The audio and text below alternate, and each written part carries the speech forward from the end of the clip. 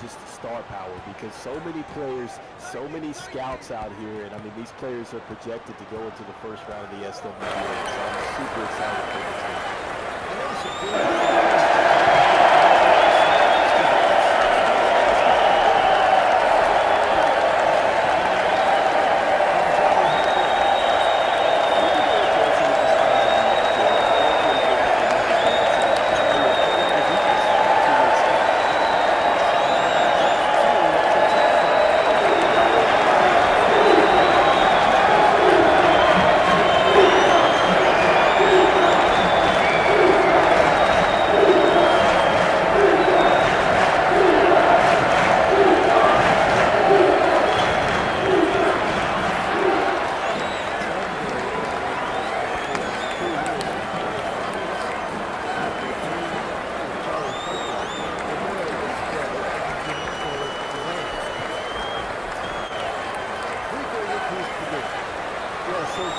John's, I think one of the biggest keys for them is they cannot turn the basketball over. Coming in at 11.7 turnovers, you can't do that against Louisville, especially with the way that they can score.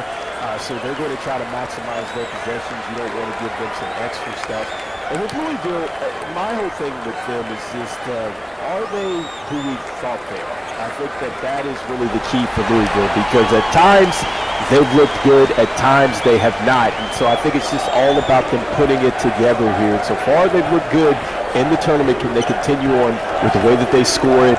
They're one of the best as far as shooting the three-pointers, and they also get to the free throw line. So there's not anything they can't do offensively.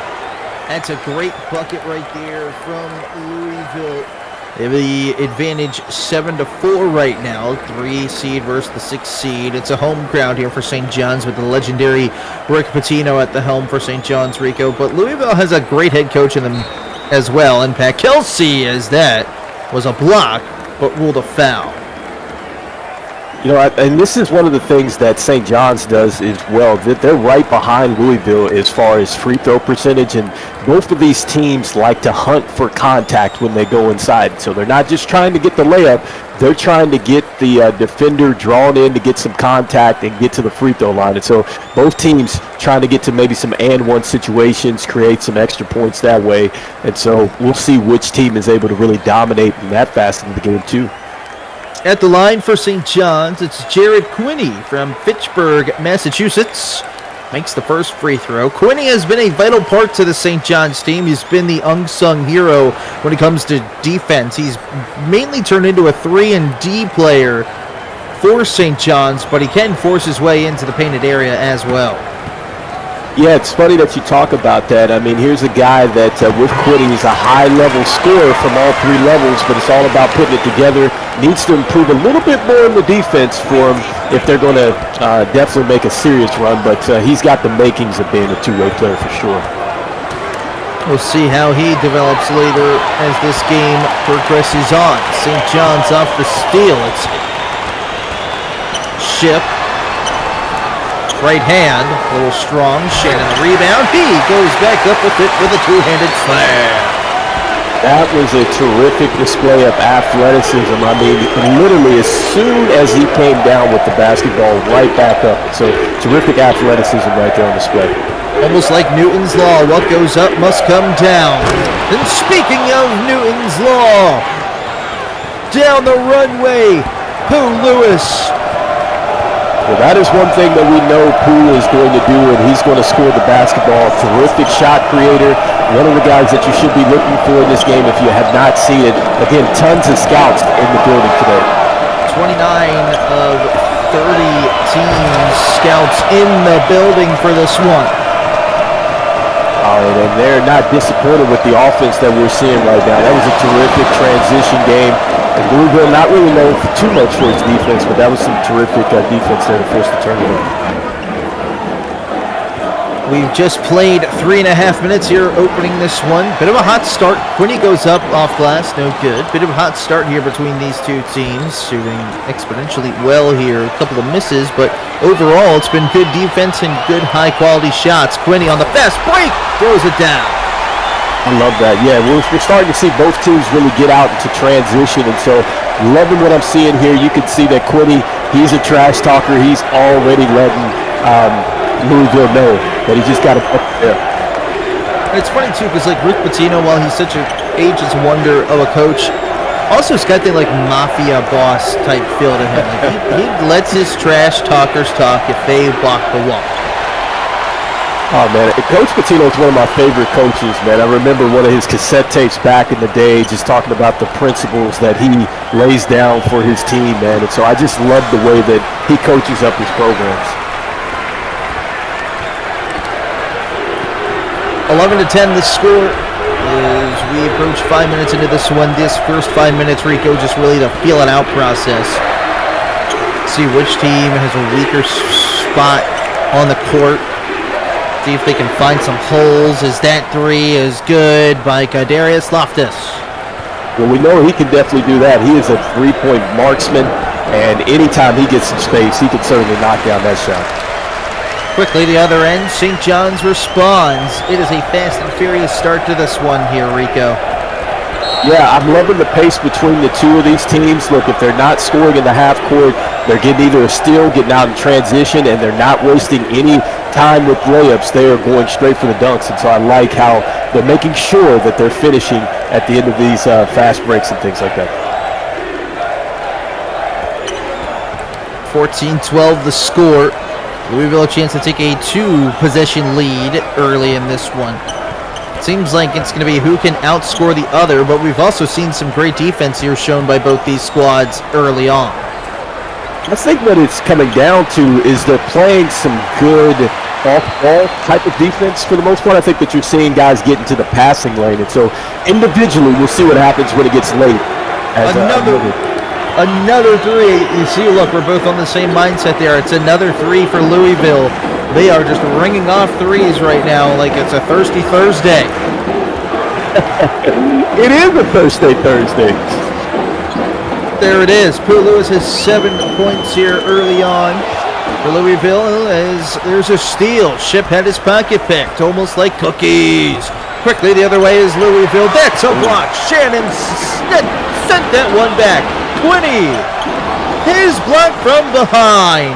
It's a block party here on Thirsty Thursday. Second round of Hoopsteria. Great end-to-end action right now, and like we talked about at the start of this game, the Gus a great effort today. Oh, just a little bit too hesitant to go up with the shot there.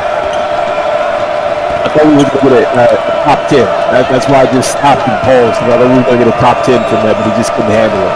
Yeah, went from top 10 to not top 10. Is that shot as good as the shot clock expires and the Red Storm have to take cover right now as the Cardinals are all over them early here in this one.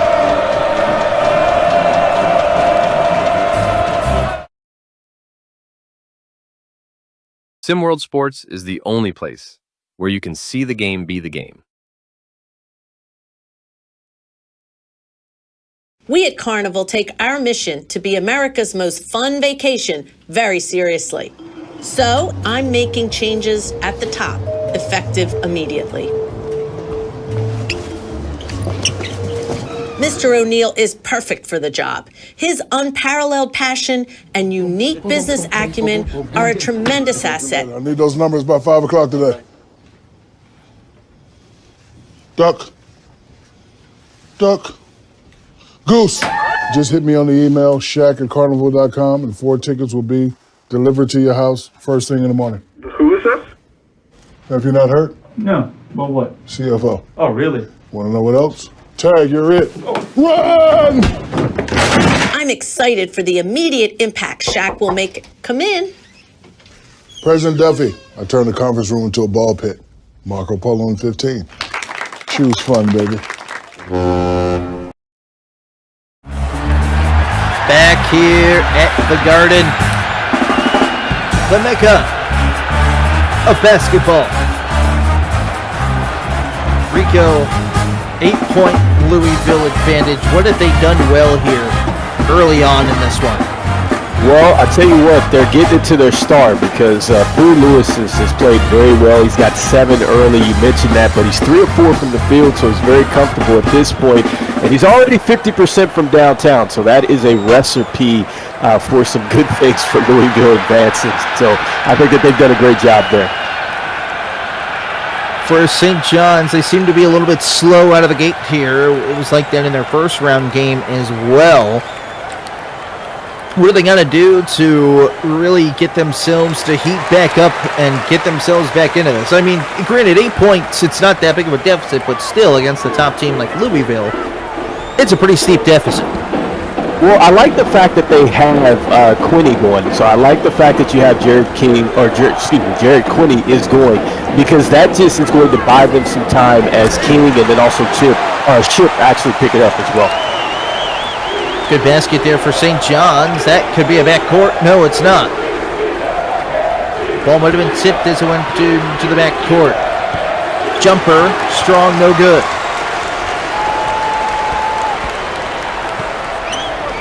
King the other way. He had a lackluster first game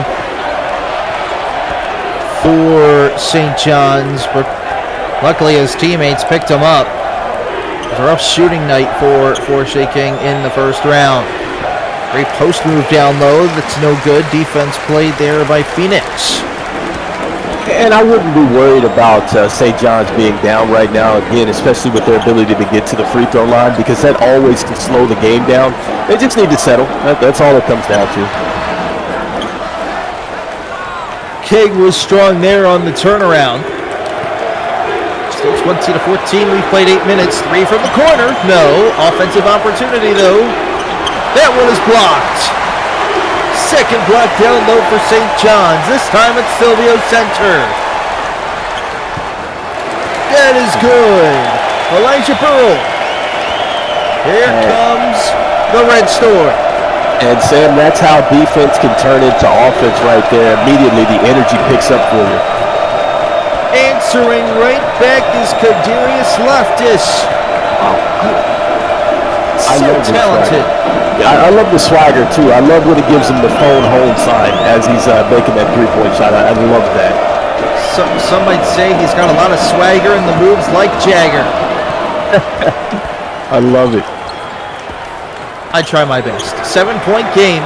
Louisville having their way right now. They're moving the ball easily right now against the St. John's team.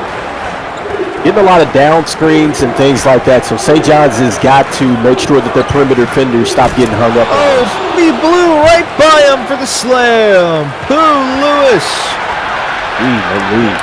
I mean, is it quicksand on the court? Because he left his defender literally in quicksand. That was a terrific move. And the defender was in quicksand, and Pooh Lewis is like playing the floor is lava on. He dashed his way to the hoop. Ooh.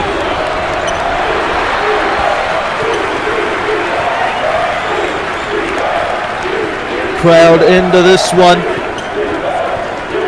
We're about to approach halfway through this first half. Lewis, jumper, got it, all nylon for Pooh Lewis, and just like that, it's a double-digit lead for Louisville, up 27-16, Rico. And when you look at a game like this, I mean, you expect Louisville to be high flying, but you know what can you also expect from watching this game? A live EM giveaway. It's incoming and in the flesh. EM and cash giveaways can't begin until we have 50 concurrent live viewers on YouTube. 5-0. So get to sharing right now, everybody in chat. Yeah, I'm looking at you. Right? Yeah, you. You. Share the dang stream. And get paid. Exactly. All you have to do is press one button, technically 2, and just spread it out. That's it. That's all you gotta do. Kids these days, though, Rico, so lazy. Well, I tell you who is not lazy right now, Sam, and it's Louisville. I think that Louisville and their offensive sets just terrific, and I love that last play. They ran a pin down there for Lewis, and then I love how he did a reverse pivot, comes back across that screen, and literally it was a great pass. And so Louisville with the execution, terrific right now. That's a good basket for St. John's. Elijah Burrell. Rico, I got to ask you a question. Do you think Pooh Lewis's family, do you think they're obsessed with Winnie the Pooh? Is that why they reached or named him Pooh Lewis, or do you think there's another thing? Well, I'm not sure, but I can say this. If you're basically banking on the fact that you're expecting him to be in the SWBA, reminds me of a player from back in the day named Pooh Richardson. Okay, so I think he certainly has the name for stardom here in this next level. And so I'm going with that versus Winnie the Pooh. Yeah, sometimes Pooh can play the long game during a basketball game or the short game. Well, right now he's playing the short game because he is just lighting up St. John's. So. Yeah, his game is not stinky in the slightest. 27-18 the score. 9-point game. A little bit of a pickpocket there, but ball recovered by Louisville. Deep three. No, in and out. Louisville is 5 of 7 from deep. Great pass down low, but a block down low. DeMarco Graham just rejected the shot of St. John's. With the way, but the way that Louisville is playing defense at the rim, I've been impressed. I didn't have that on my bingo card. I didn't think they were going to come out and play that type of defense, and so I'm very impressed with what they're doing there.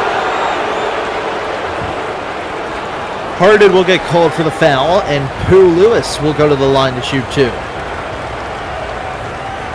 Must have been rough being in school with the name Pooh. Well, I don't know how rough it becomes once they see that he has game like this. I think a lot of people start to gravitate towards him. And so he's definitely a guy that doesn't lack confidence here. And so I like it. I think it gives him a unique feel here. And so definitely one of the jerseys that I think you're going to win and get when he gets to the SWBA. He's a good artery cleanser when it comes to prospects coming into the SWBA. Second free throw on the way from Pooh Lewis is a bit strong. Yeah, I think that the next evolution for him is that he's just got to get better on defense because you don't want to just be a moving cone. And so I think he's got to get better there. That's going to basically put him out on the floor where he can be even more playable. Elijah Burrell had that jumper spin around the rim, no good. Quickly the other way is Louisville, and they can't answer with a bucket of their own as well. Quickly down low, it's Elijah Burrell. He's having himself a good stint in this one. He's got 6 points. Reminds me of another star player from back in the day, Dana Burrell. Right? They used to play for the Celtics, and so I like how he just took it to the rim right there. And that's the way that you attack the interior defense there in Louisville. Another block for St. John's. Burrell, though, trying to grab the ball, had his big toe touch on the line. Was it Burrell? Man, I am just, with names today, I got to forgive me. 28-20 the score, 8:16 to play here in this first half. There's 10 on the shot clock here for Louisville. We're going to have to work quickly with it. Jean-Pierre with it.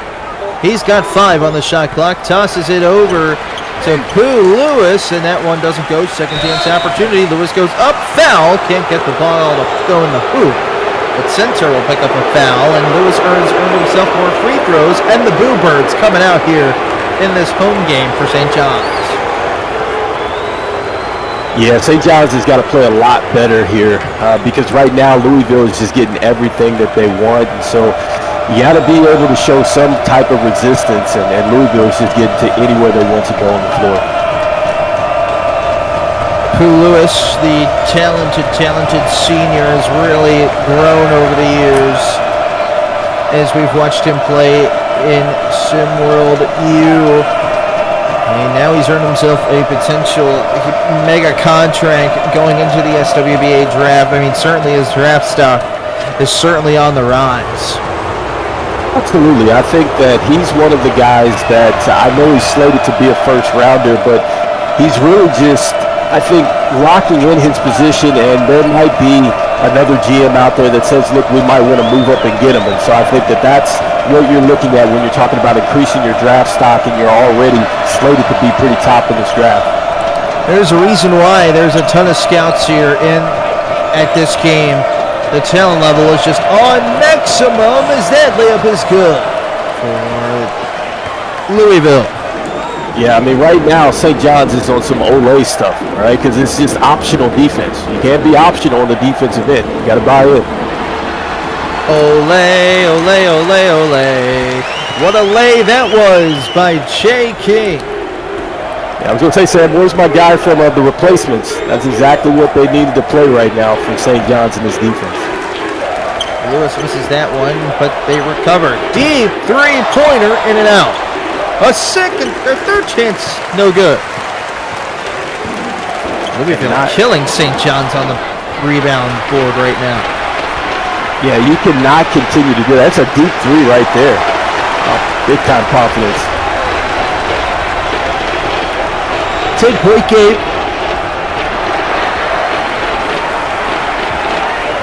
Gordon to their feet here. It is loud, it is raucous, that turnaround spinorama is good. Harden gets the bucket to go. It's an 8-point Cardinal lead with 6:36 to play here in the first half on ESPN.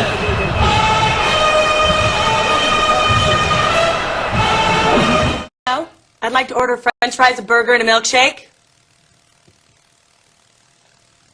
This is a library.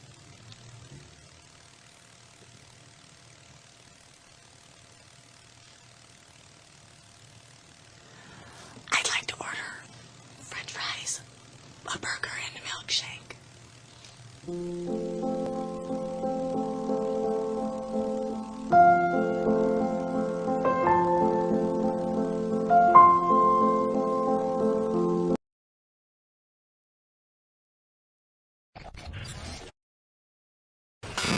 I'm CC Lila, and I always wanted to be a pro coach. And SimWorld Hoops is the place where I'm able to live out my hoops dreams. SimWorld Sports is the only place where you can see the game, be the game.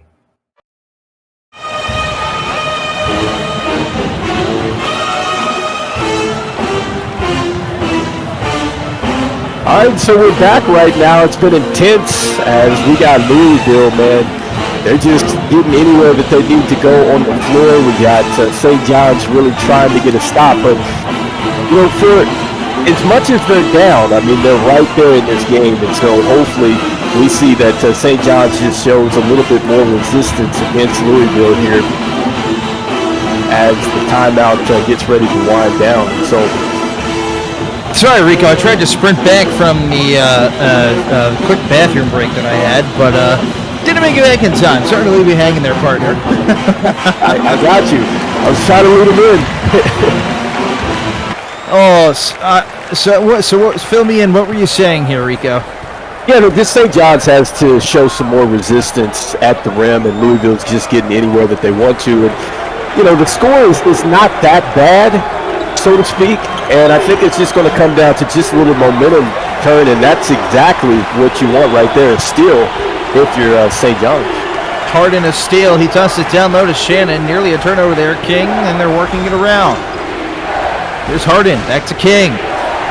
Shannon setting an off-ball screen for Harden. King, free throw line J is good. Love it. And that was just a terrific handle, getting to his spot, set the defense right up, right over the top. Professional score right there.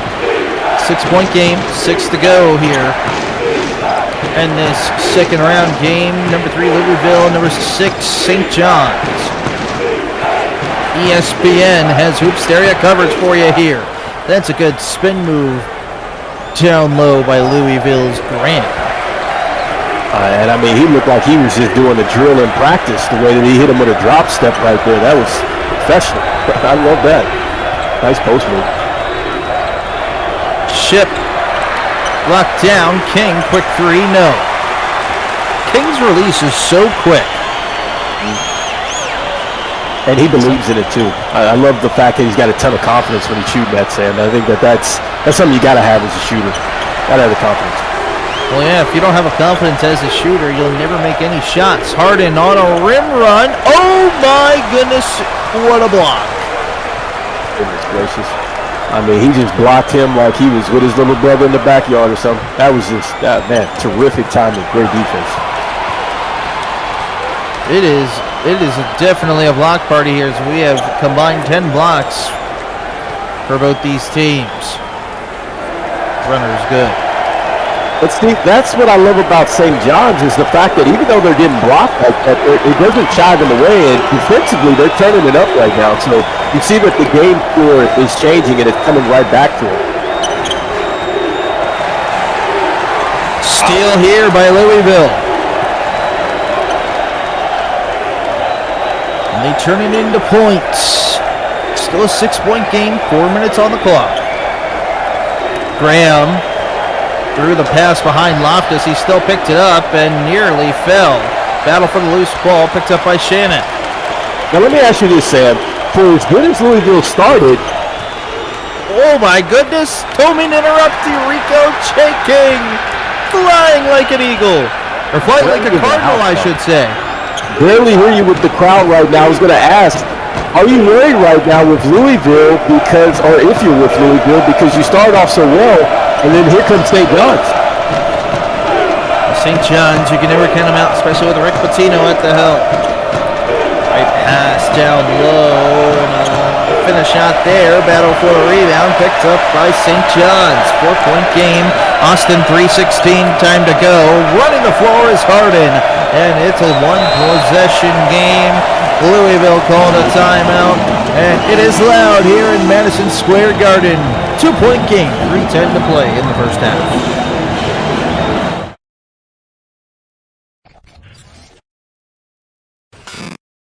What's good, everybody? This your boy Dre Pope. I've always wanted to be a pro coach, and Sunworld Hoops is the only place where I've been able to live out my hoop dreams. Sunworld Sports, where you can see the game, be the game.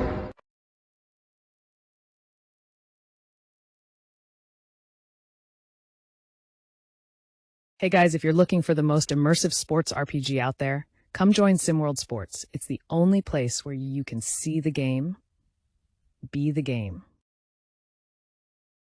You the same one running around town wishing he could be me. But that's cool, do your thing, I'll do mine. I'll get the props I deserve in due time. Wait my turn to show y'all the true shine. The taste in your mouth that sour like new wine. I know y'all been waiting on an original sound. And the time we put it down, we're out of reach down and bringing y'all the heat. So you might as well stand up, clap your hands and stomp your feet. Cause there's no way you can kill us, no way you can kill us, no way you can kill us, there's no way you can kill us, no way you can kill us, no way you can kill us, no way you can kill us, no way you can kill us, no way, no way.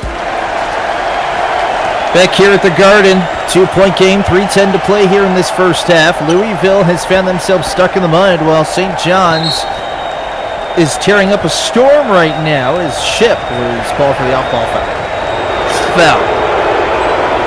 And this is what Louisville needs. They need to get settled. The better way to do so by getting to the free throw lines, and a silly foul right there from St. John's. And so you definitely don't want to send Louisville to the line. They'll make you pay. At the free throw line for Louisville, it's number 12, Kalen Jean-Pierre from Lexington, Missouri. And we should also. Oh, go ahead, Sam. Sorry.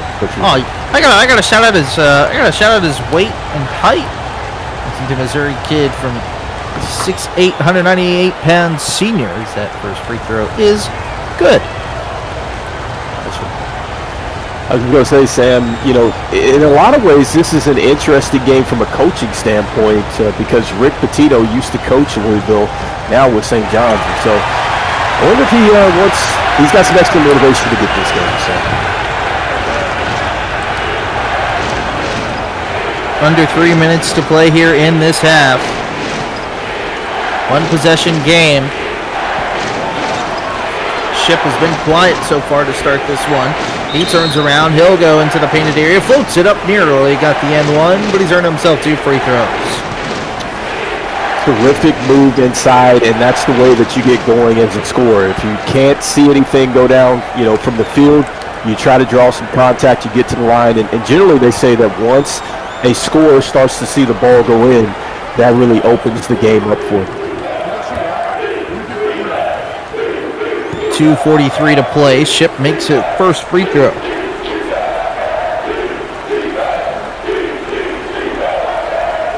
And, with Chip, just terrific scorer. Supposed to be a lottery pick, Sam. And, look, they got this guy as an enforcer. You love the toughness that he brings to the team. And likes to collect comic books. So, shout out to him. 2:35 to play here in the first half. Whoa, what a reverse layup that was for Louisville. Back to a three-point game.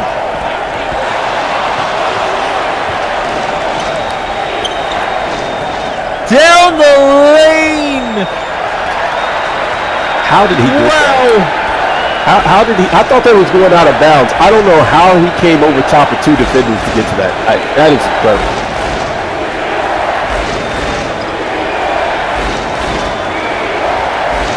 Two minutes to play. Starting is loud. Graham all the way to the cup and one. Man, I can't even say Rick Blaze's line, man, because that's an and one, and that's his signature. But that was Kalen Jean-Pierre, nonetheless. Oh man, counts all the same. Man, that's an and one for sure. That was a great play, great take. And look, this is what Louisville likes to do. They like to get to the free throw line, and they can make you pay.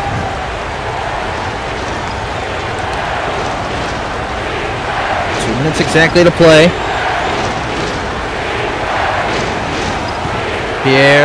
Jean-Pierre gets the free throw to go.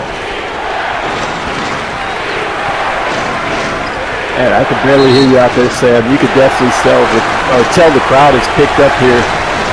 And this is a terrific start to the evening right now. We got the first of 4 games coming up, and so I love it. I love the energy that we're getting from both these teams. Absolutely. Sometimes you just let the crowd speak for itself.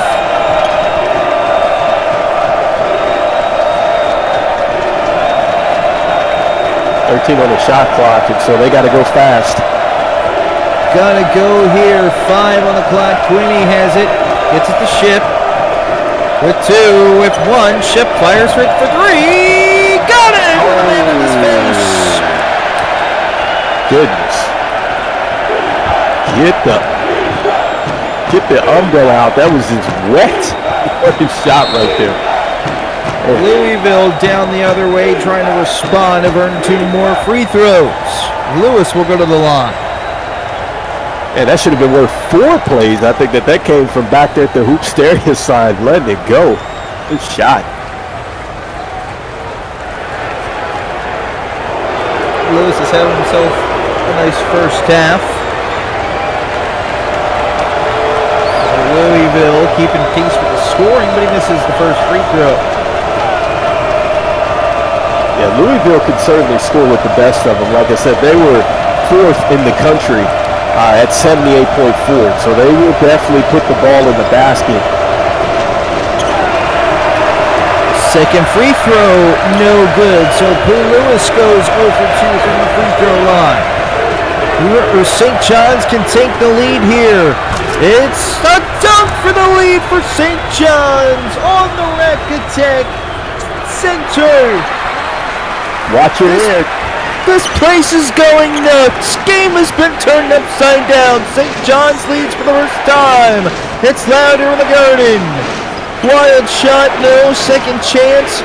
Trying to dance around. Has to kick it back out. That one nearly taken away. There's 3 on the shot clock, 2 on the shot clock. A pair is going to be put up for Louisville. Got it! That is that's a big time shot right there. Big time shot, big time answer. Quickly the other way, that one is blocked. And now Louisville can hold potentially for the last shot. No, it's a catch and shoot 3. That's no good. I disagree with that potential now. St. John's can tie with a 2 or take the lead into half with a 3. 10 on the clock. It's Quinney. Quinney guarded closely. Looks like Loftus guarding him. Quinney. Turnaround. No good. And Louisville has a 2-point lead going into the half. Rico. What an action-packed first half that was. Absolutely. You got to give St. John's a ton of credit. I mean, the way that they responded, it turned into a ludicrous concert and literally makes me think of the song Stand Up, because that is exactly what the fan base did as they went on their run. Terrific answer. And then with Louisville, impressed with the way that they're making shots, impressed with the way that they're getting their offense, and I love how they had the maturity to get to the free throw line and try to settle a run of St. John's. And so this is terrific offense. Look, if you like to play chess, this is chess in basketball with the way that these teams are playing right now. It is not checkers. So this is going to be a great second half. Should be an exciting second half, Rico. It's a 2-point lead for the Cardinals over the Red Storm. And the Red Storm storm their way back and beat the Cardinals. Find out. Second half coming up here on ESPN.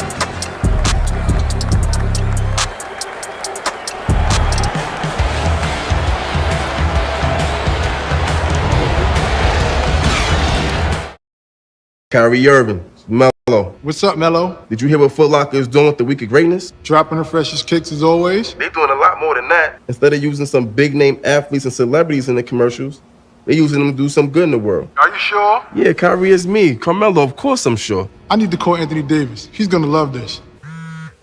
What's up, Kyrie? I just heard. That's super cool they're doing that. I know. That's definitely gonna raise a few eyebrows. I'll talk to you later. Later. Yo, Porzingis, you hear what Foot Locker's doing for the Week of Greatness this year? Well, James Harden, I assume they're dropping more hot new sneaker releases than ever? Of course, but they're also using all the big name athletes and celebrities to do some good in the world. So instead of being in a commercial like usual, they're out in the real world doing good? That's cool. Using all the big name athletes and celebs to do some good instead of being in a commercial? Sure is a cool idea. Reminding me of Damian Lillard. Gentlemen, the open house is over. You'll have to be on your way. What? Don't you know who we are?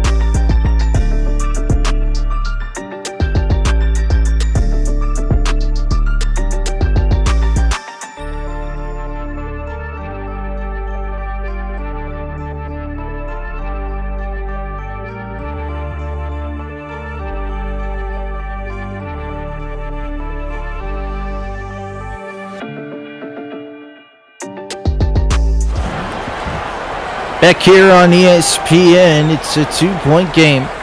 Louisville over St. John's 43-41. Samuel Goldberg, Rico, if you hear on the call. Rico, Louisville letting it up from 3. They have to keep finding that rhythm from the 3 and keep playing defense and not allowing St. John's any rhythm. Yeah, I think that you hit the nail on the head when you're talking about defense for Louisville. And I said this before, this wasn't on my bingo card for them to play this type of defense. I've been very impressed with the way that they have been turning St. John's away. And maybe that's the difference in the game right now, is the fact that they've been playing just that much more better on the defensive end. And so we'll see if they can continue that. I do love what they're doing to get Lewis scoring. I think that they've gotten him to his spots, and it feels like it's been an easy type of scoring afternoon for him so far. And so that's something that the St. John's Storm are going to have to really make some adjustments towards. Deshaun Shipp can tie the game up here with this free throw. Well, that's a commentator's jinx if I've ever seen one. Quickly the other way, layup no good. Shipp has 8 points, King has 10. Pooh Lewis has 17 as Jared Quinney slams it down for the lead. Do I dare say that he's been the unsung hero for them because he's really kept things going while King and Shipp have tried to figure it out. 3 the other way for Louisville. No, I would definitely agree with you, Rico. Quinney has been the glue man of the St. John's team. I mean, Rick Pitino raves about Jared Quinney. Says he is our rock on this team. He knows how to light a fire under our guys. He does it, and he does it from a part where it brings the team together. St. John's, 3-point lead now. Garden is loud. See if they can get some momentum going.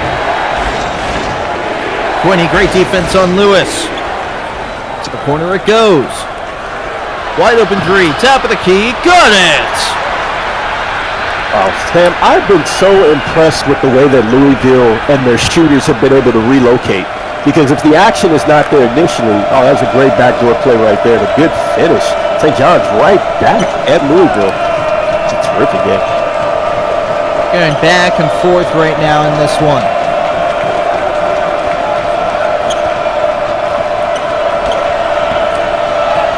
Oh my, what a finish for Louisville. We're all tied up again.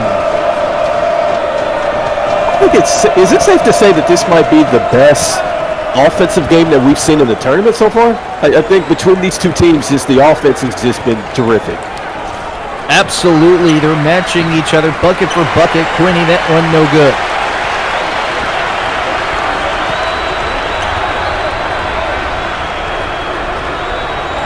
Garden loud one more time.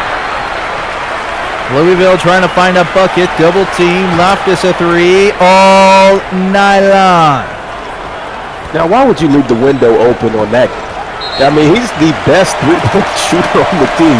That was a terrible defensive rotation. I did not like that. Louisville's going to call timeout. 17:25 to play. Ladies and gentlemen, you know what you got to do? Rico, you know what these people got to do? What do they got to do? Share the stream. That's it. Just share. Share the stream with as many people as you like. That's it. Click the button that says share, copy the link, and just drop it in group chats. I don't know. Like, come on. We can't be an organization here at SimWorld without you. And without you, we don't have SimWorld. And it's the most important assist right there. We talk about the assist during the game. You got to share right there. It's the assist that keeps giving. Exactly. SimWorld Sports throws the lob. You guys have to throw down the jam by sharing the live stream. Love it. 17:25 to play. Louisville has a 3-point lead. As we march on here in this Hoopsteria contest. Can St. John's, the 6th seed, upset Louisville in their home game here in their road whites? King has it down low, off glass. Wow, that's a rare miss layup. Ball's bouncing again, and oh my goodness, it went in. Not sure who tipped it up in the air on that chase for the rebound, but nonetheless, it's 2 points. Yeah, take your pick. It could have even been Louisville that tipped it back in there. It's a scramble to get up there for the ball. It's Lewis driving in on Quinney, throws it off glass, nearly got that one to go. And Lewis will go to the line to shoot 2. What I've been impressed with him is just, he will not just settle for jumpers. He has the ability to use his rhythm and timing with his handle and kind of set up the defender that way. When the opening has been there on a transition, he's taken that. And I just like the way that he sets up defenders off of screens. It's very smooth, Sam, and it's subtle. with the way that he kind of gets you hung up on screens. And so he definitely has a game that I think certainly will translate to the next level. It's just defensively, he can't be a moving cone. And so that's the thing for him to take it to the next level as a pro. Couldn't agree with you more there, Rico. Lewis also really needs to improve his free throw shooting. He's missed a couple at the line. Keeping St. John's in this one. Shea King, floater, a little strong. Shading the offensive rebound. Ship goes to the cup and scores. We're all tied up at 52. How much more difficult do you need to make it? I mean, that was a terrific play for him. Loftus. My goodness. What a shot there with the 2. This is the first time that I've seen Loftus in person, but the way that he gets the basketball off and gets into his shooting motion, I mean, it's great to watch. Louisville's offense stutters on their next possession. 4 minutes have passed in this one. 54-52 the score! Shea King flying high!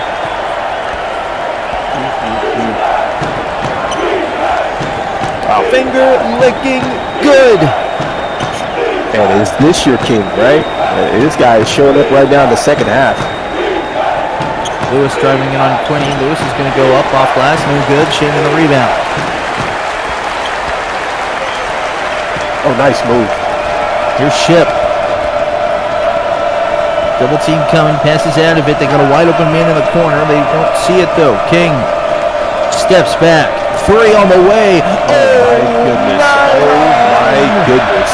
Oh, somebody call an ambulance. Goodness. What a shot that was. Shea King. My gosh. That man has a family. 15-11 to play.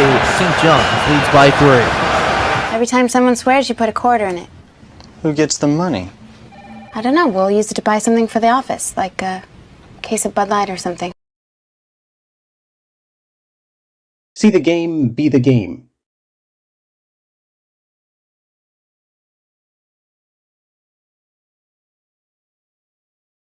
I've been a part of SimWorld Sports for over 2 years now, and it's been a great experience. There's so much stuff you can do, such as immersive media. You know, they have great media members, and they have people behind the scenes who do such a great job and put a lot of dedication into rooting this with realism. SimWorld Sports is the only place where you can see the game, be the game. We at Carnival take our mission to be America's most fun vacation very seriously. So I'm making changes at the top, effective immediately. Mr. O'Neill is perfect for the job. His unparalleled passion and unique business acumen are a tremendous asset. I need those numbers by 5 o'clock today. Duck. Goose. Just hit me on the email, Shaq@carnival.com, and 4 tickets will be delivered to your house first thing in the morning. Who is this? Have you not heard? No. Well, what? CFO. Oh, really? Want to know what else? Tag, you're it. Run!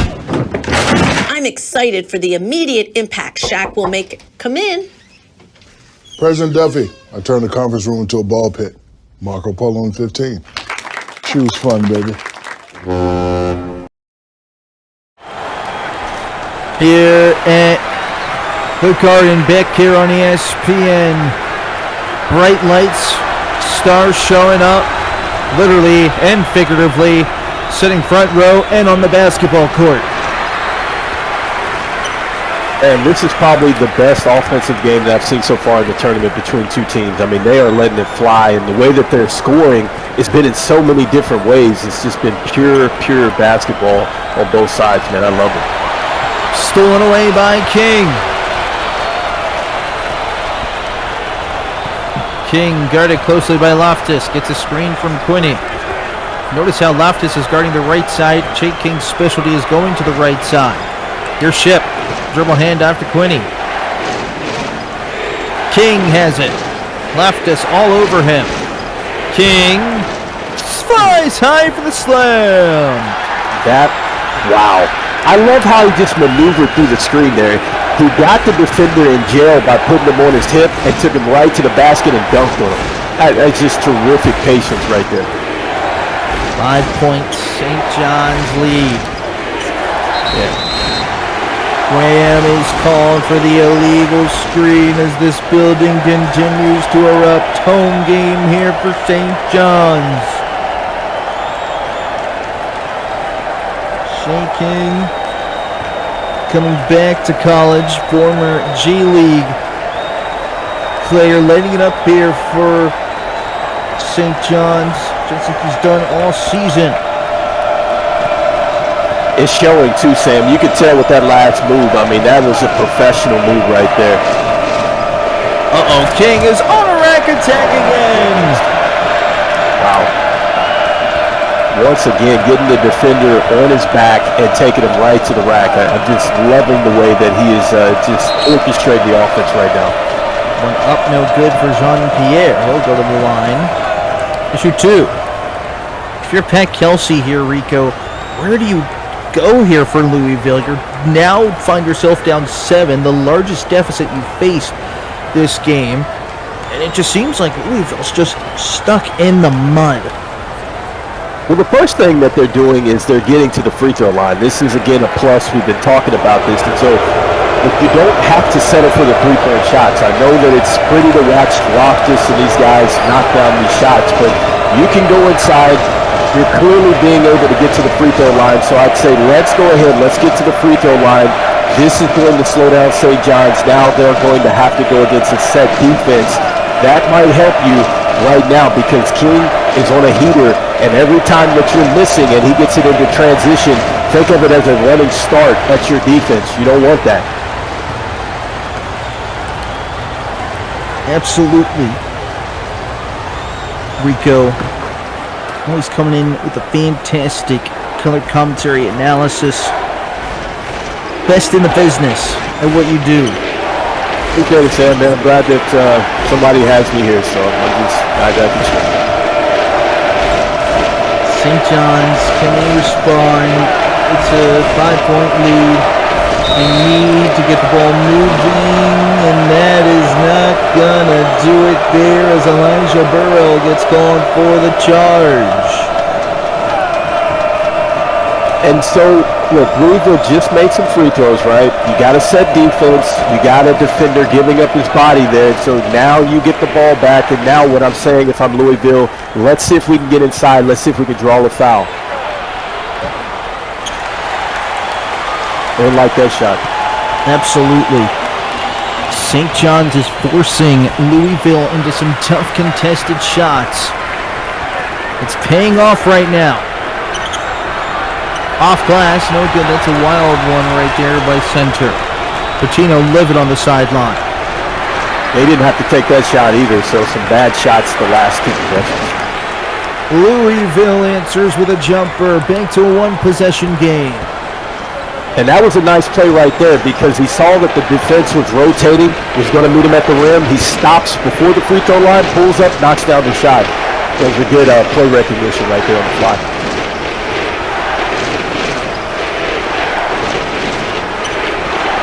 Off glass, and a toilet ball's in. Wow, that was a nice play right there, Sam. That's what they teach you in grade school, to use the glass. That's exactly what he did. Darius Rourke doing some work. Here's Lewis, baseline. Jay, in and out.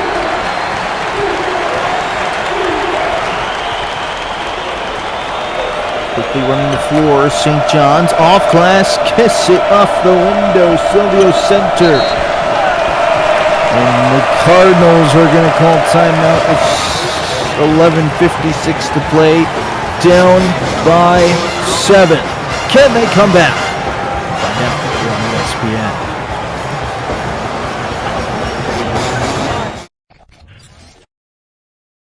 ESPN. See the game, be the game.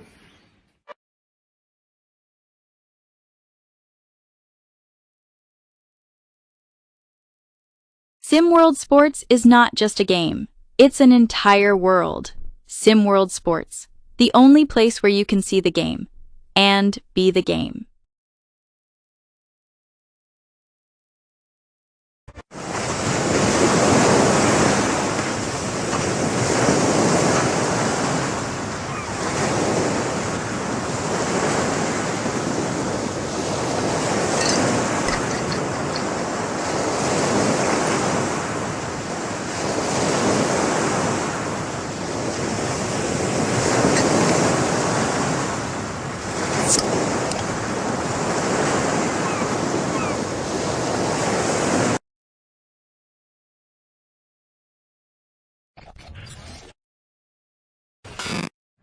See the game, be the game.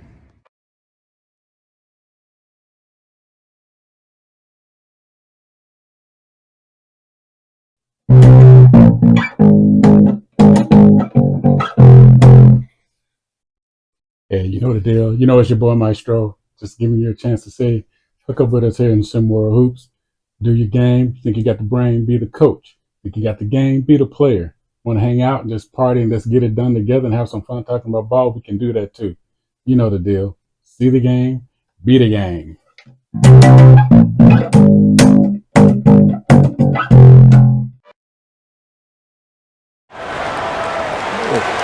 Back here on ESPN, Rico, it's time for a small segment called Stargazing.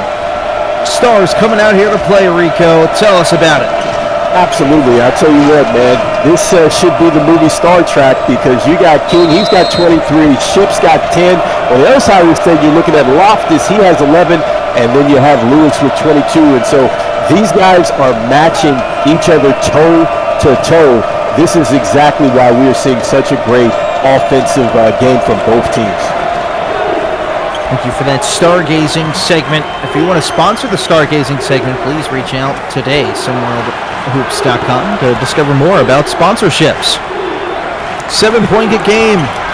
St. John's, well, now it's a 5-point game after that bucket by Louisville. Back and forth. Like a seesaw. You literally stole the words right out of my mouth. Like you reached in there, grabbed them, and said it. Down the hole, Shannon.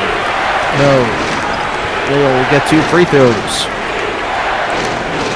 Oh man, I'm not shocked that he would want to go ahead and be assertive. I mean, the Stars are just leading the way, and I tell you what, this has just been a terrific basketball game. I mean, this is the first game I think that we've thought about it in the media, we've talked about it, and it's actually playing exactly the way we thought it was.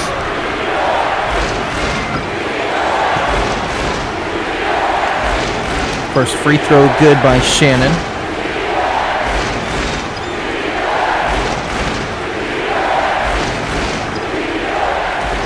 So loud with the crowd right now. I know, sometimes you're just left in awe about the crowd. And you forget to speak. That one rattles in.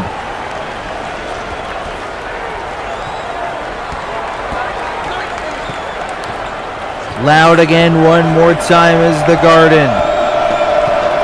11 minutes to play. 7-point St. John's lead. Lewis trying the turnaround jumper. That was great defense though by Shannon. Loftus has hit a couple of threes. Under 11 minutes to play.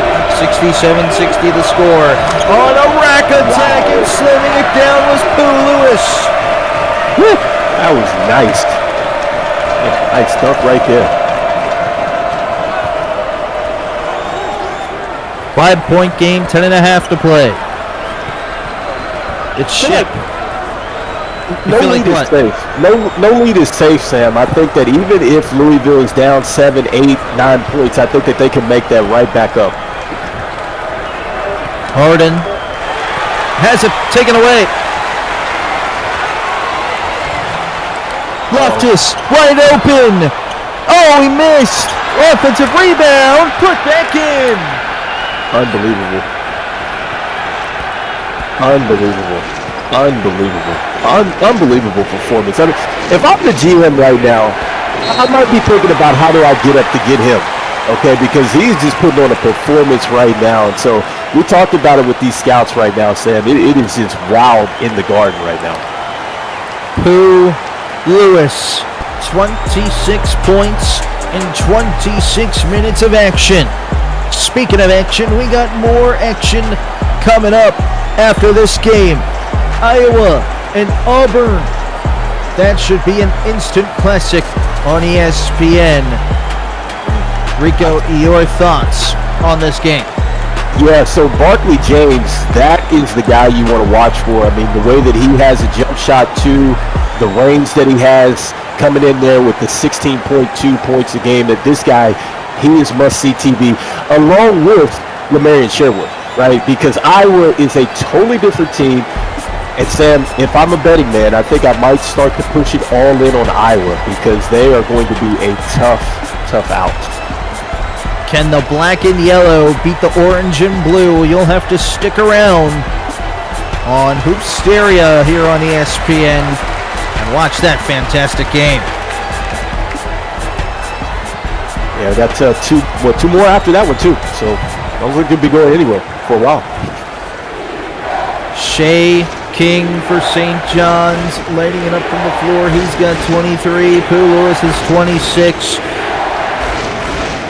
King, Pooh, both doing fantastic for their respective teams. Here's Shannon, the baby hook, no good.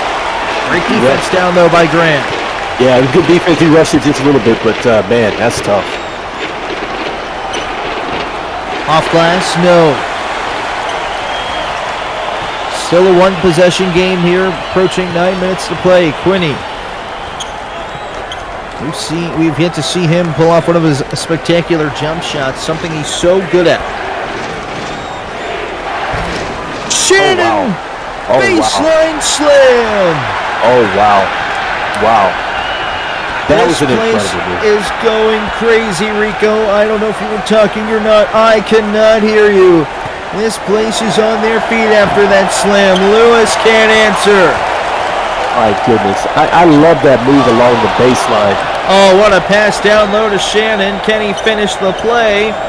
It's up and good. Wow, big buckets from him. Big buckets. Patino off the bench, firing up his squad, firing up the fans, loud here in the Garden. Loftus or Lewis, they need an answer here for the Cardinals. We are officially on upset watch. 6 over 3. Loftus to the basket. No, but they call a foul. Man, that's what you want to do if you're Louisville. You want to get settled, and this is one of the ways that they do that, and that's getting back to the free throw line. But going back to what Jabari Shannon did, it reminds me of a move that I saw Dwayne Wade do way back when he was with the Miami Heat. LeBron James was there, and Sam, I was so impressed with the way that he was able to get the defense to where he had just enough to make a play at the basket along the baseline without stepping out. And that's exactly what I saw with Jabari Shannon. I haven't seen that move in just years. So I was just impressed with that last score. It was a freakishly athletic move indeed, Rico. Shannon, one of the many talented players on this St. John's roster. And he's just got a high basketball IQ and just knows where he's at the entire time on the floor. Both free throws down for Louisville. It's a 5-point game. And that's what you wanted to do with Louisville. You just want to settle the storm, so to speak. And that's just get to the free throw line. Look, if you're not getting your shots to fall, get to the free throw line, make them go against set defense. Keyshawn Shep, what a move that was. The Watertown, Massachusetts kid, the senior, the projected lottery pick, Keyshawn Shep coming up large. Here's Pooh Lewis, he's left open, and he fires no in and out. Battle for the rebound, it's picked up on the play by St. John's. Got to get those 50-50 balls if you're Louisville right now. Other way, off glass, no. Shea King has earned himself another trip to the free throw line. Yeah, he is doing a terrific job as far as just putting defenders in jail, so to speak. I just love the way that he sets you up, gets you off balance, and then he puts you on his back and takes you right to the rack where he's drawing the contact. And so you can just definitely tell that, look, he's already had some professional experience. I think we talked about the fact that he's gone to the G League, if I'm not mistaken there. So you're seeing that type of experience showing the big stage still. Shea King wearing his crown right now. Timeless in his game.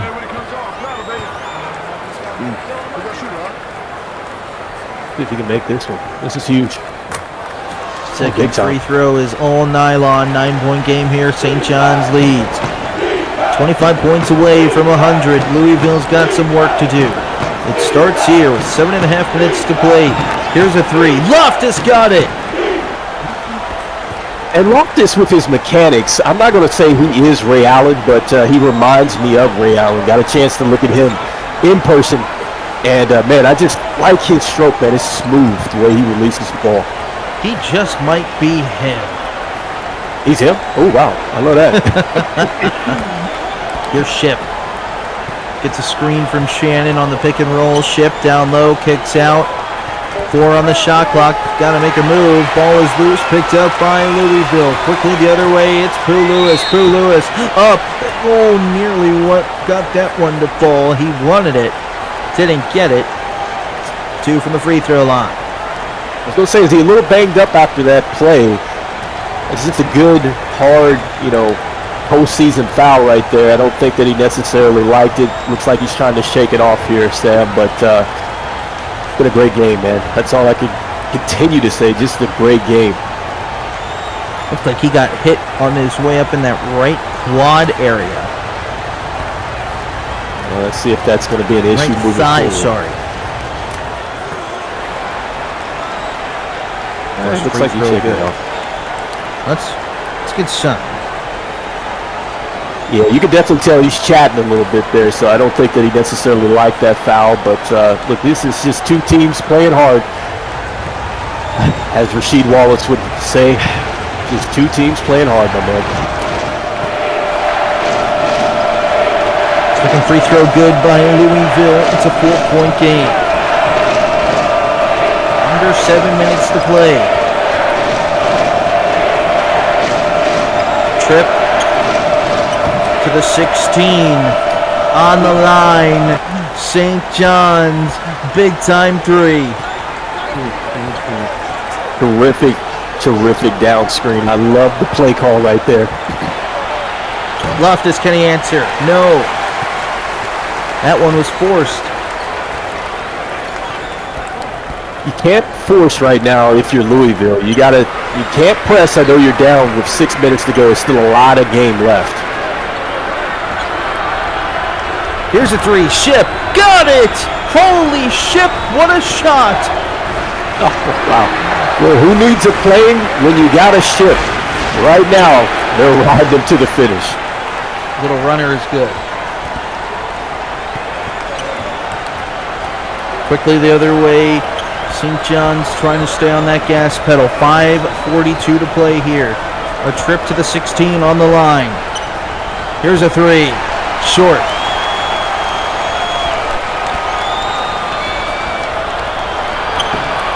Other way, Louisville. Here they come, the Cardinals. It's a 6-point game. Game winner of this goes to the Super 16.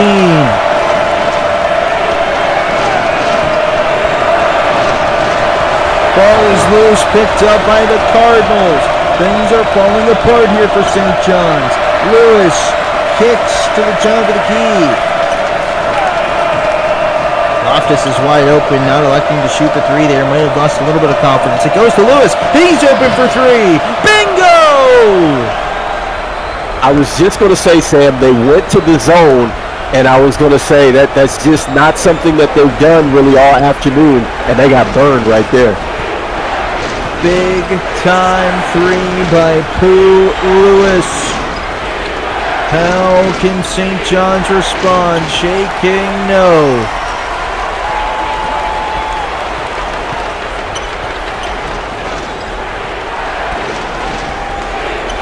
Loftus dances around. They go inside.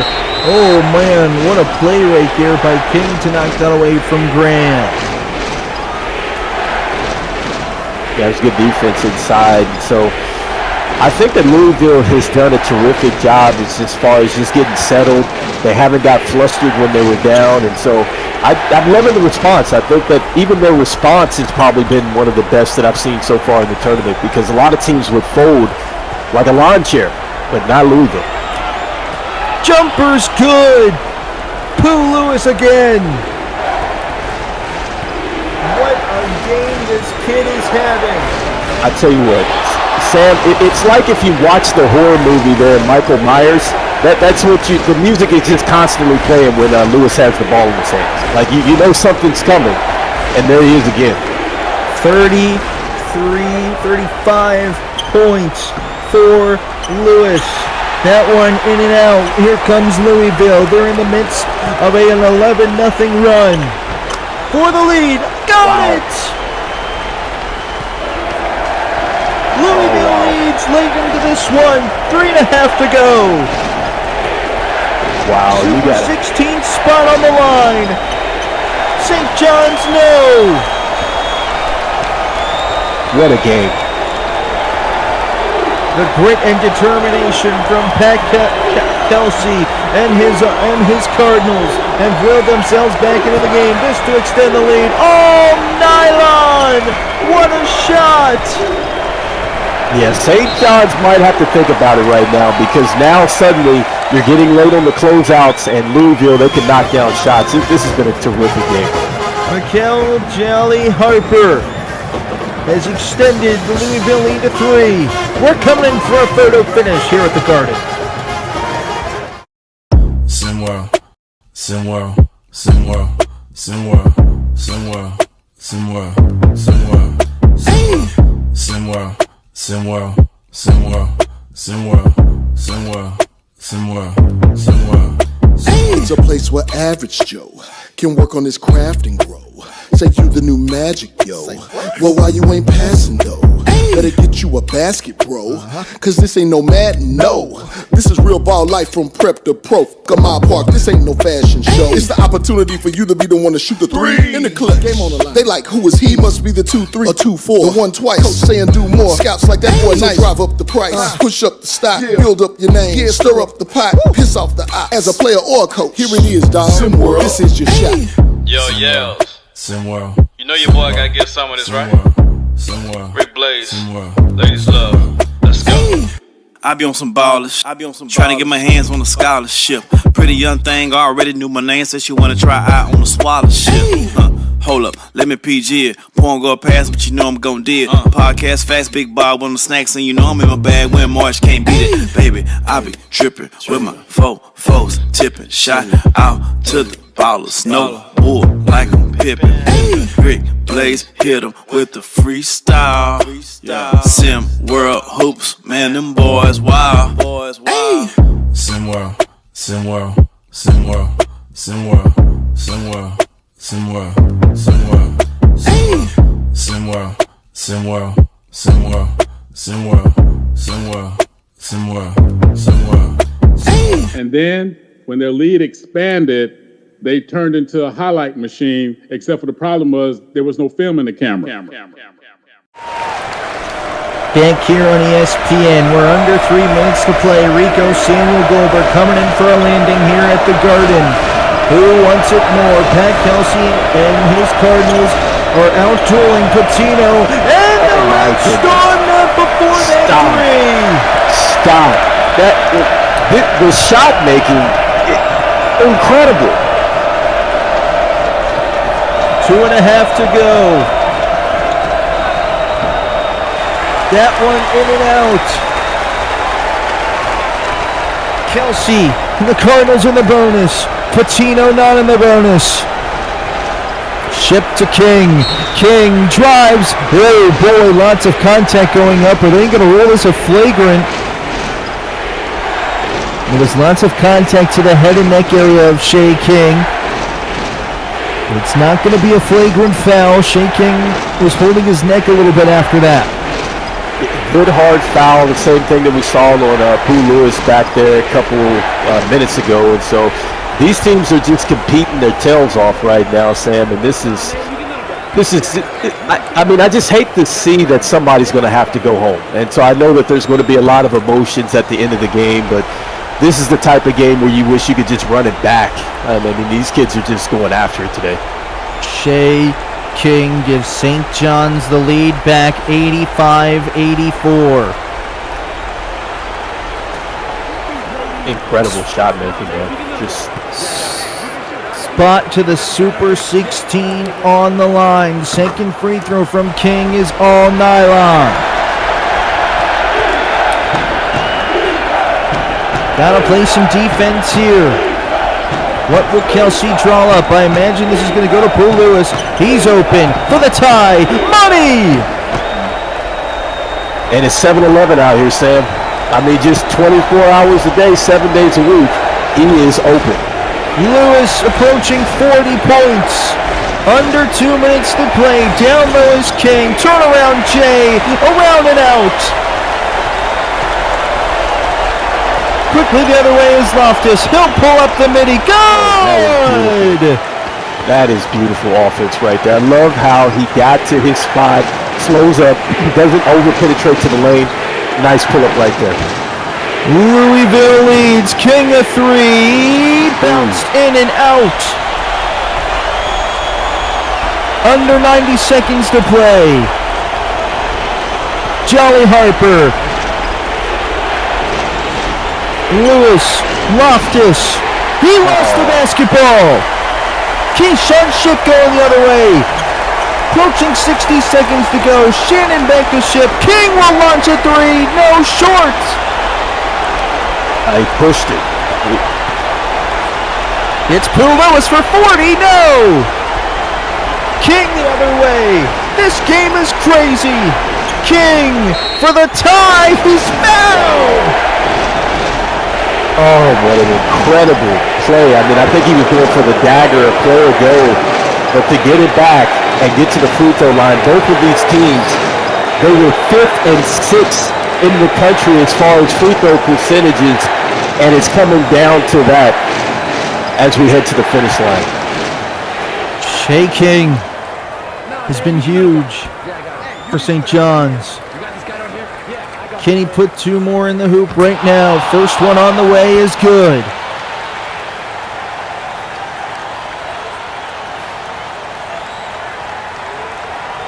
Yeah, and if you need some ice water, you just go to King, because that's exactly what he's been down the stretch for St. John's today. Shea King has 31. This to make it 32 and to tie the game back up. Got it rattled in. Pat Kelsey is going to call his second to last timeout with 47.3 seconds to play. A lot of time here, Rico. This is one of the games where it can go either way because both teams are terrific at the free throw line. They've shown the ability to get there, but just the arsenal that we're seeing on offense, the way that these teams are scoring, the star power, I mean, it literally is going to come down to the details. Rarely we talk about this, and this was talked about on SimWorld today about execution down the stretch, especially with that Rutgers game. This is that type of game where if you're a coach, you are going to have to make sure that your players are on the same page. So this out-of-timeout play, it needs to be something that's good, crisp, gets you right to your action. It's either going to get you to the free throw line or it's going to get a great look for one of your stars. Who do you go here if you're Louisville? You know the double team is going to come against Pooh Lewis. Where do you go? Do you find Loftus potentially for a 3? And do you double him too? That's another thing too. Do you double him to try to get the ball out of his hands? All that's on the table right now, Sam. All that's on the table. They get the ball in. It's a Loftus 3. Oh, he's got it! Loftus was free up on a screen. He buried the 3. What a play call by Pat Kelsey. Now can Rick Pitino, the mastermind, answer with a play call?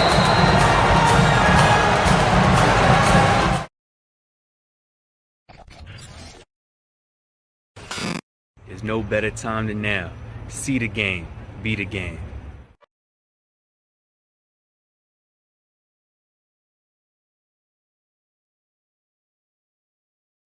Hey SimWorld, Coach Barry of the Arizona Scorchers. SimWorld has been an amazing opportunity for me as a coach, being able to build and mold my team to my liking and my vision, as well as growing and bonding with the players who come and play here in Arizona. SimWorld also allows me an opportunity to take ownership of something and see a product grow from the downside to the upside. Remember, SimWorld Sports, the only place where you can see the game, be the game. Back here at the Garden, 3-point game. Rico, talk about that play really quickly. They used Lewis as a decoy. That freed up Loftus.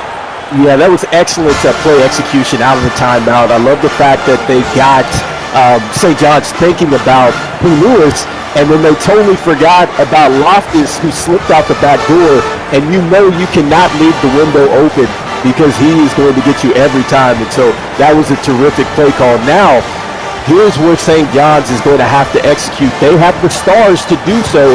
Can they get it done? I wouldn't count out an and one, too, because they have been getting to the free throw line, and I think that their scores are strong enough to get it up onto the glass and also go to the line, too. Here we go. The legend Rick Pitino. What play call has he come up with? Shea King has it on the inbound. Louisville's up 3. Shea King crosses over. He had the wide open 3. He goes up, no good. Shannon gets the offensive rebound. It comes back out for St. John's. Down low. Oh, he threw it away! He threw it away! Oh, no, Darius Rourke. But hold the phone, DeMarco Graham is at the line. Graham this season shooting 56% from the free throw line. This game is not entirely over. You can start to see it on the St. John's sideline right there. The emotions right now. These kids have played so hard, Sam. The first free throw rattles in for DeMarco Graham, the Miami, Florida kid. Big time free throw there. It's a 2-possession game. Second free throw, no good. Rutgers, St. John's has to go. Ship moves it up the floor, gets it to King. King will take the 2. No, he missed! Oh, no. Wow, that's a tough miss right there. That's tough. Shea King with the easiest layup, missed it. That is tough right there. And I mean, it looks like that he had a 3-point shot a couple possessions ago, didn't take it. That time he got downhill, didn't get the foul or the basket. That is a tough finish right there for St. John's. First free throw for Loftus is good. 14 and a half seconds to play. Second free throw rattles in. 6-point game. St. John's has to hurry. They need a 3. Ship will put it up for 3. That's long. Rebound by Quinney. Here's King out to Ship. He'll launch a 3. That is good. It's a 3-point game now with 2.3 seconds. Timeout, Louisville. Gotta get the ball in. Do not turn it over here, Rico. The bottom line is that you're going to have to try to get the steal. If you can get the steal, hopefully you can kick it out to get a 3-point shot. You do have enough time for that, but shooters have got to be ready to go. If you can't get the steal, I don't know if they have enough time to play the foul game. I would say probably not at this point. So I think really that's it. You have to try to get a steal and get you a 3-point attempt. St. John's needs a miracle. They need good press coverage here on the inbounds. Louisville just needs to focus and get the ball in. That's all you need to do. Don't think about anything else. Just get it in. Don't turn it over. There's 2.3 seconds left. And one is on the table too as well. Because look, a lot of times if you get that steal, especially if it's under the basket, they're going to get flustered. If you can get it up, you might be able to get the ball into the hoop and get the foul and get the 3-point play that way. 94-91, spot to the Super 16 on the line. Louisville's got to get it in. They get it into Loftus. Then they foul right away. Loftus, best free throw shooter on the court. They get it in. I'm surprised the ball was advanced there, Rico. I guess it's one of the rules here in SimWorld U. I didn't anticipate that they were going to go ahead and advance it. So they got a chance to advance it. You didn't get the steal at the free throw line. This essentially is going to wrap it up here. Barring a miracle. Loftus first free throw all nylon. And he was big for Second free today. throw is on the way and also good. Ladies and gentlemen, the Cardinals are flying high to the Super 16. 5-point victory over Rick Pitino's St. John's Red Storm. Louisville survives. For Rico, my name is Samuel Goldberg. Iowa and Auburn coming up next here on ESPN. Jeez.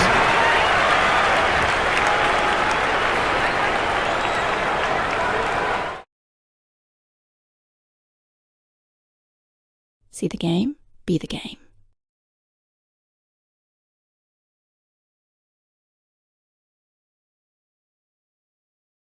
SimWorld Sports is the only place you can see the game, be the game.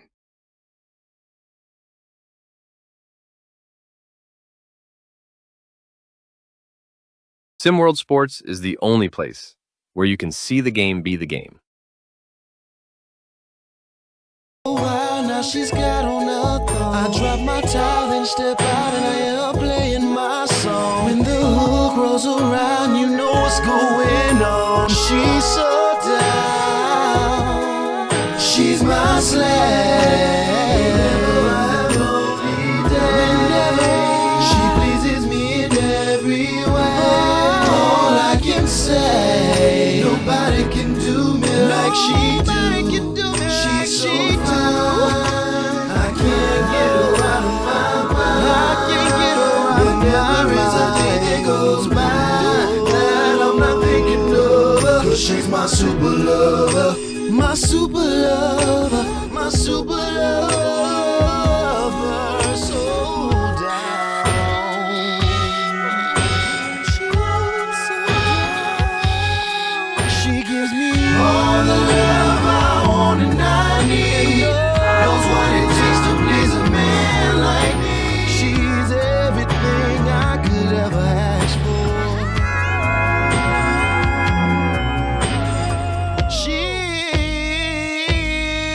She's my slave. Whenever I have lonely days, she pleases me in every way. She pleases me in every way. Nobody can do me like she do. No one. She's so fine. So fine. I can't get her out of my mind. I can't get her out of my mind. There never is a day that goes by that I'm not thinking of her. She's my super lover. She's my super lover. She's my slave. Whoa. She pleases me in every way. Nobody can do me like she do. She's so fine. There never is a day that goes by. 'Cause she's my super lover.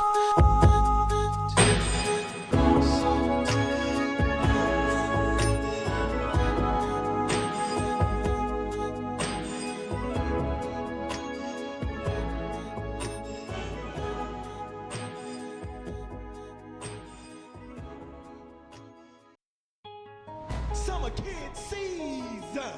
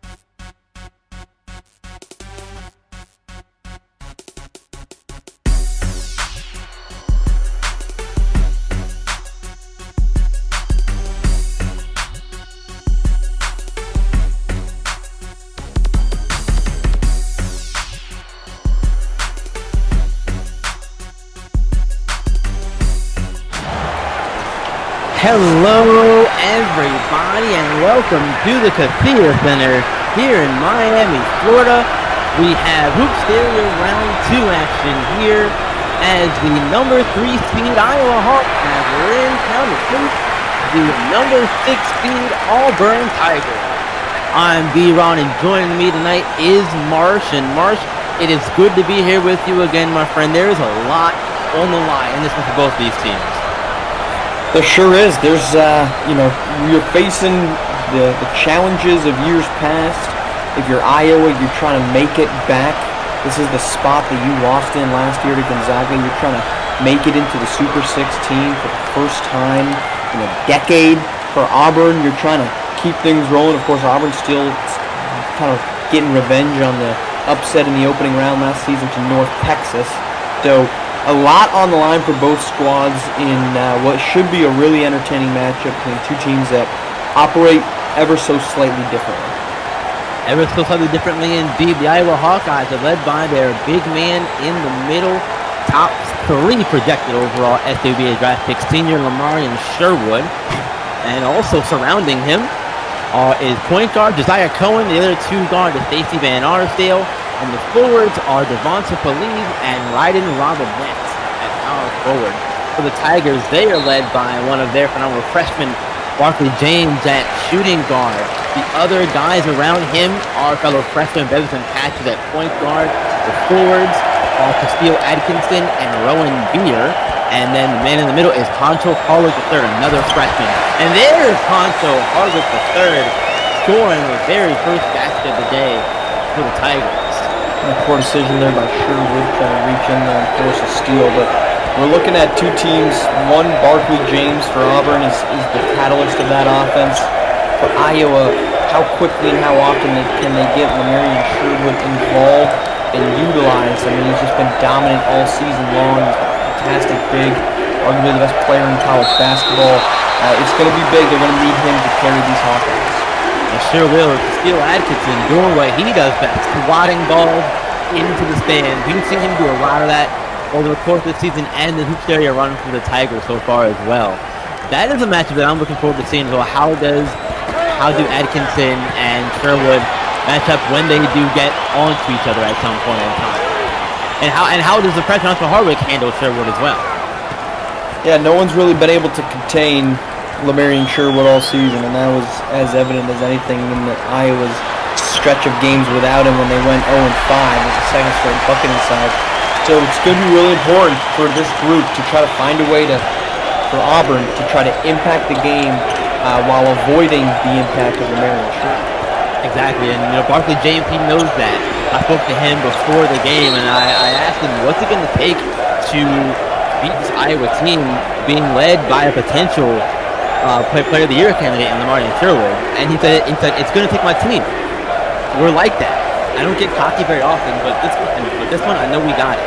He was extremely confident coming into this game, as expected from a James brother, in my personal opinion, Mark. But I like the confidence. I think you have to have that coming into a game like this, where it's a win-or-go-home environment. It's a huge game for your program, and in your first year as a freshman, you want to make a good impression for the future. I think this is a good way to do it.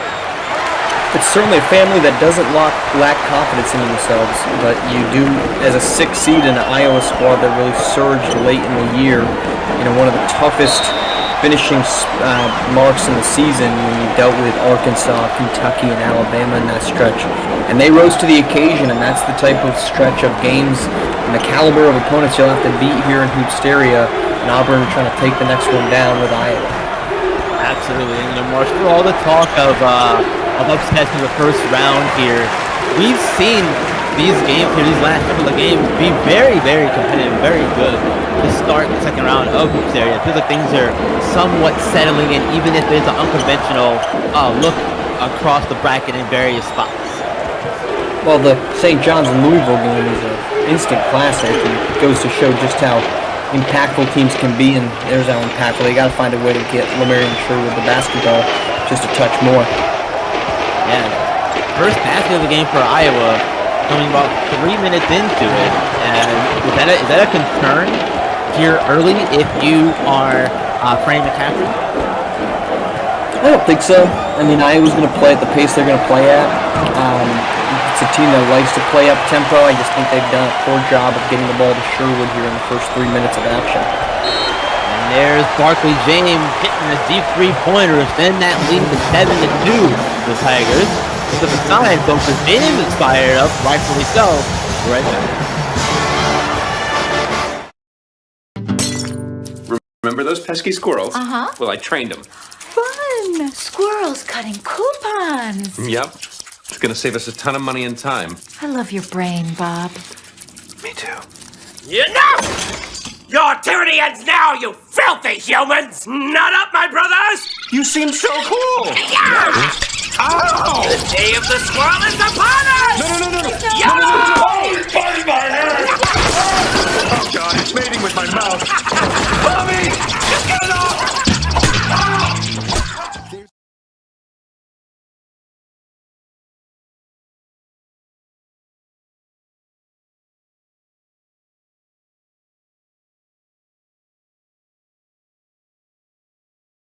Hello guys, it's me, Coach Brooke Simpson of Lone Star Basketball Club.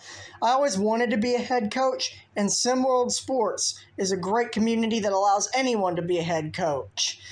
It's the only place where you can live coach games, you get to recruit players, and SimWorld Sports also has a very friendly community that will help you along the way. SimWorld Sports is the only place where you can see the game, be the game.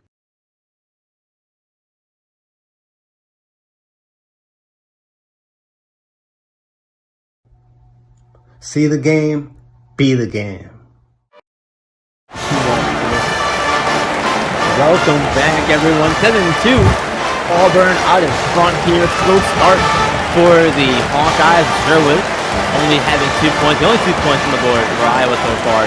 Saw Barkley did hit that three-pointer down the floor there last time before the break here. Honcho Harvick and Rowan Beer also with points for the Tigers start this one out.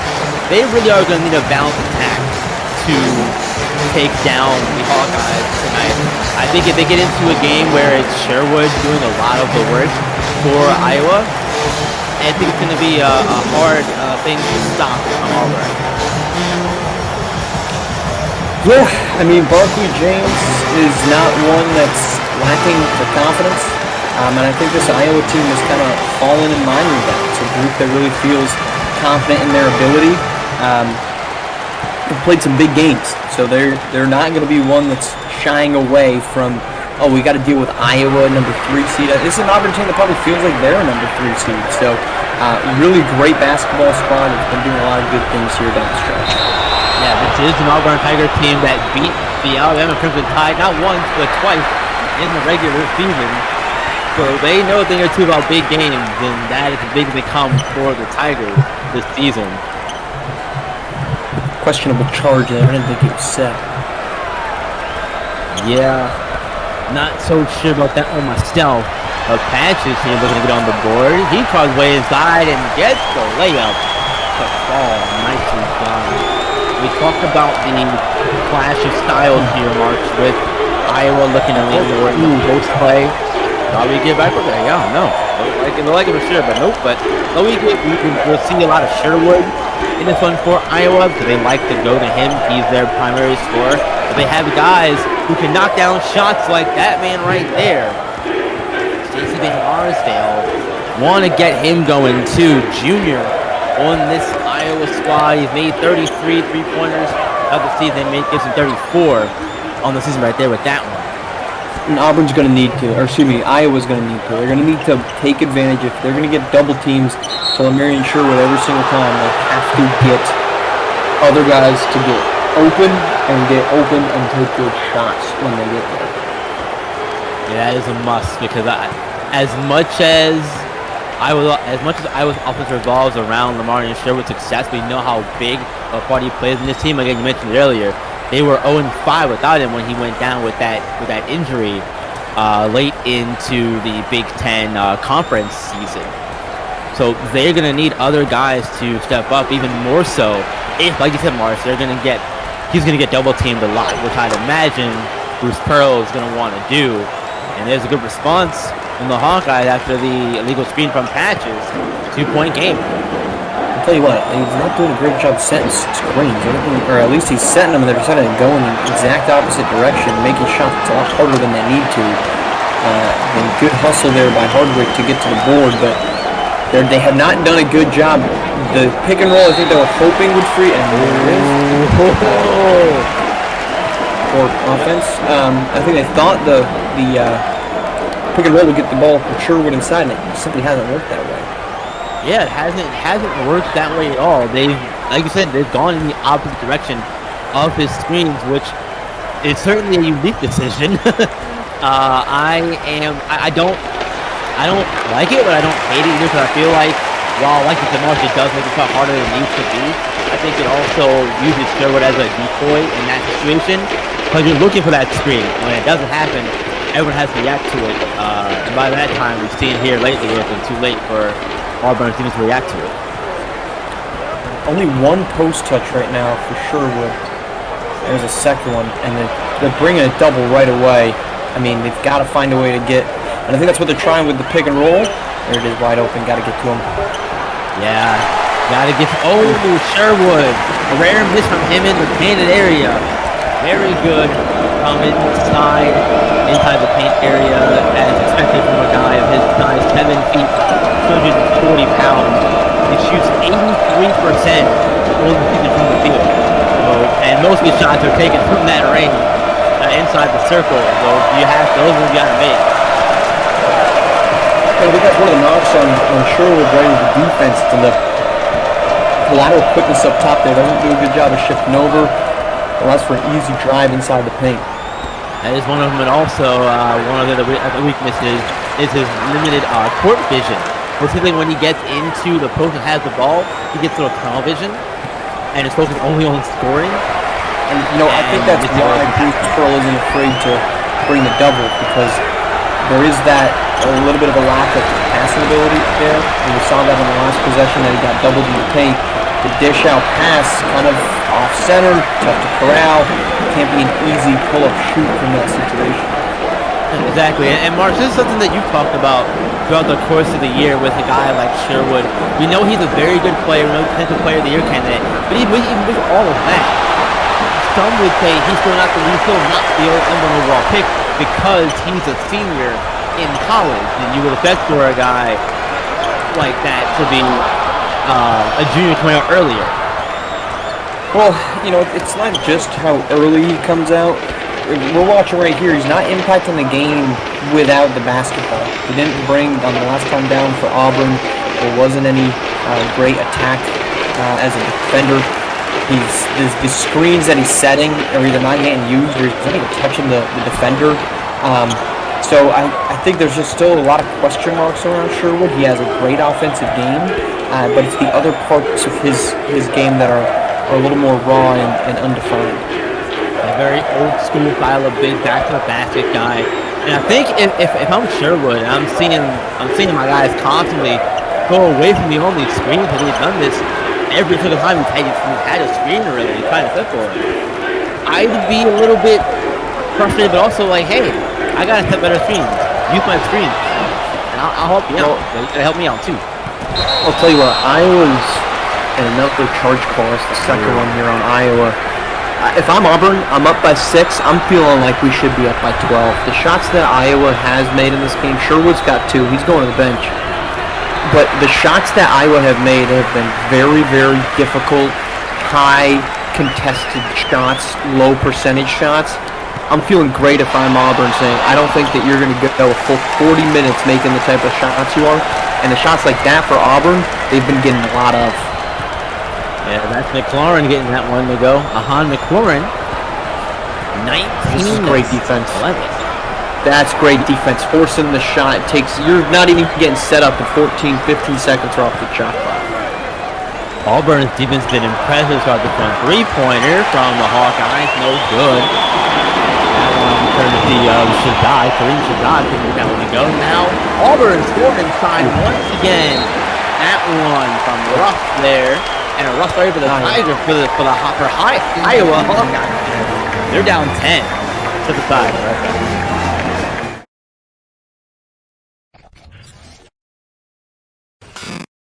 See the game, be the game.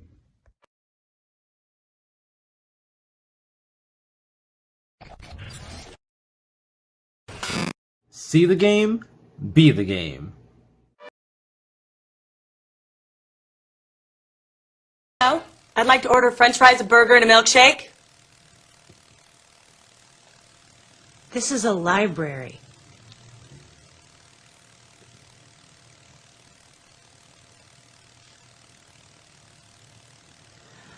I'd like to order french fries, a burger, and a milkshake.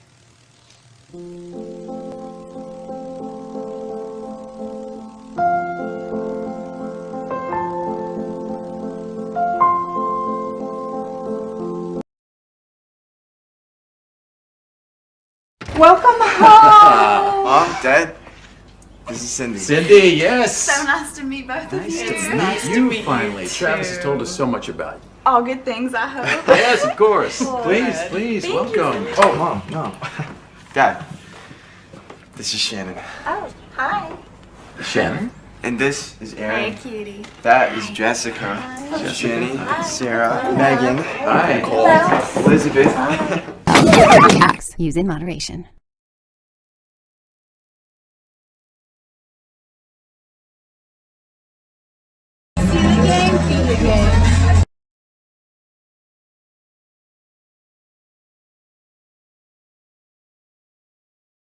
See the game, be the game.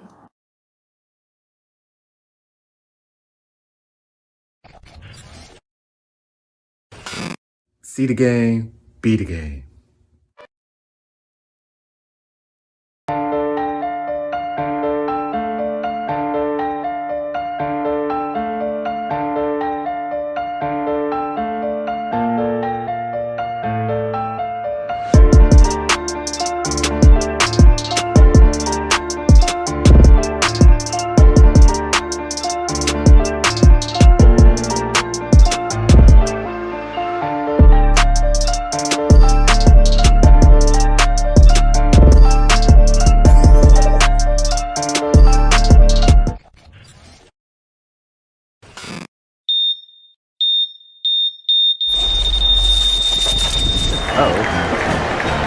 Welcome back, everyone. Iowa down here by 10 to start this one. 21-11, the Auburn Tigers. They've come ready to play. They sure have. They have punched Iowa in the mouth. And it is stunning. Auburn's defense has been great. Iowa's offense has been terrible. Yeah, has not looked good so far, and everybody has a plan until they get punched in the mouth, and Iowa's going to come with a plan. There's a pass from Sherwood that'll hopefully get them going here. Offensive possession. Catch was weird, but able to finish it regardless. So it's a start. It's a start, but there's a long way to go for this team, and that's what it's going to take. One possession at a time, find a way to get Sherwood going. We'll see if they kind of try to abandon the pick and roll look, or at least try to adjust it. Good job though, hanging in the paint. I mean, I think this is the question mark on Sherwood. He's not. You're the big man. The guy's going up. You got to crash the boards, man. Yeah, you got to get in there and not allow Henry Conti to get that second chance attempt there. Those are huge in a game like this. Now Sherwood in the paint. There's the basket. No double team that time from Auburn. Yeah, where's the double from Auburn? Success with that earlier throughout this one, Mark, but Bruce Pearl went away from it on these last two times down the floor, and both times Sherwood scored baskets. Yeah, that I don't quite understand the decision there to not double it. It was working so great for you to start this game, and then you just decide, nope, now's not the time to do that. That's surprising. It is surprising. Shout out to folks, though. Yes. Shout out to folks. I got it up because I learned my lesson 2 games ago. All right, let's shout out Coach Wood in the building. We got Jalen. We got Sniper Jay. We got Sniper. Shout out to Sniper on friend of SimWorld today. We got Coach Dre Pope. Some news around Coach Dre Pope. It's a finalist, right? Wake Forest. And what's the other team there? People around that he's a finalist. That was funny. South Carolina. He's a Gamecock. He's a Gamecock. Congratulations. Thank you. I'm out of room. this afternoon. Coach Pope, the new Gamecocks head coaches, they went down in the first round to see if he can get them back in. We got Sensation I don't know who you are, so sensational that you show up. We got Phoenix in the building. What's up, Phoenix? Of course, we've got B-Rob, Biff Markham, Monte Parson, the future of college basketball in the building, as is Coach Skinny, well, formerly Coach. He's always Coach Skinny in He'll always be a coach to us, right? I did check for you, Mark. Sensation I was Isaiah James. Isaiah cheering on his brother. Supporting his brother. You love to see it. Love to see And it. shout out to Jay Midori. Thank you all for showing up this evening. We appreciate you all coming through to the YouTube stream as always, and thank you to all of you watching across all the other platforms for that matter. TikTok, Facebook, X, Instagram, LinkedIn, all the places. Thank you for supporting us over there as well. And Maestro's OnlyFans. Absolutely. Also that too. I think Auburn is allowing Iowa to get back into this game as they're not bringing in the double teams on the Marion Sherwood. That really worked in the first 10 minutes, the first 9 minutes. They have not done it since, and we've seen great defense there, but we've seen two very easy shots from Marion Sherwood, and he's hit both of them the last 2 times down. Yeah, and that is not something that that's not something that you would expect to see from us. That's something that's working, especially. I do see a few shout outs here in the chat when I get these out really quick. I see Jay Midori, a shout out. Susquehanna's making history. Coach Jay Pro, shout out. Susquehanna, we up. Jay Midori, a shout out to all people supporting the broadcast group. Thank you. And then Isaiah James, shout out to SC. There's a lot of love for South Carolina in the chat shout out portion. As expected, of course. It's been a big day for you guys down there in Columbia. Huge day for the Gamecocks. A huge day for the Gamecocks. I know they have a huge season next season as well. They look to compete with the likes of Auburn and Alabama for the top of the conference next season, perhaps. And we know, Marsh, just to talk really quickly about it, we know that now that Jay Pope is with South Carolina, there was talks a while back that wherever Jay Pope went, Rip Akiri was going to follow. So you'll have Isaiah James, DeAndre Baldridge, Joey Justin next season as a freshman, and Rip Akiri as a freshman next season as well. Is that confirmed that Rip is headed that direction? It's not confirmed yet, no, but that's been the talk for a while. Wherever Pope went, Akiri was going to follow. So if that does hold true, that's a really fun team to look out for in the SEC next season. If it holds. It sure is a fun team to look out for. It's a team with a lot of upside, a lot of potential.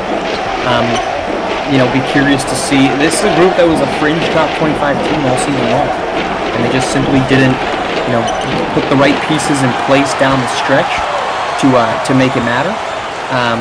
And ended up, I thought they were a lower ranked 11 seed, to be quite honest with you. But that's what you get when you don't execute down the stretch. But I really think this was a good South Carolina squad all season long. So I think it's a great addition, head coach, for adding a head coach. Absolutely, and that was a great basket there, getting the foul, drawing the foul, and making the basket do the contact as well. So now a chance here for Kareem Shahzad to make this a close ball game, 3-point ball game here. After struggling early, I was thought their way back into it, but that's not going to help us in free throw. The defense for Auburn hasn't quite been as pestering as it was to begin this game. Yeah, and I'll tell you what, a guy we haven't heard too much from tonight, Barkley James. Yeah, I don't even think he's out there right now. He's not out there. He only had the one basket earlier. And since then he has been shut down, but again, not on the court at the moment, so it's hard not hear from him. But there's Red from Patches. Big defensive play right there from the freshman, knocking the ball out of the hands before the shot went up. And he excels really well at doing a lot of that on the defensive end. I think these guys are just ignoring screens. That's 3 seconds. Well, that's 3 seconds. And certainly a strange decision there, Mars. Seeing a lot of the young men ignore screens, but you can't ignore that basket from Beverly Patches. 6-point lead for the Tigers. Beverly Patches is a good bucket, though. Unable to create much space off the dribble. Does a good job hitting a very tough shot. And watch your feet, young man. Another turnover, a backcourt violation. That's Ryden Robinette. Now the senior for the Hawkeyes. You don't expect to see those kind of things from your upperclassmen. But another one there for the Hawkeyes. And now the Tigers can't pretend to lead tomorrow. Interesting coaching decision. Leave Lamarian Sherwood on the bench. 10 points, 5 of 6 from the floor. He's been really good with the ball in his hands. Settled down after a pretty poor start to this game. Interesting that he's on the floor and a foul there. We'll see if they bring him back in for these free throws. I know you want to try to keep him fresh for the second half, but you got to also be within striking distance when you get there. Exactly. This is the kind of game where you can't afford to get too far behind. Marsh, we saw what happened to Duke in their game earlier in the week. Got way far behind early against St. Mary's. Cooper Pike was in foul trouble, and it really didn't matter whatever they tried to do. It was they couldn't get over the hump because the lead was so big. Yeah, I mean, if your best guy is sitting on the bench and they're not going to bring him in, there's only so much you can come back from. And you don't want to be digging too deep of a hole, and it feels as if Iowa's on the verge of digging, not too deep, but I mean, 26 minutes of basketball is plenty of time to make up 7 points, but interesting decision, worth keeping an eye on, if more than anything, how they scatter Lamarian Sherwood's minutes. Absolutely, because you think anything like this, you want your best guys on the floor for a majority of the time as much as you can. We've seen Sherwood play multiple games this season, the regular season, playing all 40 minutes too, Mark. So it's not like he's new to long expected time on the floor as Van Arsdale will be looking at his knee or leg there after being hit with the foul. No, Van Arsdale's been a really good secondary option for them. He was kind of the guy that people looked to and said, hey, if Iowa's going to make a run during the regular season without Sherwood, Van Arsdale's going to have to be the guy that does that. He's carrying a little bit of that offensive load here in the open game.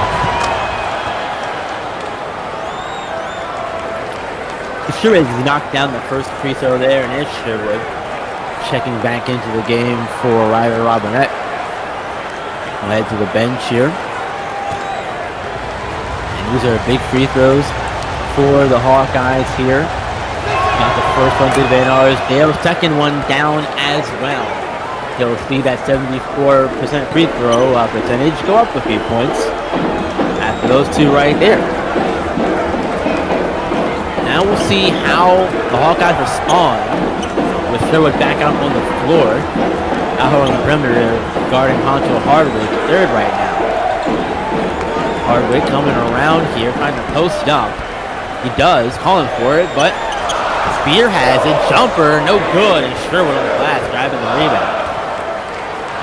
Put to the floor, three-pointer, no good. Hardwick with the rebound. Here come the Tigers on the floor with it here.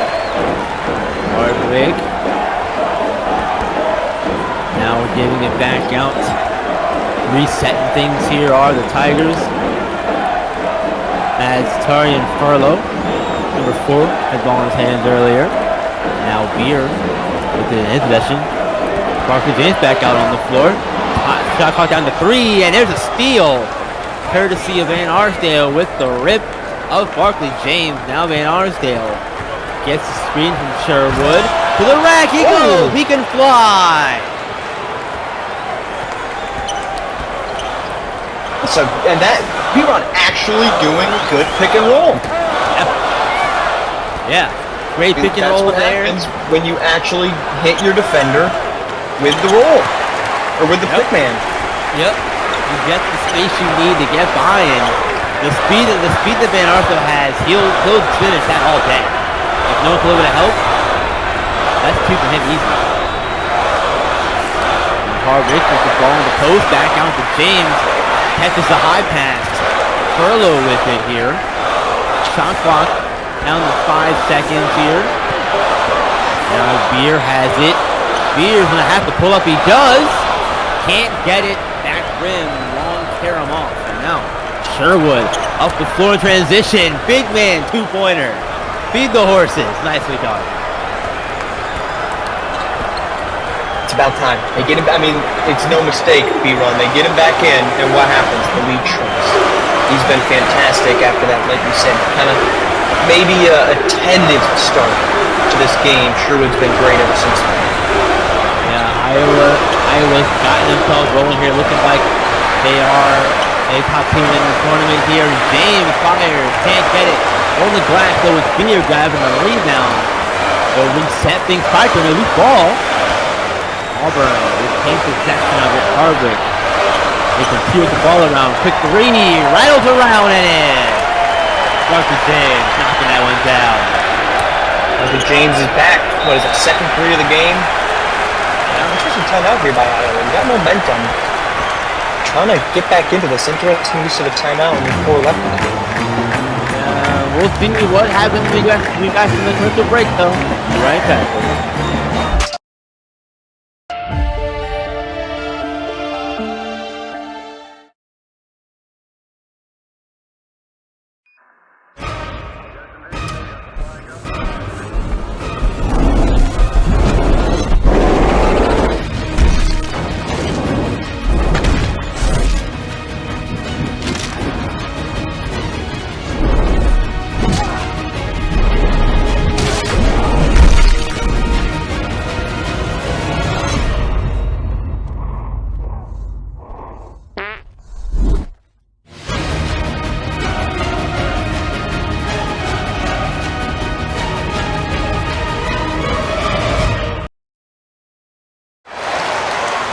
Welcome back, everyone. Iowa's gotten production from Lamar and Sherwood since he came back into the game after the slow start, like me and Mark were talking about. 12 points, 3 rebounds, and assists for the big man. Levinson Patrick and Arthur James are the 2 leading scorers for the Tigers right now, both out with 6 points each. Arthur James has knocked down both of his 3-pointers so far in this one. I mean, look at, for Sherwood, he's finally aggressive on the glass. He was not that early in this game, especially on the defensive end, which was allowing Auburn to get a handful of easy offensive boards. That's shut off. Sherwood trying to set a screen for Cohen.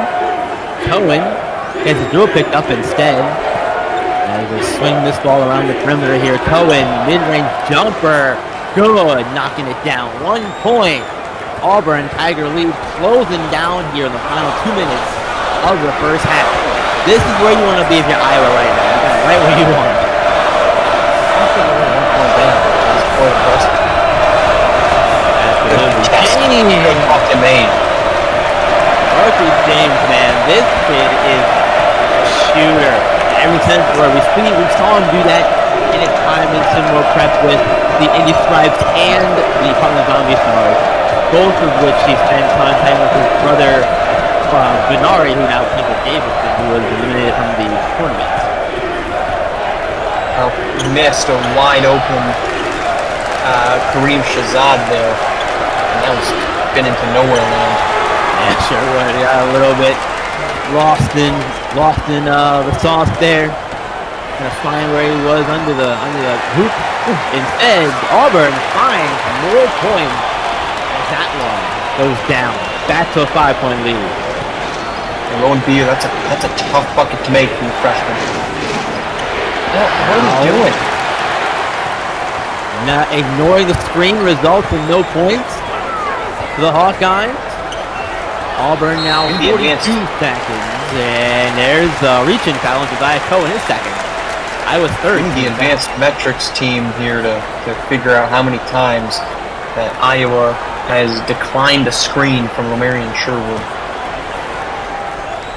Yeah, that is definitely something that if you're Fran McCaffrey, you gotta tell your guys, look, if Sherwood's setting you a screen, use it. Use that screen. That's what's gonna help us in this one. Final 25 seconds here of the first half. Good pass to the corner for three. Barkley James knocks it down. Great job there.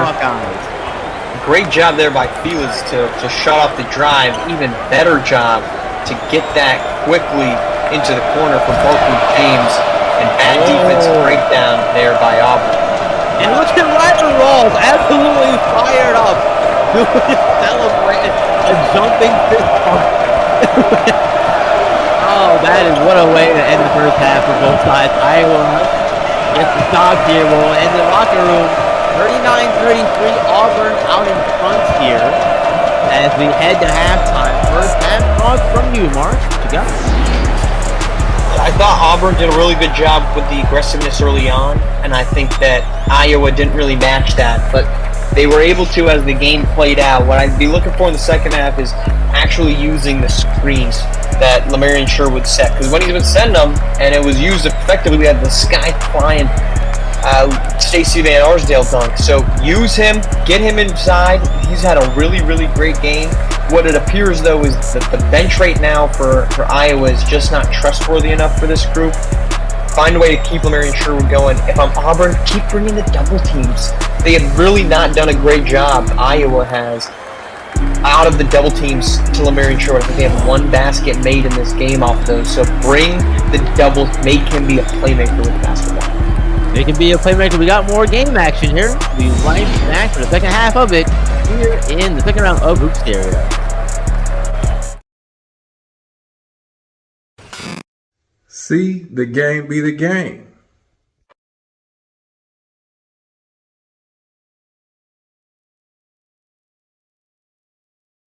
Hey everyone, I'm JJP, and if you're looking for the most immersive basketball RPG experience out there, welcome to SimWorld Sports.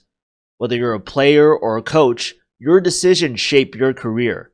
From SimWorld Prep to SimWorld U, all the way to the pros, every move, from game strategy to media perception, impacts your legacy. This isn't just a simulation, it's your basketball journey. SimWorld Sports, the only place where you can see the game, be the game.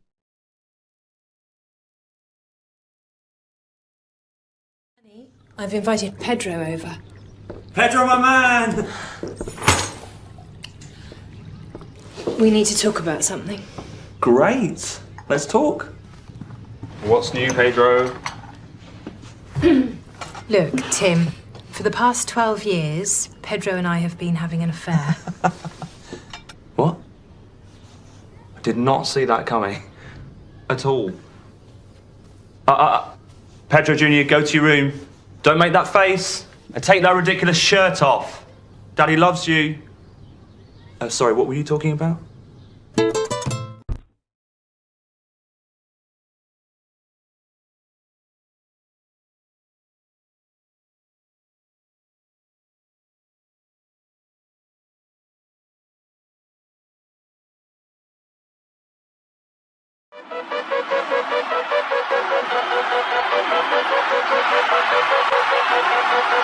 Green light, let's get it.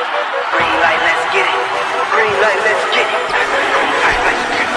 Green light, let's get it. I'm the future, I'm in it. Check score, I'm winning. Green light, let's get it. I just win, win, win, win, win. I'm on 10, 10, 10, 10, 10. Hello, I'm Himothy. I got the recipe. I got the flow. I got the remedy. I know they do. I know they envy me. Feet on the floor. What they gon' say now? We came along from last place, bottom to top of the fast pace. Out of the surf, I get touchdown. I take a loss, get it back 8. I'm in the gym putting numbers up. You never there, you got bad traits. Never excuses or cover ups. Learn from the losses and bad breaks. Green light, let's get it. I'm the future, I'm in it. Check score, I'm winning. Green light, let's get it. I just win, win, win, win, win. I'm on 10, 10, 10, 10, 10. Green light, let's get it. I'm the future, I'm in it. Check score, I'm winning. Green light, let's get it. I just win, win, win, win, win. I'm on 10, 10, 10, 10, 10. Who said I wasn't him? Who said it? All this talk about who's on top and who's not. Miss me with the gospel. Check the score, yeah. See see me coming off the screen. Know I gave myself the green light. Catch a shoe from the three. If I'm not the one, it doesn't seem right. I need like 2, 4, 5, 6 of them rings. I'm talking back to back to back like 23. Green light, let's get it. I'm the future, I'm in it. Check score, I'm winning. Green light, let's get it. I just win, win, win, win, win. I'm on 10, 10, 10, 10, 10. Green light, let's get it. I'm the future, I'm in it. Check score, I'm winning. Green light, let's get it. I just win, win, win, win, win. I'm on 10, 10, 10, 10, 10.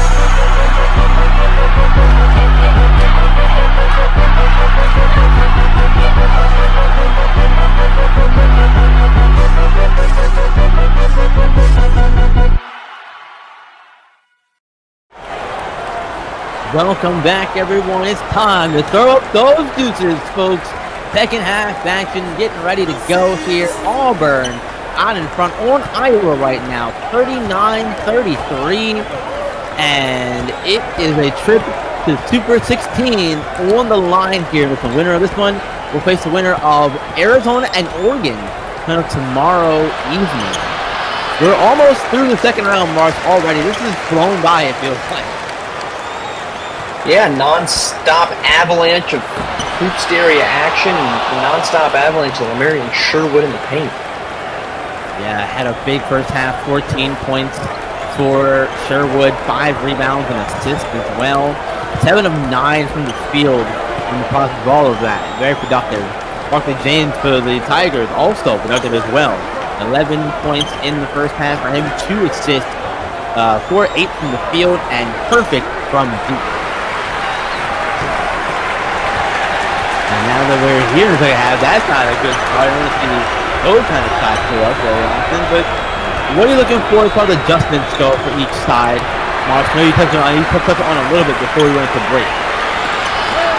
Well, great defense in there, but that's what I think Auburn needs to do. Keep bringing the double team. Force. Let's see how long Lamarian Sherwood can go as he does a good job. And I'm going to say this real quick again. Lamarian Sherwood's effort has really changed here after those first 5 minutes where I didn't think it was there. If I'm Auburn, keep bringing the double on Lamarian Sherwood. He wants to be the guy that takes him. He wants to be the guy that carries this Hawkeyes group. And we saw the last time down, he attempts the shot through the double team. Let's see how long he's able to do that. And hey, Peter, that's another time that an actual screen makes contact, works out well. Good shot at least there for Iowa. Yeah, I thought we'd see a foul on that. We do see one here. No basket, but Patches does take the foul credit, so Devonta Feliz head to the line here for the Hawkeyes. Feliz on the season. He's another one of the seniors on the Hawkeye squad, trying not to go home just yet. 10.6 points per game on the season for Feliz, and from the line, 76%, and he's made 51 free throws on the season. Yeah, he's been a good addition for them and a good continuation for them. I think if you're Iowa, you've relied heavily on your seniors here: Sherwood, Sonnington, Robinette. Just a group that's really just trying to take what they did last year and build on that, and try to be, making a historic run here for the Hawkeyes. Yeah, Lamarian Sherwood said before the season that it was for him in Iowa a championship or bust, that he wanted to bring the school a championship. And at the time, I remember personally, I was like, I don't see it happening. I don't think I will be any good. Boy, was I wrong. Boy, was I wrong. Well, Sherwood has really just, erupted onto the scene. He's been exceptionally good for this team. I don't think there was a lot of conversation in the offseason. Sherwood had really improved. Was this a guy that could make this team better? He certainly has. But the same could be said of that man, Devinson Patches, and Barkley James, here for Auburn, who, by the way, still up by 4. Still up by 4, yeah, and these freshmen are looking really good in their first season. You see them here doubling now, those freshmen Hardwick and Patches, but it doesn't matter. Lamarian Sherwood will not be denied his 2 points that time. And Marsha, if I could jump in here really quick, I think that if you're Sherwood, that's how you beat the double teams, by going quick before they even can get to you. Because Patches got there and it was too late by that time. He was too deep into the post. Yeah, I mean, aggressiveness into the paint is really what I think is going to carry either of these teams. We haven't seen, and that's a terrible foul by Belize. You got to know better with 1.4 left, but I think we're seeing two teams that are saying we're not going to bother attacking anything but in the paint. We're not seeing too many threes outside of Benari James hitting a couple for Auburn, and one I think was Stacey Van Arsdale, excuse me. Iowa's doing a great job getting into the paint and attacking. You sure are. You saw a block earlier from Steele Atkinson. He's been a really good paint defender for Auburn, despite his size. He's 6'8", but he's 194 pounds. That is a very slim frame there to be in the post. But then again, Wemby exists, so there's also that too. Oh, you got to be more aggressive. You've got to be more aggressive going into the paint if you're Atkinson. I know you get the foul here, but way too timid, way too patient, waiting for the defender to come back into the paint and hit you here. And if you don't get both of these free throws, that's the result of just a lack of aggressiveness. Atkinson at the line here. Let's say 45% free throw shooter on the season. He misses the first one. That foul was on Ryder Robinette. I believe that was his first of the day or second. I have to check the numbers on that. But now's the time where it's a close game. When you get to the line, on either side, you have to make your free throws. As Atkinson 1 of 2 from the line that time. We saw it in the last game, especially Marsh down the stretch. Free throws were very important for both teams, but big baskets on both sides of that one in the Louisville St. John's game. Yeah, there was some big baskets being made throughout that game, and I thought that St. John's, I thought Louisville was kind of faded out of that one. They did a great job rallying back with some big baskets, and it feels as if we're going to get here in the last 16 minutes a game that's going to feature some big baskets being made down the stretch as well. Yeah, exactly. I love Pulu Lewis in that one too. Pulu Lewis, 40 points in that one. Man, that was impressive. He's been a late first-round pick profile for all season. I think we might have given him. I don't know that just because a guy has a great game doesn't mean he suddenly moves up 10 spots. But I think if you're watching Pulu Lewis, you think, man, we got a guy that we think we can get maybe later in the first round. We can step in. He can play for us immediately and be really impactful. Maybe it's a situation where if he's there late, you should take him, but you don't have to move up to get him. Like you're saying, Mark, there's some guys where I think you have to do those. You have to trade up to get those guys. If you want them, get them now, because you're never won't be there later on. Yeah, exactly. And I think Lewis he's one that could hang around. I think as a senior, he's a point guard that can give you big minutes right away. He is, and we got a big game. He might not be a star. Might not be a star, but I think he's got high upside as a high-level starter at the next level. He's been a high-octane game for the first almost 10 minutes, almost 10 minutes of the second half here. 15:30 left. We get a tie ball game on our hands. Double team coming. Sherwood going through it for 2. I mean, that's just a talented basketball player overcoming just not a great aggressive double team from Auburn. So you'd like to see that be a little bit more assertive, but just a really good job there by Lamarian Sherwood. And it was patience with the double team, and then a great block. Oh, man. Sherwood rotating over to help on defense, getting that block, now throw it inside of the big guy, and quickly back out. Gotta shoot that. Same decision there. And Sherwood goes to the three, kind of, sort of. And Arsdale trying with Sherwood! Oh my! Just like that with authority. Iowa out in front now, 46-42, and Bruce Pearl gonna burn a timeout. You've got it if you're Auburn. Lamarian Sherwood is rolling. The Hawkeyes are rolling.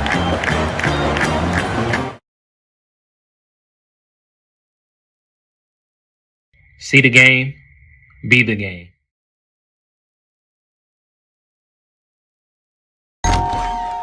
Hey, how you doing? I got 2 large pizzas for Rudy. Extra cheese. I ordered that before. Who are you talking to? What do you mean? I'm talking to my friend Stephen Curry. There's nobody there. You don't see Stephen Curry standing here? Good luck, buddy. Man, people are weird these days, huh? Oh, Steph Curry, Curry, Steph, helping me out, turning me into the best.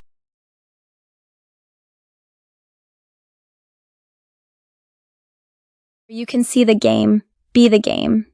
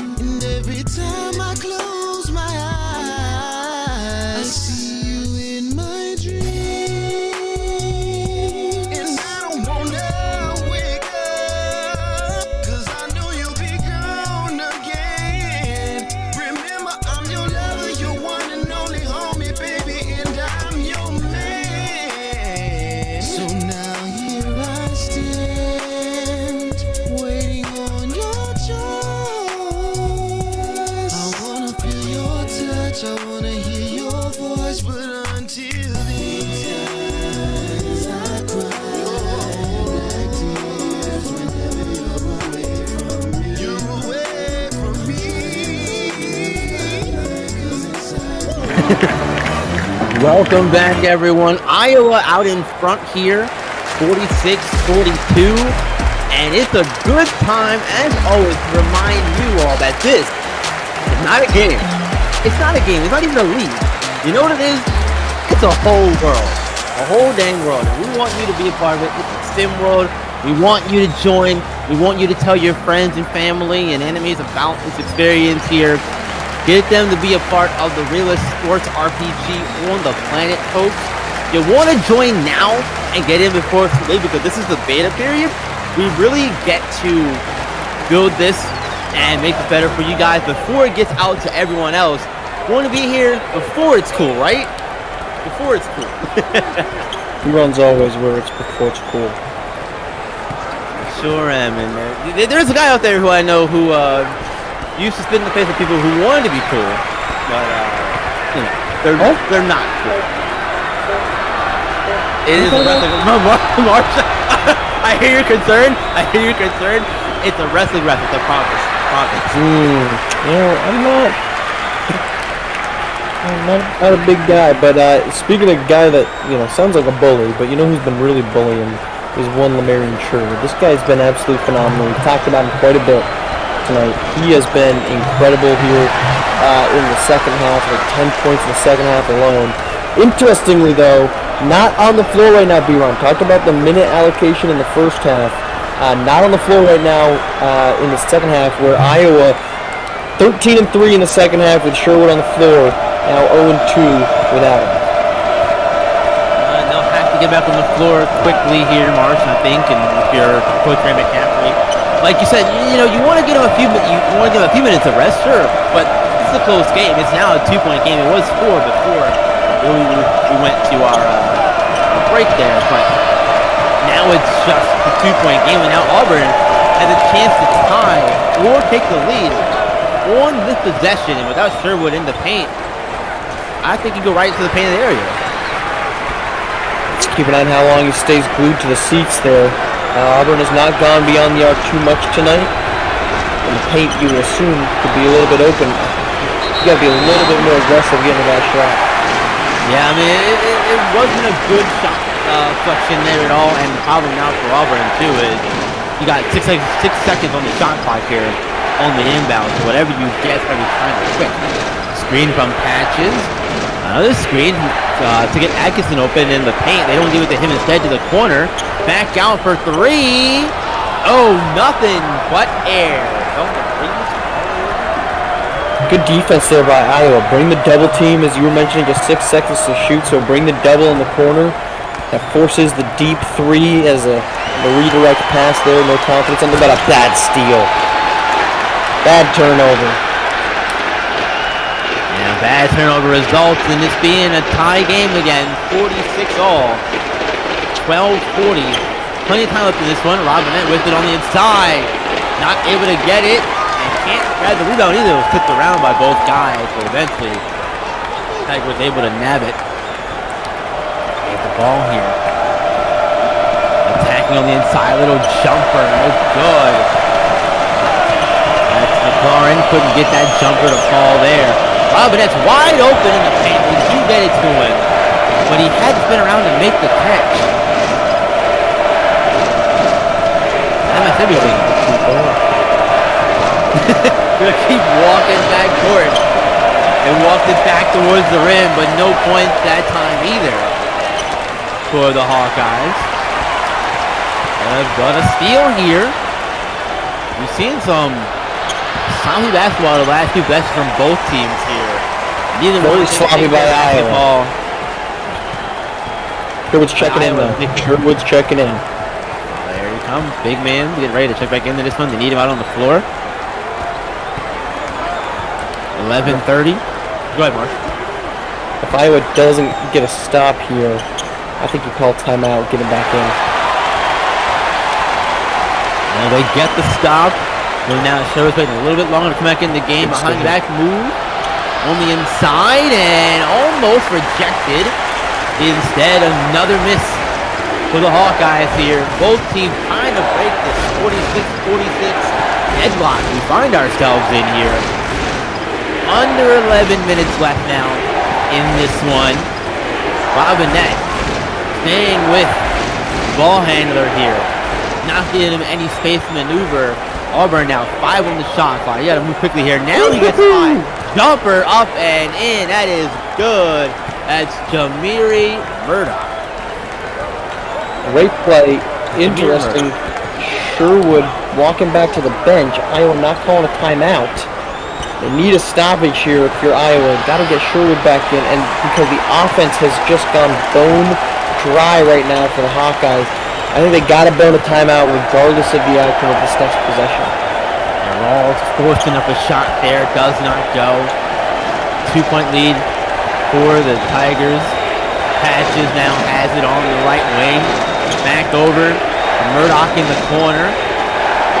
Back to pass the shot clock on the 5. Screen from Atkinson. Patches tries not to use it. Instead tucks up a 3. No good. And Atkinson not able to grab the rebound, but Iowa will get the ball. And that means that there will get some subs coming in. And Sherwood was one of them. Checking back into the game here. 6 minutes just about without Sherwood there. And give credit to the Hawkeyes defense. Now, they didn't score. They only gave up 6 points over those last 6 minutes. So they were able to keep it close without Sherwood on the floor. They weren't able to keep the lead without Sherwood on the floor. Now you return 2-point game, 9 and change. Not a bad spot here for the Hawkeyes. Not a bad spot at all. This is for a spot in the Super 16. Mid-range over, no good. Sherwood there. Put back for 2. You know, some of these pull-up jumpers for Iowa might as well be passes because the 2 defenders shoot at the jumper. Leaves no one there. Not that you need somebody really good to stop Sherwood from getting on the glass. He's able to easily get that offensive board. Yeah, someone has to be over there, and no one is. And then picks the pocket up to Van Arsdale. Van Arsdale throwing it down, giving the Hawkeyes the lead back. But 2 straight possessions, 4 points for the Hawkeyes since Sherwood returned. One of them due to him getting the offensive board. The second one, great defensive move there to split up. Not allow the easy drive despite being the man in the corner. That leads to the steal, the breakout dunk. That's a very nice defensive possession there from Iowa. And then again, you mentioned earlier, and there's an illegal screen on Murdoch. And it'll be first Okada was foul on that one as well. His first of the day, and now Bruce Pearl and Tigers take a timeout as well.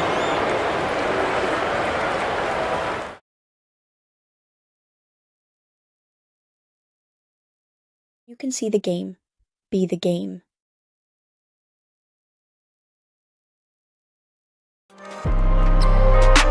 Look, everybody got prices and other vices. I took a chance through the dices and got a nice hit. Was on the clock with security running the night shift. And then I got a DM with some change in your life. Then I wait for it and then I pray for it. I just be hoping it ain't tame what I paid for it. They say you never be as pure as your first form. And sights never be as clear as you first saw them. That's why I'm elevating and constantly meditating. Gotta keep my mind right, not waiting on hindsight. I never sacrificed the art for the limelight. And don't surround with who only show the highlights. I spent 20-some years in the twilight. And I swear look a whole lot like the spotlight, really.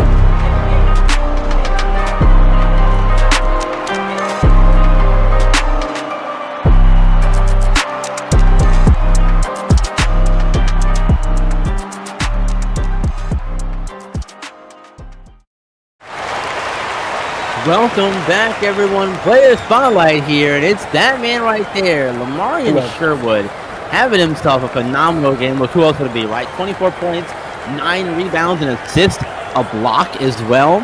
12 of 15 from the field. This is a really, really good day for Sherwood after a slow start for him, too. Yes, slow start with his first 5 minutes. He's been really aggressive ever since then, both on the offensive and defensive side of the ball. So just a really, really fantastic performance from Sherwood. Doing a lot of things right after I thought earlier in the game he just wasn't really doing them quite as much as he could be. I believe I want to compare 26 points for Sherwood on the day. 26 and 10, double-double on 13 of 16 shooting. And, you know, this is why, B-Ron, so many people, I mean, I had Iowa in the national championship game. So many people picked Iowa to make a deep run. This is a #1 seed if Sherwood is healthy all season long. There's no doubt about it. They're Big Ten champs, and they're going to be the #1 seed. Instead, they're a 3 seed. And their side of the bracket, if they get the win here, getting either Arizona or Oregon, whoever wins this game, that sets up really well. And I think you have to feel confident if you're Iowa, saying as long as we got Sherwood playing like this, and then there's been nobody to show that they can slow him down, we got a real shot. You bought me enough time to check my bracket, Marsh, and I was looking at it here, and I had Iowa and Kentucky in the Super 16 round. Obviously, it's not going to happen, but I had them in Super 16, and I had Kentucky beating them there. With Kentucky beating Kansas in the quad. Yeah, thanks to now those things happen. Choking. Kansas, Kentucky, Georgetown, a lot of those higher seeds that defeated the tournament now are not here. Regardless of that fact, that we're still getting some very good basketball between teams U and Kentucky being in the spot. SMU heading to the Super 16 as well. The first time since the 60s.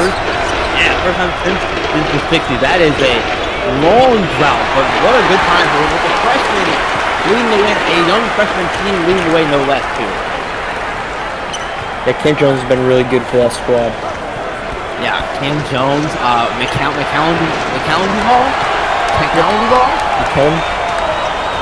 Yeah, Demario Duvall's brother for the Mustangs as well, and that and Maury Watson as well. They're a young team that I think that this performance here bodes well for their future, March. Yeah, I mean, that's the great part of that.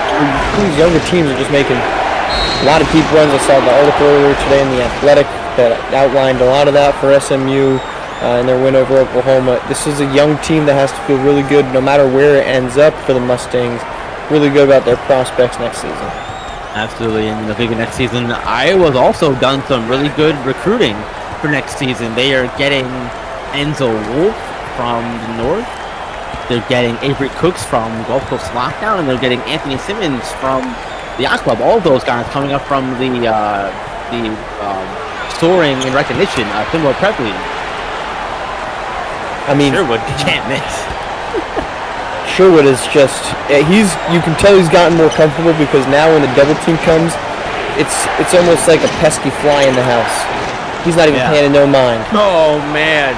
Benari James trying to be a pesky fly as well, keeping the Tigers in the game with that deep three-pointer right there. But I think you wanted to talk about Iowa's recruits there. Well, no, what I want to talk about is the fact that, one, that's a great follow-up, but that was a huge three-pointer from Benari James. This game was teetering. I'm sorry, Barkley James. This game was teetering on the edge of maybe getting out of control for Auburn. Big stabilizing three back to a possession. Obviously, you don't get to stop there, but big nonetheless. Big shot, regardless. But now Iowa quickly down the floor. Stacey Van Arsdale cherry picking and getting the 2 points. Bad break down there. The steal. No one gets back in transition. Big bucket. Absolutely 6-point lead here for Iowa. Final 5:25. Ethan Nick from Murdoch, long pass across the court to Hardwick. That's a dangerous pass. And then working out for him. The move from Hardwick, jumper, let's go. A lot of the shots that Auburn was making earlier in the game just simply are not falling in this second half. They're running in transition now, though. Drawing the foul. Stacey Van Arsdale heading to the line for the Hawkeyes. Van Arsdale, a junior from Plattsburgh, New York. Almost a fifth for New York. That's not where that is located. So Van Arsdale again. I mean, hey, flagrant foul, by the way. Flagrant foul. Oh, it was a flagrant. So here with 5:12, that's a big decision. The flagrant foul. So Iowa's going to get the ball back here. Lead at 8. Ball back. This is a big possession here. If Auburn can get a bucket, push this thing to double figures with 5 minutes to go, that might be enough to push Iowa to the Super 16. Yeah, that is a big decision to call the flagrant there, too. But now Iowa, like I said, chance to make it 10 or 11 perhaps. But still, Patrick with the quick hands, knocking the ball away. Over to James. James, no good. Tried to force that one up. A little quick on that possession there for the Tigers. And you see the freshman mistakes there coming into play. Now scrum for it. Picked up. Van Arsdale with it. And stepping out of bounds. Turning the ball over back to the Tigers. That's a tough break. 2 good possessions from Auburn's defense when they needed it most. Now they need that man to get the offense rolling. Lean on Barkley James here. Use his shooting ability. He's back in this one. Patches with it though. See Hardwick giving him a screen. Patches goes by. Draws the contact from Cohen. And Bevins and Patches will head to the line. All in the repo man. Trying to help Auburn steal this game from under Iowa's wings here. They need something. Barkley James has just not really been really aggressive and efficient with the ball. They've needed kind of some secondary guys to start picking it up. They will need Patches to do that, and you can't miss the free throws here. 4 minutes and change. You got to hit everything to get back in this thing. Yeah, not the time to be missing free throws here. If you're Bevinson Patches, he is also another one of these freshmen on this Auburn team. He does get the second one at least, so 1 and 2 from the line, and now Auburn, smartly I think, employing a full court press here. They got to get a stop.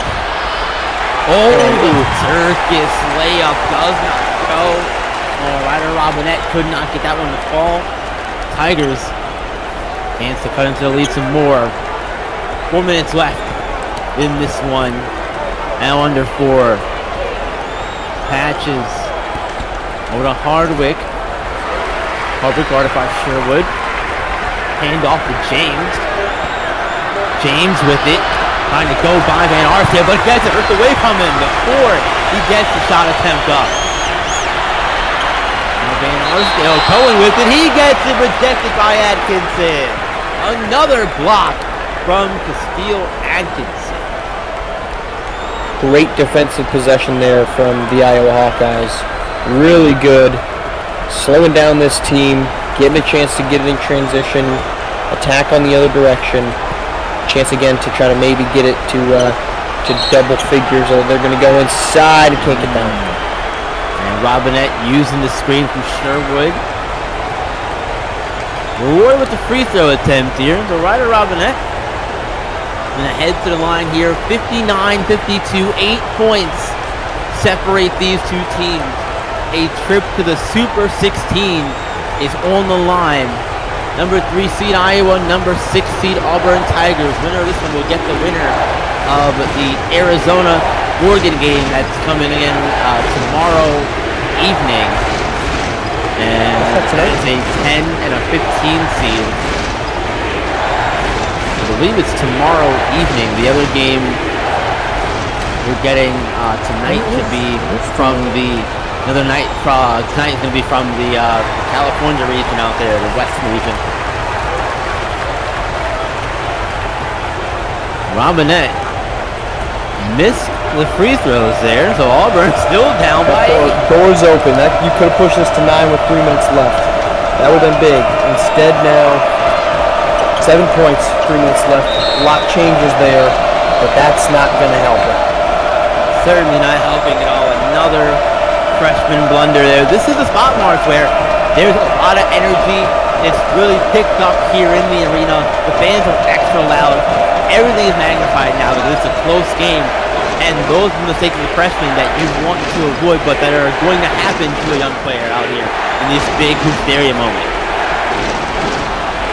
Iowa's not gone to Marion Sherwood in a couple possessions. I have noticed that, and everyone else but him has been Van Arsdale, Robinette a few times. I think Cohen had a shot in there as well. They've avoided Sherwood.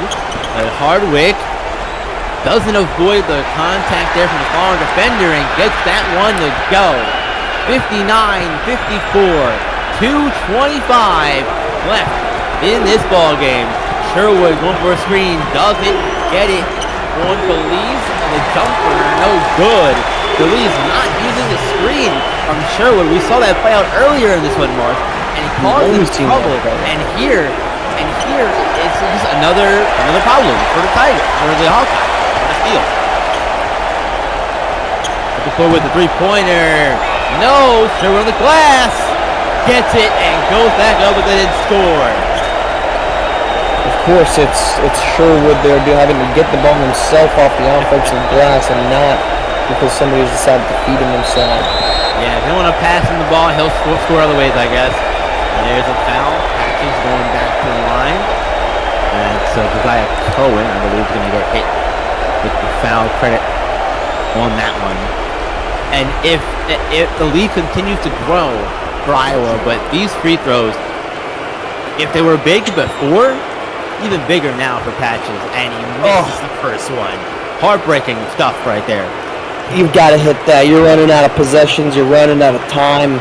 You need to hit that free throw in a game in which you're trailing by 7. And Patches entered the game a 69% free throw shooter. These misses today certainly are not helping that. And he goes over 2 at the line. My, oh my, you cannot have those kind of misses right now from Bevins and Patches, the freshman, and these Auburn Tigers. They are looking at the time in the hourglass, ticking down, ticking away. 3-pointer from Belize, no good. Atkinson on the rebound. You wish you had those free throws last time down. Now you've got to make up for it. Need a bucket here. If they don't get a basket here, I think this game's over. I think you could say that confidently. Patches passing it out instead, and Atkinson, no! Yeah, that looked like that looked like Ben Simmons. I mean, you got to take that shot when you are going into the paint. Don't dish it. It looked like he was afraid to get fouled, so he gave up the ball to somebody else because he didn't want to have to go back to the free throw line if he didn't make it. Yeah, the moment got in his head there with the misses he's had at the line. And Atkinson knocked down the first one, but you got to at least try. And that's a good time. That's a good lesson for Patrick to learn for the future, though. Next time, I'm sure he does that going forward as a sophomore, junior, senior. I'm sure he'll take those more next time. Those are ones you have to take. Atkinson gets 1 or 2, but it's 1 minute left here, and Iowa goes into putting this one away. Robinette, no on the shot. Auburn still hanging around in this one. If you had those 3 free throws, 61-58 chance to tie. Instead, down 6 with 50 seconds to go. That's the difference in these games, free throws. Yep, free throws. We've seen it time and time again, Marsh, in hoops area throughout the tournament so far. Free throws are absolutely critical. And it seems like here for Auburn that free throws down the stretch are going to cost them in this game. And that is a rough way to go for a team that I think they outperformed a lot of their expectations this season. They've had a lot of big moments, beating Alabama twice in the regular season, finishing 4th in the SEC this season, 9-5 in the conference. They did really well this season. And see it all come to an end like this, heartbreaking for the Tigers. I think you gotta. I'm trying a quick 3 here. If I'm Auburn, I'm trying a quick 3. I'm trying to get this to a 1-possession game. I know you don't need it, right? You could do a 2, but then Iowa's got a chance to run 30 seconds off the clock. And then best case scenario, you're getting the ball back with 10 seconds left. So I think this is, you have to find a 3-pointer if you're Iowa. You're down 2 possessions with 50 seconds left. Sure do. Gotta find a quick Murdoch. Ball in his hands here. Uncle James out on the floor with him. They look his way. Atkinson gives Murdoch the screen. Jumper from Murdoch. Rattle around. No good. And now the foul game begins. Stacey Van Arsdale heading to the line here. He's a good free throw shooter. Mentioned it earlier. On the day, Van Arsdale from the line. 3 of 4 from the line for Stacey Van Arsdale so far. And that's going to do it. Iowa's going to advance in this one. They're going to get the win. A tough one. A well-deserved one.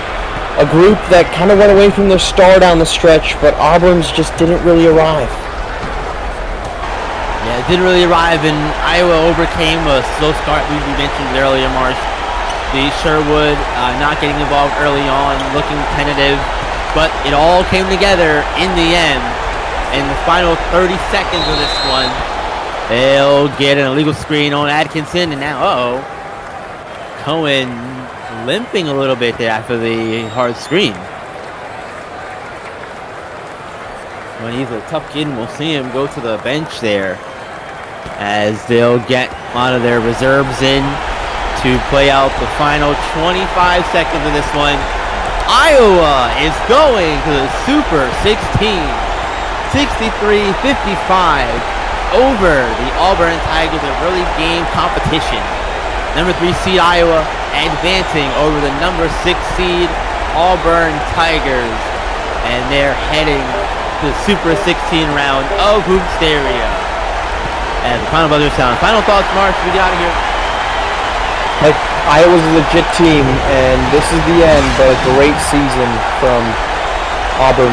A big ceiling for this team potentially next season, but Iowa, legitimate contenders, the path to the grade 8 wide open. Moving on, next game coming at you, folks. Stay tuned for that one here on ESPN. Aboard, folks. Just go ahead and take any empty seat that you see. I hope it's not contagious. So I do have it.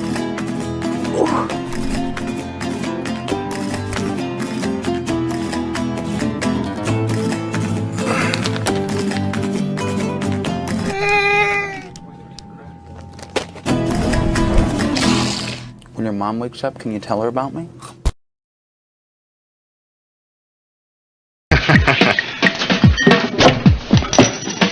Delivery. Give me a shot if anybody comes in. You got it.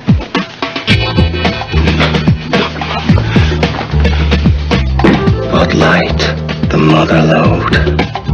Hey, here it comes. Hide.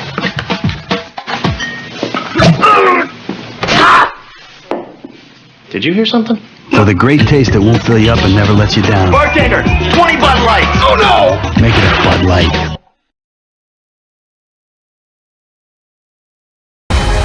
Do you have the mind of a coach?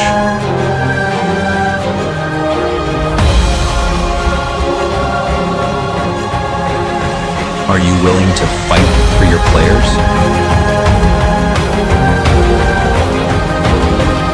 Can you handle it when things get heated?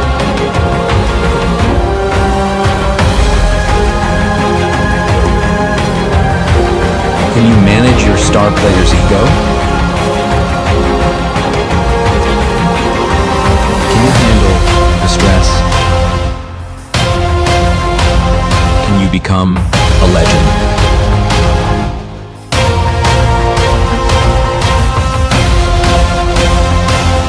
The only place in the world where you can coach, live, in a virtual world.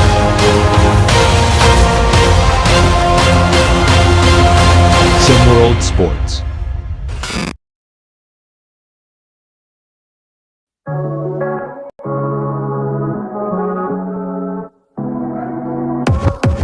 I am the truth.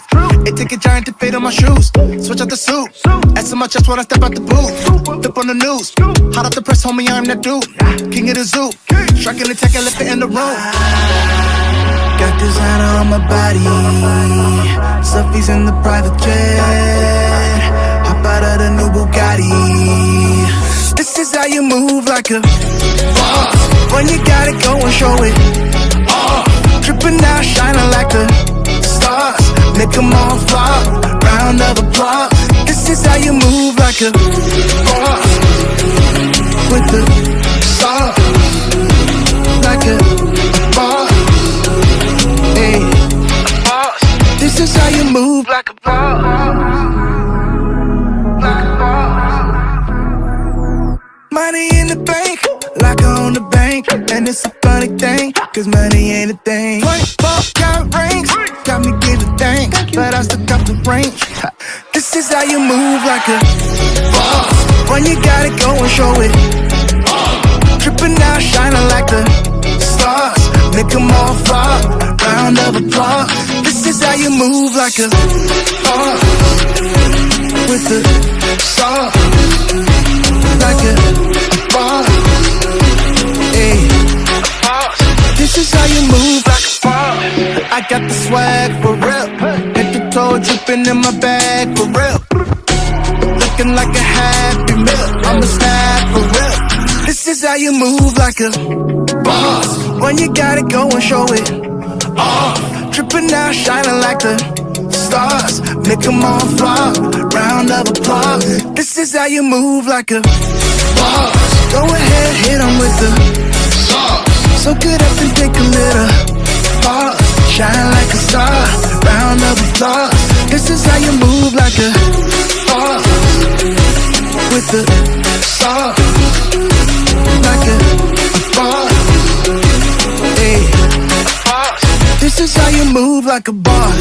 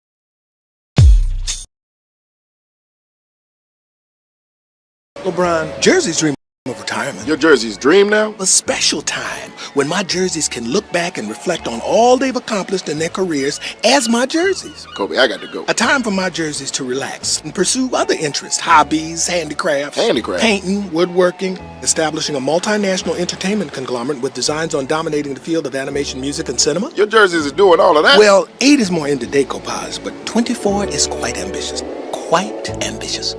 I guess I'm walking to Milwaukee.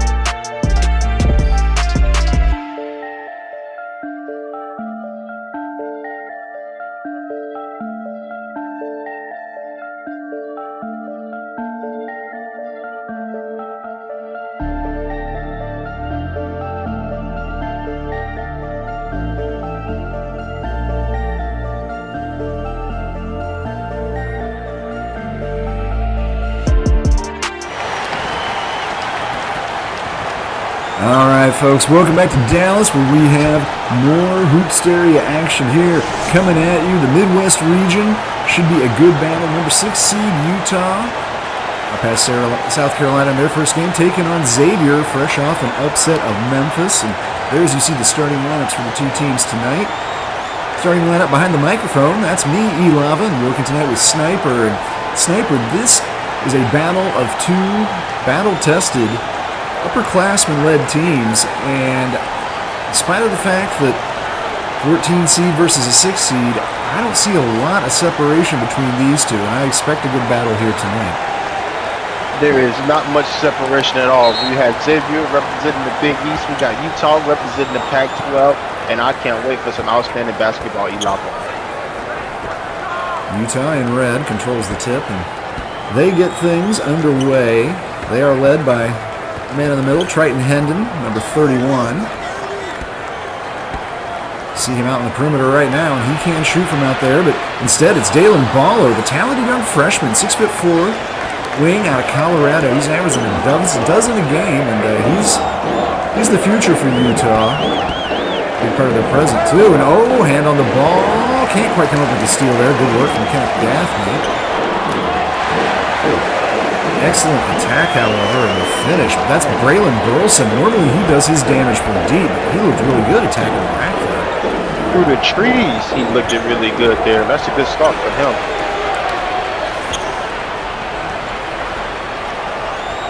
Both teams on the board. Good size on both these squads. Normally have an advantage against opponents because they both two stout players down in the post, but kind of canceling out here. Ball on the floor. Utah able to come up with it, but the shot clock just about gone. Oh, and a deep three. Rattled home. Was that Triton Hendon that hit that, or is that Darian Cutright hitting his first three of the season? I'm not sure. Is that Darian Cutright? Yeah, it looked like it was him. The fadeaway, everybody gets the chance to shine in this area, and that was his right there from the point line. The good shot. He had a ticking-time bomb, just let it fly and went home. You gotta love this area. It's just like, that must have been Triton Hendon because he's hit 90 from deep so far. Darian Cutright, none on the season before that. But things getting a little bit more up and down the court here for the moment. But more damage done on the scoreboard. Pressure being applied by both defenses, getting their hands on some balls and causing a little bit of chaos. Eating up time on these possessions. Yep, I think that's the game plan for both teams, to be as deliberate as possible on offense, to get the best shot possible. Because both teams know that both teams can score at a very high rate, but I think the game plan is to work through Hendon and work through Maccabee this game for both teams. Tough jumper there. Doesn't go, and Cutright pulls down the rebound. Nice move from Gaffney. Couldn't do anything with it, however. Pulls back for a three and gets it to go. Kenneth Gaffney, under 30% three-point land on the season, but Utah has got it going on from deep early in this one, and they're up 8-4. Yes, you're right. This Utah team is picking up where they left off again in the last round against the South Carolina team, where they absolutely looked fantastic on the offensive end. They're picking up right where they left off. Look at that from Xavier and Coach Sean Miller. That's number 3, Braylon Burleson, getting to the hoop again. And he's hit 86 threes, and he connects at a 42% rate from out there. Normally that's what he does, and some games all he does, giving him a very different look tonight, having Burleson attack. And he's a senior using that 6'6" frame run, but there is a charge. That's going to go against Burleson. Send things the other way. Good job, Gaffney, standing his ground and picking that up. Absolutely, and Burleson is no small guy. He's 6'6", 197. He's a big guard. So him getting to the lane against these smaller guards is something I think is going to be a focal point for this Xavier team. It's been effective for them so far, and they have a chance to tie it. Burleson gets it back, and you have to keep an eye out when he's got the ball beyond that line as well, because There's a lot of damage out there. Here is a three, and that won't go. That's Nolan Maccabee. I'm not sure we want him shooting threes this early in the game. Kind of want him, get him established in the paint, get him a couple layups or dunks. Well, he struggled with his shot from every level except the free throw line all year. Maccabee about 20% from deep. There's a long three. Utah unable to connect on that one. Hopefully coming back up with it. Good job, Utah, recovering on defense. And Wilson puts it on the ground. Oh, and Ballo reaches in. Unhappy with that call, but nevertheless going against him. Gaffney to the bench, and for Utah, Aiden Goggins, sophomore, averaging about 5.5 points a game, enters the contest.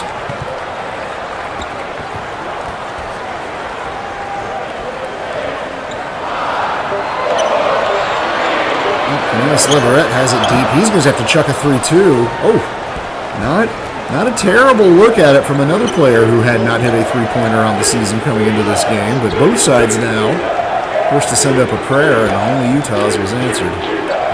Absolutely, and I didn't like that offensive possession for Xavier. They seem stagnant, kind of just passing the ball around, looking at each other.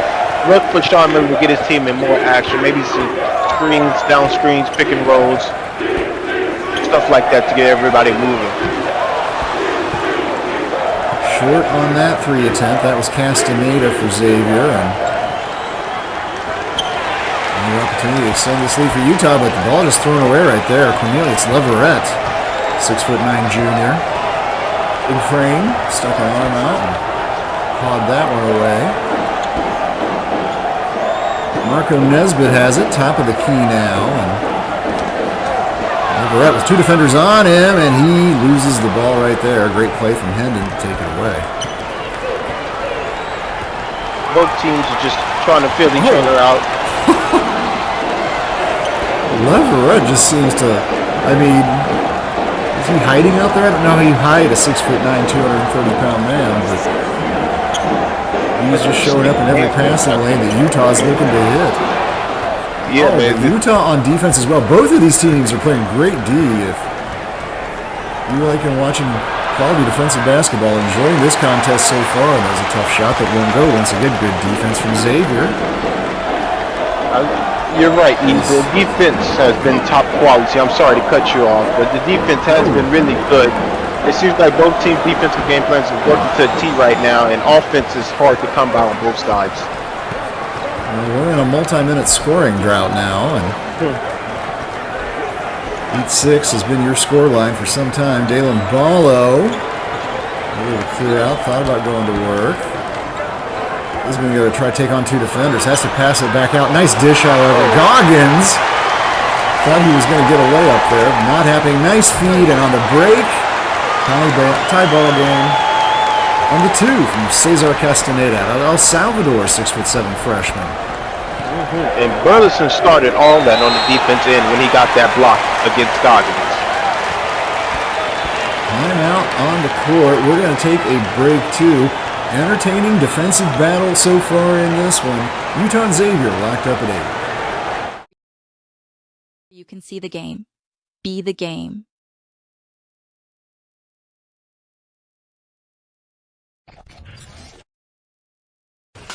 See the game, be the game. Kyrie Irving, Melo. What's up, Melo? Did you hear what Foot Locker is doing with the Week of Greatness? Dropping the freshest kicks as always. They're doing a lot more than that. Instead of using some big name athletes and celebrities in the commercials, they're using them to do some good in the world. Are you sure? Yeah, Kyrie is me. Carmelo, of course I'm sure. I need to call Anthony Davis. He's gonna love this. What's up, Kyrie? I just heard. That's super cool they're doing that. I know.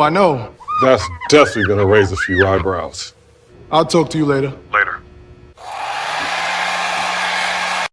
Yo, Porzingis, you hear what Foot Locker's doing for the Week of Greatness this year? Well, James Harden, I assume they're dropping more hot new sneaker releases than ever? Of course, but they're also using all the big name athletes and celebrities to do some good in the world. So instead of being in a commercial like usual, they're out in the real world doing good? That's cool. Using all the big name athletes and celebs to do some good instead of being in a commercial? Sure is a cool idea. or my name isn't Damian Lillard. Gentlemen, the open house is over. You'll have to be on your way. What? Don't you know who we are?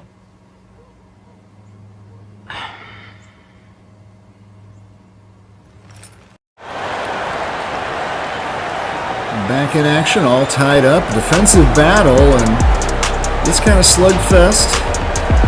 Sort of what we expected coming into this one. You know what else we expect? We expect if you love SimWorld that you're going to smash that like button, share it, you're going to tell all your friends about it, you're going to tell your enemies because that's how good it is. Spread the word. Get more people to join this great community. If you're part of it, you already know. I don't have to sell you. Go out and do that. Well, Sniper, let's see if I can sell you on a theory here. First 8 minutes or so of this game, been defensively dominated.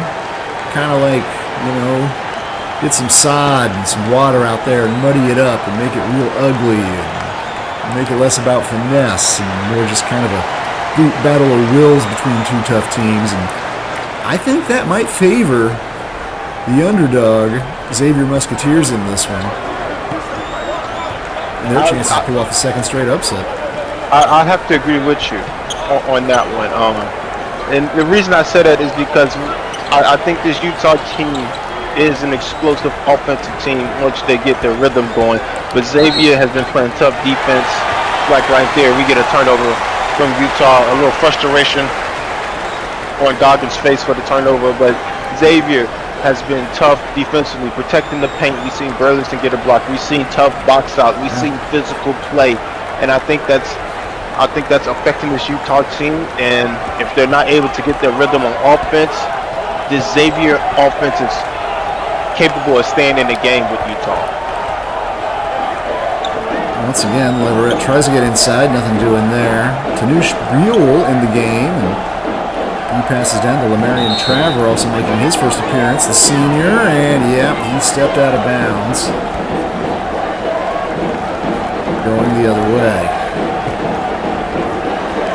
And you debuted this type of game, E, right? We're in Hoopsteria. It is the second round, and everybody loves nobody really loves defense. And I think that's what's going to make this game the best game of Hoopsteria so far. Is the accountability on defense that both of these teams and both of these head coaches have on this court right now. Like, there's nothing easy coming in this game, and I think that's what's going to make it great down the stretch, because it only gets amplified the later you get into the game, because emotions get involved. Seasons are on the line. Seniors last game on the U or in the U. That's what I'm seeing as this game is really slow and defensive minded. Utah connect on the third three. So far, Xavier unable to hit and can't do any better there. Traver leaves that short, and that's the difference early on in this one. Utah up by 3. Heading to the bench for Utah, and on the attack there, that won't go, but I thought they were going to call a foul. Instead, saying Xavier touched the ball last. I'm not sure how that either wasn't a foul or isn't Xavier ball, but play underway. That's how it is called here, and Goggins back to work. Cutright attacks to the rack, and hey, look, he can't just shoot threes, Darian Cutright. He can score inside, folks. There we go. He's showing the whole package today. He is. Corner three here from Xavier, all alone, and there they get one to go. Anish Buell, 32% three-point shooter on the year, connects there, sophomore out of California. A nice little spin from Cutright. Good defense, however, from Leverett. 3 on the way, and once again, Utah on fire from deep. And again, they're getting it from some players who normally aren't great three-point shooter. Goggins, just 27% on the season, but right there, another one for Buell, and another one in. Wow. The three-point shooting contest has broken out and disrupted our defensive battle here, Sniper.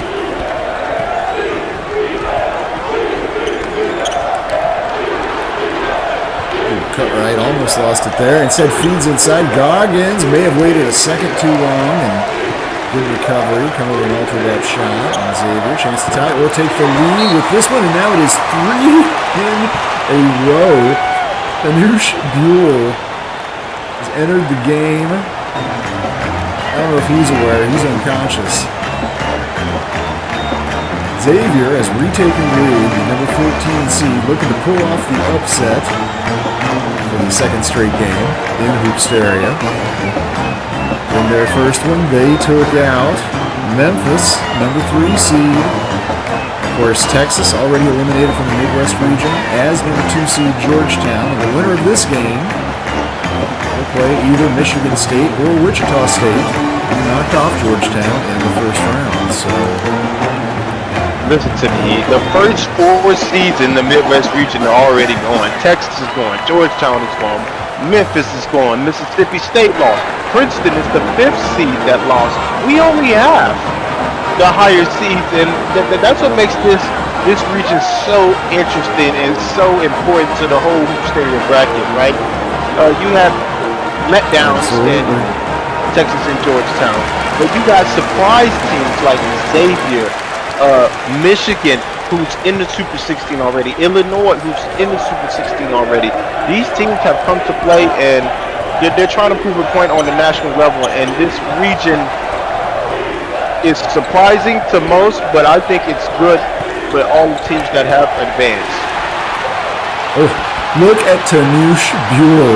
He is on a tear. Can't get that shot to go. Does come up with his own offensive rebound, however. Buell doing it all. 3 for 3 on threes. He's got 9 points. Just 3 minutes. And, there's a beautiful swat, however.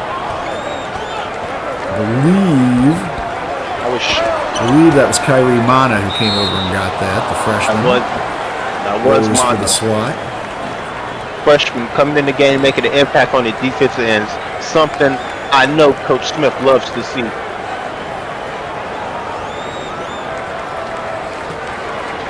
Just over 9 minutes to go here in the first half, and then defense, and then a sudden explosion from Xavier's Tanush Buell. Once again, the ball ends up in his hands. And the drive a little hard off the back iron, however. Tanush Buell averages just 4.6 points per game. Well, there's no time like the present to showcase your skills, especially on the second round of Hoopsteria. And Buell's doing a fantastic job of that. There was a great drive right there. Kenny Gaffney, 6'1" sophomore out of Arizona, averages 10.4 points a game. He's the floor general for Utah, averaging more than 4 assists per contest. Ooh, speaking of floor, ball's on it, and it comes up in the Utah hand. And a tough shot won't go for Mana.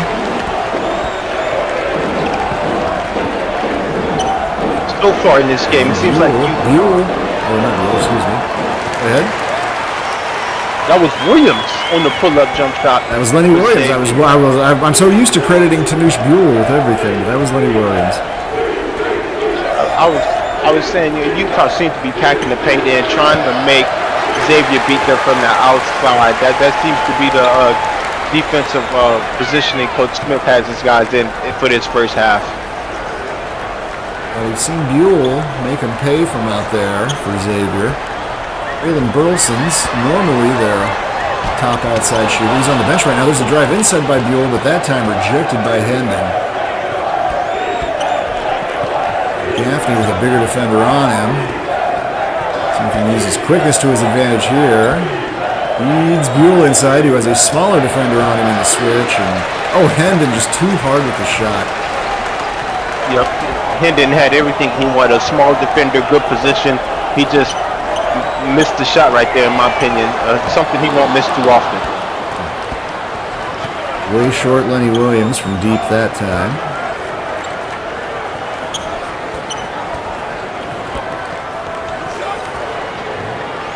Gaffney looking for something, but just has to back it out. Ballo tries to spin his way free. Nothing really there. Good defense so far this possession from Xavier. Gaffney, decent look, but couldn't get it to drop. And here come the Musketeers.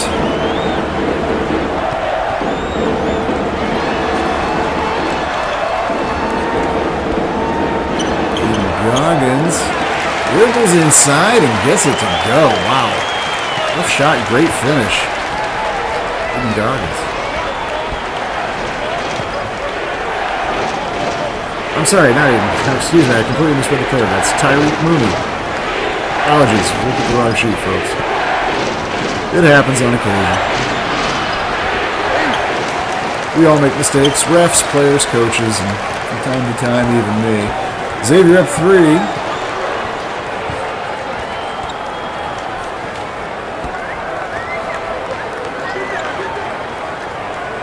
Gets it back over to Mooney. Gets it back, tries a long 3 duel, and a little bit of a heat check there, possibly ill-advised, and didn't go.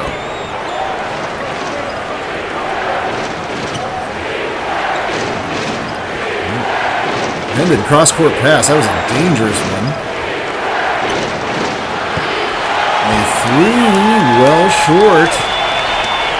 Everybody firing. That was Christian McKell this time. And again, he's a 12.3 point shooter. Clearly, Utah coach Craig Smith thinks he can get something going from outside. And he has, with some unorthodox players at times in this first half, too. But makes for some interesting viewing at times. Put it that way. Turn around from McAbee. Well, now he put it back. Shot clock winding down. The spin, the shot from Mooney, and this time it won't go. I think both teams have been very trigger happy from the perimeter in this first half, and I think it's the defense that's making them do it. Anytime anybody drives it to the paint or gets close to the paint, it's like a swarm of bees around them, and the ball gets poked loose. There's a lot of traffic. It's very physical, and that's making these players not want to even go to the paint on both teams, and now they're starting to rely or just shoot wide open jump shots. And I'm not sure if that's the game plan for both teams, but it's not working here in the first half. Sean Miller has put in a fresh 5 for Xavier, up by 3 with 4.5 minutes to go. Braylon Burleson back in the game. Lamarion Traver again, not a great outside shooter. Didn't come particularly close on that. And on the other end, somewhat predictably, Dalen Ballo able to take advantage. And see, that time Utah got out in transition, was able to get a wide open left. I would expect that Coach Smith seen that and was going to preach to his guys coming up in halftime. Hey, we need to get out in transition and pick up the pace of this game. Nesbitt with a little pull-up jumper, and a 6'6" guard out of Ohio, averaging 10.5 points a game. Gets his name into the score sheet and restores Xavier's 3-point margin.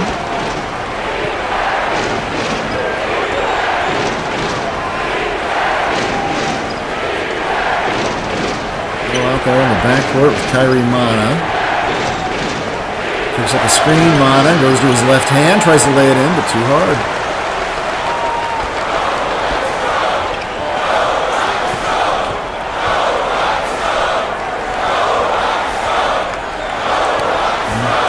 And Burleson. The threat from deep. A little bit stagnant on offense, I feel like, right now from Xavier. Drive inside, halfway decent look, but wouldn't drop for Nesbitt that time. Very stagnant offense from Xavier, but that's what they're known to have. They really hang their hat on the defensive end, and that's been their calling card all season. And I think that's the reason why they're winning this low-scoring affair, is because they've been incredible on defense, and offense comes when it comes for this Xavier team. That was a really pretty spin from Nesbitt, and he just couldn't get the shot to go. But yeah, you're right, Sniper. The defense from Xavier has been really impressive, to the point where a very good defensive performance by Utah also ends up a little bit in the shadows, and there is another miss. Cartwright couldn't get it to go. 2 minutes to go in the half.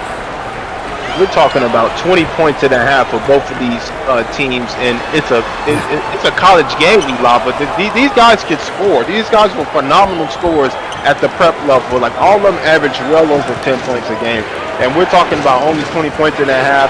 The defense has been incredible on both sides, and like you said, Xavier's defense Look is at this. over. There you see more of it. And Yeah, more of it even. and more, So yeah. It doesn't stop. The key for the second half might be which team can score or get a run going on offense or get some momentum. I was going to make the classic joke of I think they're kind of going to play the first one to 50 wins, but to be honest, but that's on fair. pace for 50 right now. Neither one of them. That's a fair point. There's a 3, and that goes. There, Kenneth Gaffney just changed your math slightly, although it's real borderline now. But that is, we're on pace for like a 49-48 game. See what the second half brings us. 1:08 left to go here in the first half, but defense is absolutely what has stood out here, and it's been shackling both squads. Utah shooting well under 40% from the field, but their ability to hit threes keeping them right in, with Xavier looking to pull off their second straight upset.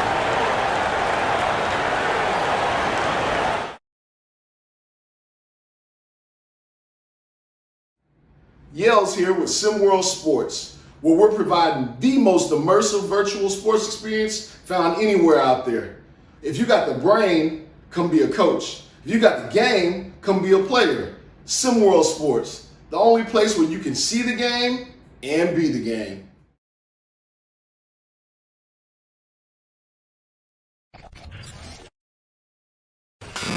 It's time to see the game, be the game.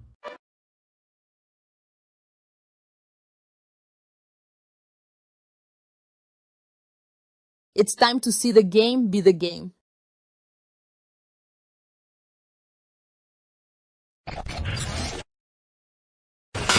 See the game, be the game.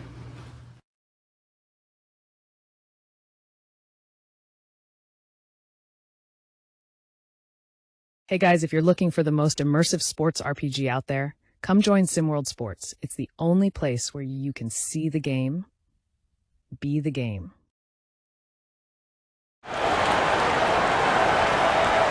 And we're back with a little over a minute to go here in the first half. We're right where we started, all even. Xavier ball. And Xavier still paced by Tanush Bell, who hit those 3 threes. In a very short sequence, 9 points for him. And there is a triple lined up, but not put down by Braylon Burleson. And I think Xavier really needs to get him going if they are going to pull off the upset here. And some good defense. Once again, another turnover. Xavier ball. Yeah, I'm not so sure if Xavier has to get anybody going if they're going to play this type of defense the full game. If they just can manage points here and there, then they'll probably win this game the way they're locking up the Utah basketball team right now on offense. It has been a great first 20 minutes of basketball from both teams. Trying to break the deadlock here, Utah. Shot clock down to 5. A 6-second difference between that and the game clock. And tough jumper won't go. Should be at least a half chance here for Xavier. Half court heave. Well short though. And 23-23 is where it stands as we go to the half. Boy, if you wanted a defensive battle, did you come to the right place? These two teams, both well under 30% from the field. Utah treading right on that 30% line with their shots. Xavier at about 37, but Tanush Buell hitting 3 3-pointers, and Utah going 4 of 8 from 3 behind the line. Really the kind of two standout developments, I would almost say, for these two teams in the first half, just decided the good defense that they're playing as a group of 10 men. Absolutely, Love. I couldn't agree. I agree with you 100%. If you want to see two master game plans at work, you're watching it right here. We're only 23 points on the board for both teams. I think whichever team decides they want to find offense first is going to win this ball game. Gaffney's got 8. Buell's got 9. Both teams have 23. Come right back after a quick halftime break.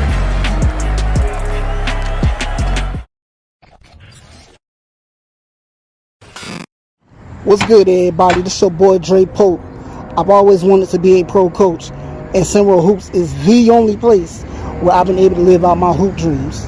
Sunworld Sports, where you can see the game, be the game.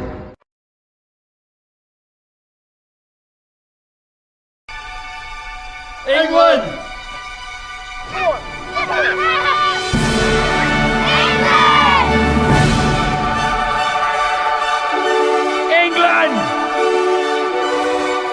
England.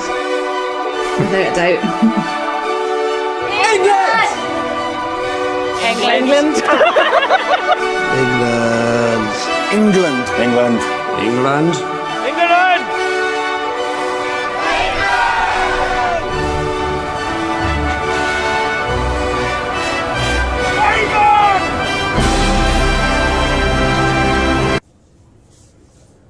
Scotland. France. Wales. Wales. Definitely Wales. Scotland.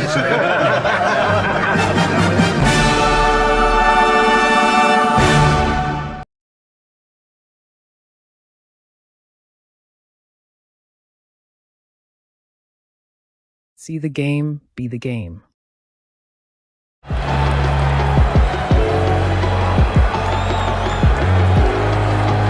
Second half just about to get underway in this one, and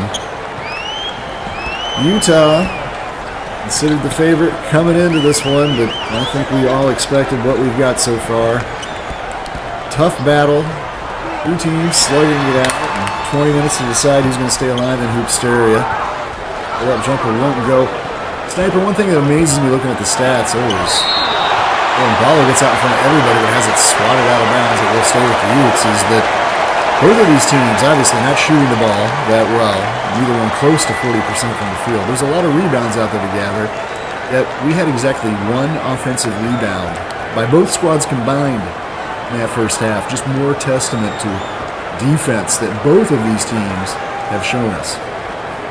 Yeah, it's a dogfight, and like they were saying, football, this game is going to be won in the trenches. And what I mean by the trenches, it is those rebounds, it is those loose balls, it is contesting every shot. This is not a pretty basketball game for either team, and I think that was said in each locker room at halftime. Each coach like, hey guys, this is not going to be a pretty win. This is the game we need to survive and advance, and we need to do all the little things if we want to have a chance to beat this team that's across from us. Another shot. We've had some two-squad short scoring droughts. Well, we're not going to start the second half with one after all. Xavier regains the lead. Castaneda with the bucket. Creighton Hendon, pretty quiet first half for him, but that turnaround is pure. Hendon, leading scorer for Utah on the season. That's his first bucket of the game. He didn't have a rebound in the first half either. One steal and one block, provided some defense, like everybody does. But everybody. It's safe to say everybody on the court can play really good defense. It's going to come down to which one of these stars on each team can score the ball. And one of my favorite quotes that I just made up at halftime is everybody wants to be Kobe until it's time to do Kobe's job. And that's what one of these stars is going to have to do. They're going to have to be Kobe and score against tough defense. Well, we're seeing more of that defense. Turnover leads to a Xavier opportunity, and second foul called there on Dalen Balo, and that will send Xavier to the line, and in the form of DeMarco Nesbitt. Nesbitt, a 62% free throw shooter this season. This could be a way to win the game as well, the free throw line. And a lot of games have been lost in Hoopsteria, but a lot of games can be won in Hoopsteria at the free throw line as well. Well, Utah yet to discover the free throw line in this contest. Xavier now 4 for 5. Or I'm sorry, 4 for... no, excuse me. Now 1 for 1. That's also their first. Oh, wow. First free throws of the game. So it's safe to say the refs will let these guys play, and it's real physical. And I'm not going to say they're playing without fouling, because that's not politically correct in basketball. No. Well, there's an open three, well short, however, and Xavier, chance to extend their thin lead. Nice step through and the two-handed dunk. Wow, suddenly DeMarco Nesbitt making his presence felt in this contest, and a 4-point lead for Xavier, and that feels like a big margin the way this game's been. Yeah, that feels like a 10-point margin, like you just said. Nesbitt showing off the athleticism. Looking to return the favor there, Kenneth Gaffney, but had his shot swatted away by big Cornelius Leverett. In the lane goes Castaneda, and the leader goes Xavier, suddenly up by 6 and establishing a little bit of control early here in the second half. Still a long way to go.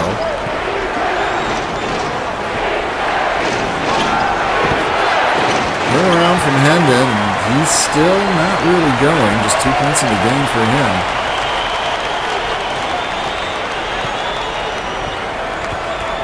I think it's going to be hard for him to get going if he can't get a couple layups or get to that free throw line. Right now, he's kind of settling for long-range jumpers and fadeaways. I think he needs to be more aggressive and make the ref call a foul for him. Shot clock winding down here, and that's a long three, but it's missed, but tipped back up and in. Cornelius Leverett having a decent little game out here. He had 3 rebounds, a couple steals, and a block in the first half, and getting active here, and Xavier's lead is 8, and another block for Leverett. It seems to me that Xavier's athleticism and defensive mindset is overwhelming this Utah's offense in the second half early. 8-point lead now. Scored them 10-2 so far in the second half, and that's a tough shot, but up and in. Maccabee has broken out to a 10-point lead. Let's see if we get a timeout here. Greg Smith wants to talk over. Yeah, he does. Oh no, they're going to call a reaching foul on Burleson first. I did not see that coming. I'm not sure if I like that foul from Burleson. Well, I was anticipating the timeout, and I don't know if he thought maybe they were going to get a timeout there, and yeah, no, they do. Figuring the opposing player would just sort of go to sleep mentally, maybe poke that ball out of there was the idea. Whatever it was, it didn't work, but whatever else you can say about Xavier, the second half has been working. They are up by 10, 15-37 to go in this one. What's that? That's a swear jar. Every time someone swears, you put a quarter in it. Who gets the money? I don't know. We'll use it to buy something for the office, like a case of Bud Light or something. Fucking awesome. You, Bob. You, Jim. Eric, I have a bag on line 3 for you. Can I borrow your pen? Can I borrow your pen? Will the owner of a white station wagon please go yourself? We're gonna go down there, and we're gonna some. We're gonna some. We're gonna do whatever we have to, because we're gonna some. Poop. Doesn't count. Shut the up! I am so proud of you, mother suckers. Here. Refreshingly smooth Bud Light. Always worth it. A little bit under 16 minutes to play. Xavier broken out to a 10-point lead. And doing it with defense, too. There's a foul on Maccabee. Just his first. But they've only allowed 2 points so far here in the second half to Utah. Utah not necessarily playing terrible defense either, but if they're unable to score, it's going to be hard to come back in this game. It's going to be hard to score 40 if they don't pick it up a little bit. Yep. I would call this a storm for the Xavier Musketeers. They stormed to this 10-point league, and not storm as in like a fast break, fast pace type of game, but the way the scoring has been going, they did score these 10 points very fast, in my opinion. Yeah, relative to the speed of the game, absolutely. And that was a tough drive inside, shot one go, and Cutright able to get another rebound, your leading rebounder in this game so far, Big Darian Cutright. Also hit his first triple in that first half. They could use some more of that. Cutright open for three maybe. Well, Hendon, more the main man down low, and picked up the foul, threw the ball up at the hoop. He will go to the line. But Wright and Hendon definitely need a lot more out of him if you're the Utes. Right now, it seems Utah is allergic to just the free throw line. I mean, every aspect. Well, often when it goes, it all goes. Hendon, an 80% free throw shooter as well. And he misses them both. He was way short on that one. This is a shook Utah team. Definitely shook. It seems like they lost their spirits, anything. And more inside. Cornelius Leverett, averaging 6.4 points, 7.4 rebounds. He is the top rebounder on the Musketeers. Block's better than a shot a game. I mean, he is a consistent, solid defensive presence, but maybe without absolutely setting the stat sheet on fire, although he is approaching double digits in rebounds, having a big impact on this game. Indeed he is, and like you said, some of the things that he's doing to impact the game doesn't show up on the stat sheet, and those intangible things that don't show up actually are the main reasons why teams win games.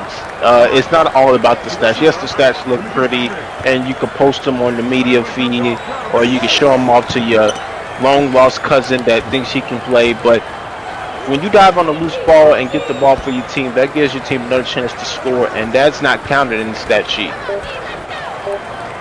Another chance to score here from Xavier. So we've seen 4 straight missed free throws by both squads. Oh my. It's a low-scoring affair, and there is a bad foul. That is going to go against Millen McAdoo, his second, and it sends Tyler Stevens, very, very quiet so far in this game. Tyler Stevens did hit a 3 in the first half, but he's going to get some free throws here. 65% on the year, has struggled a little bit from the stripe. I think this free throw line is the cure to this Utah's offensive disease, I would say. If they could manage to get to the free throw line and score points this way, they could work their way back into this game. And I think if Xavier's aggressiveness on defense continues to be this aggressive, they definitely have a chance to use the free throw line as a tool to get back into this game. Both teams leaving a lot of points out there, bouncing hard off the rim with the clock stopped. 1 of 2, now 2 of 3. Tyler Stevens, 5 points in this contest, and that does shrink the lead to 8.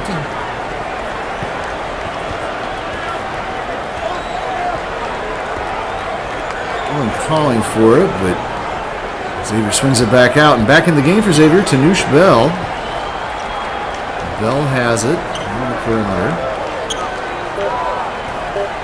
Gives it up, shot clock down under 5, and just going to have to force something here, and that is a long 3, and that is a hit for Tyreek Mooney. His 4th made three-pointer of the year, just 12%, so maybe that cancels out the Cutright 3 we had earlier in this game for Utah. That's a big shot for Xavier, and the reason I say that is because I don't think there's too many more possessions left. Oh, I'm not going to say possessions. There's not many more scoring opportunities. Xavier's really taking their time running the clock down, and if they keep adding on to this league, it's going to be really tough for Utah to get back into it. Oh, turnover here. Wow, and what a pass.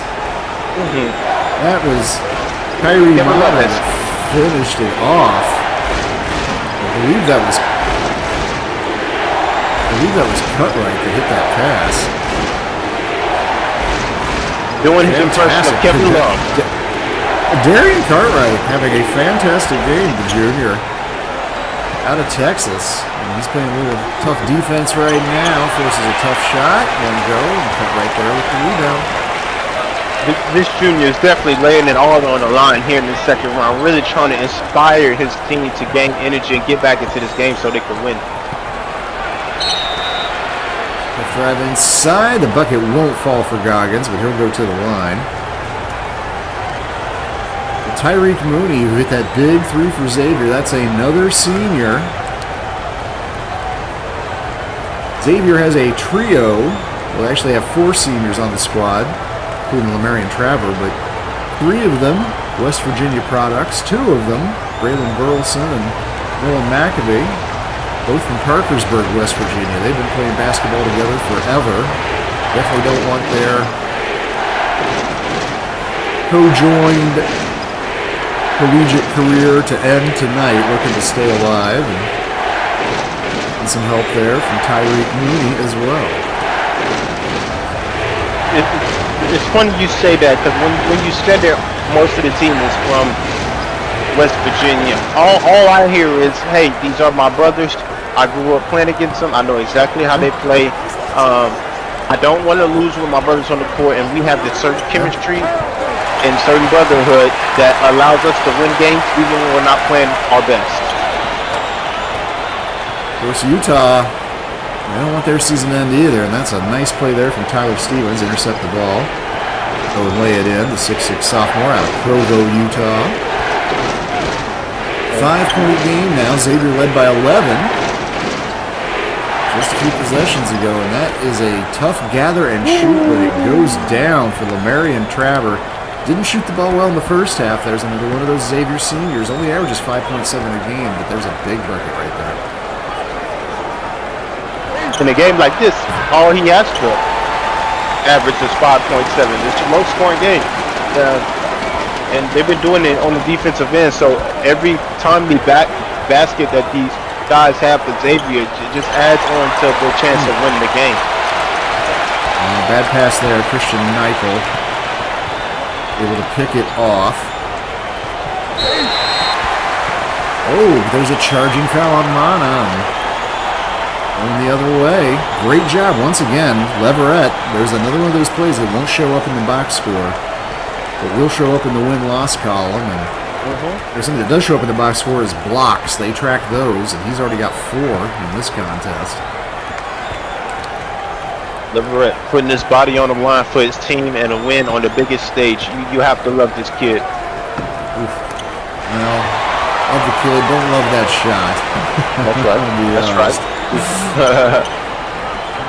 Not the fadeaway. No. Ooh. That's how the double team. Michael lucky to grab it. Gets it back in the painted area. Shoots it over 2 Musketeers. Can't get it to go, however.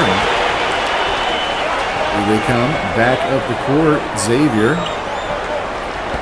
And Williams back out there with Kanish Buell, who has the ball right now. Swings it inside back to Williams. Can't get the shot to go, but Stevens does foul him. We'll send Lenny Williams, a 68% free throw shooter, to the line. Excellent ball movement for Xavier on that possession. Everybody was moving without the ball, and they were able to find the open cut towards the rim and got the foul call. Excellent offense from Coach Miller and his ball club. First free throw good.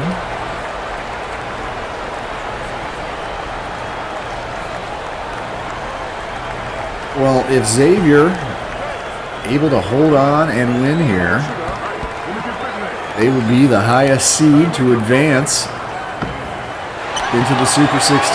Number 13, SMU and Michigan already punched their tickets, but no 14s, 15s, or 16s have made it through yet. Could be 10 minutes away from changing. with this type of defense, if this defense holds true, I can see. Oh my goodness! Another block. Leverett. Touched last by Utah, however. I'm sorry, by Xavier. So it's going to stay Utah ball. That's 5 blocks now for Leverett. Having a whale of a night out there, and big reason why Xavier has a 7-point lead. Time ticking away. It's 2 points, but 13 boards, 5 blocks, 2 steals, and an assist with only 1 turnover. You talking about impacting a game? That's exactly what Leverett is doing. I'm sorry if I mispronounced his name, but he's just playing hard. He's just playing hard out there. There is something that Utah really needed, but tough night for Triton Hendon, stuck on 2 points. 0 for 4 now on 3-pointers, almost a turnover.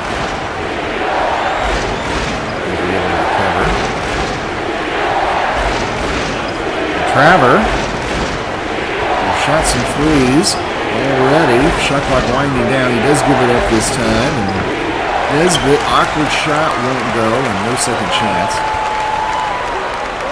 But they sure are making sure they use that full shot clock before they shoot. Points precious and time ticking away steadily here in Dallas. Xavier looking to pull another big shock of an upset. Advance to the 16, but there is a nice bucket. Tyler Stevens has provided a bit of a spark to this Utah team in the second half. They're having a very quiet first half. It is just a 2-possession game. There's a reach-in foul on Cutright. There's some changes for both squads. Castaneda coming out. Xavier. A 2-possession game that feels like a 4-possession game. It feels like Xavier is in full control of this game, and Utah is hanging on by a thread, just trying to stay in the game.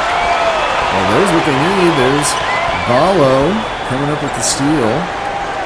Stevens calls for it, top of the key, swings it over to Gaffney. Gaffney gives it up. Tough step back 3, well short. That's not it for Utah. I mean, they have to find a way to get open shots, not these contested ones. Tough shot, and that time wouldn't drop for Burleson. Utah trying to push the tempo a little bit, but good recovery by the X-Men. And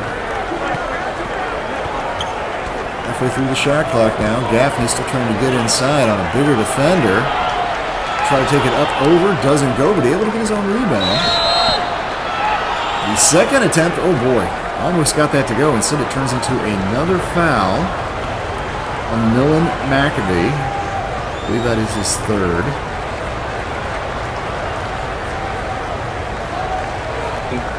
Gaffney may have got the foul call there, but again, he was still shooting a very tough shot over a very tall defender, a good defender at that, in McAbee.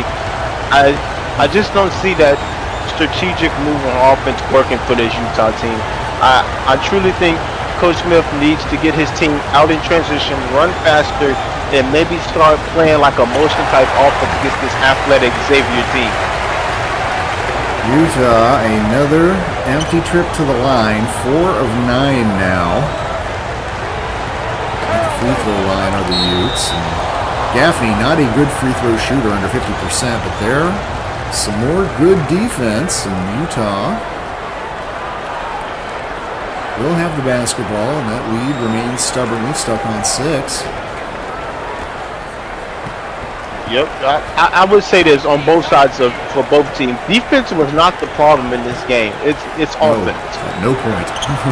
Ooh! All right. Terrible shot by Gaffney, but boy, did Leverett rise up to alter that.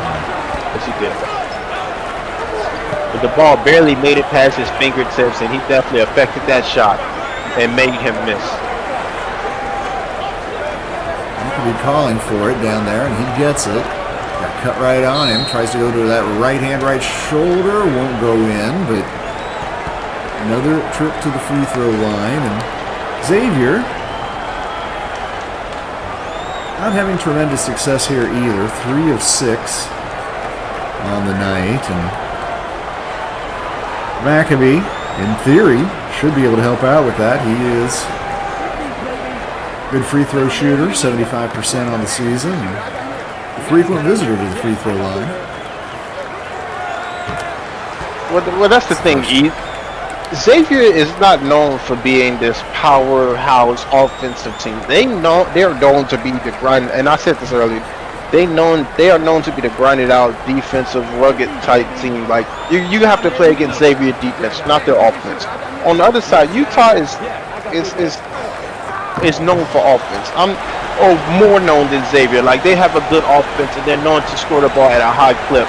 And tonight, Xavier has shut that down, in my opinion. But it's still 6 minutes left, and the league is not big at all, as we see a three-point shot. It's not safe. Kenneth Gaffney, tough shooting night overall for Gaffney, but he gets a third three-pointer to go. He's been pretty successful from outside. 1-point lead now for Xavier. Bucket here would certainly be very calming after that made three. Great position inside. Man. Could have got the foul. Maccabee ends up on the floor. Strong move from the senior. And he's back to 7. Hey, E, do you remember that quote when I was talking about Kobe Bryant and how players need to step up and score? Oh, yes. That was what Maccabee did right there. He scored against tough defense. Credit to that young fella. Fresh off his three-point success, Gaffney tries to go inside and get a bucket to go, but didn't work that time. But Gaffney has had the hot hand outside for Utah tonight, and they might want to call up some plays for him. Gaffney, just a 28% three-point shooter coming into this game, but 3 of 3.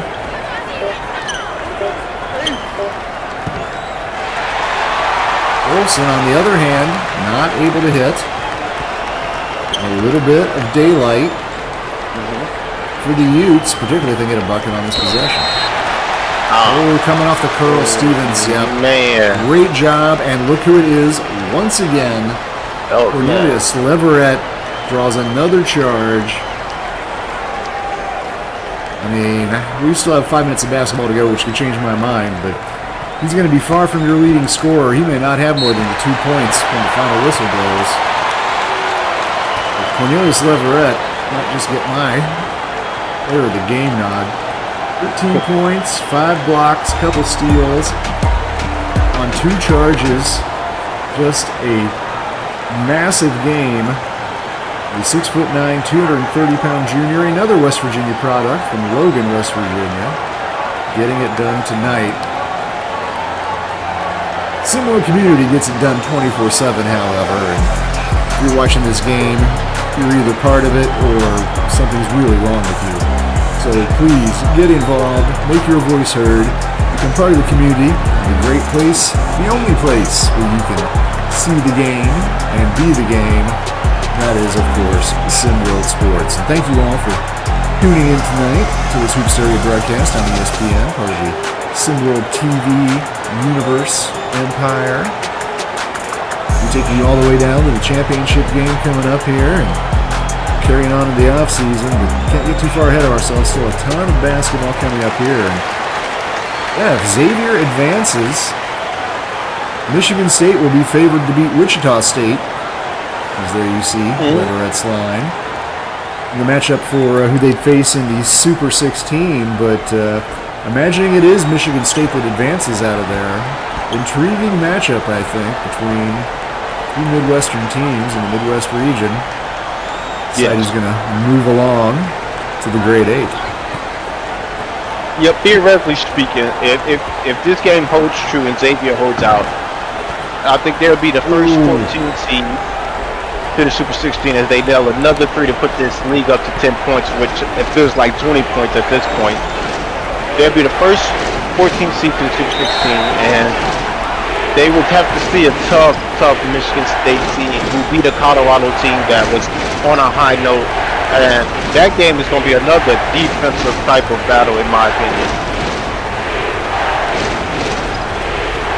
That was DeMarco Nesbitt who hit that long shot at the other end, and just kind of the story of the night.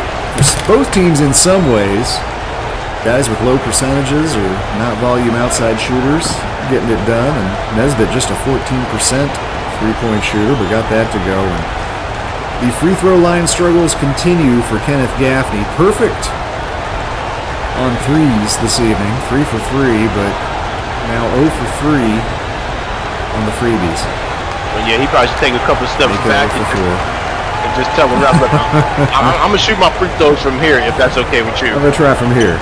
Yeah. A little too Braylon Burleson, just 4 points tonight.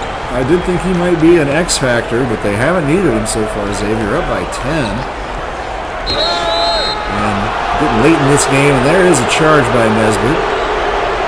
And there's more good defense from Utah. I mean, defense is what has kept Utah within striking distance for this entire game, and they are not done yet.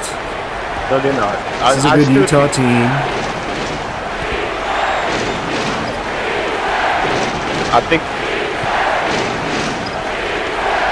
they need to.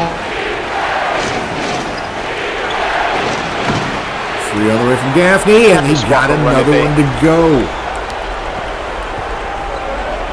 Wow. Perfect from deep. 4 for 4 on three-pointers, 0 for 4 from the free throw line. There's some scoregami from Kenneth Gaffney, and there's a critical bucket, and Marco Nesbitt has stepped up with a few of those late in this one. Xavier's still up by 9. 3 minutes and a half to go. Timely buckets for Xavier has been the key to them maintaining this lead. When Gaffney's gone inside, he's either got fouled, which hasn't been a good thing, or he's missed his shot like right there. And a little flip from Leverett, that would have been appropriate for him to get the kind of dagger bucket, but couldn't get it to go. Ray of hope remains for the Utes. Nice drive, Stevens, little pull up, and the lead down to 7. That's right. That's right. The time is now. If you did, there's no more looking back. Your season's on the line. You're playing for your seniors not to play in their last game. The time is now to be offensive inclined and really attack these Xavier Musketeers.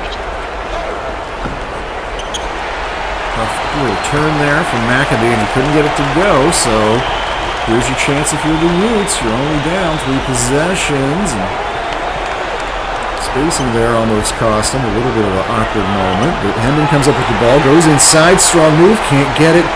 Great defense by Leverett to close him out. Absolutely. Head straight up, body went straight up and down. There was no point A to point B, so no reason to call a foul. Excellent defense. Need another stop if you're Utah. Keep some hope alive here. McAbee has it. Shot clock down under 5. The defense shoots over Hendon. Can't get it to go. And Leverett couldn't come up with the offensive board. Here comes Stevens. In a hurry.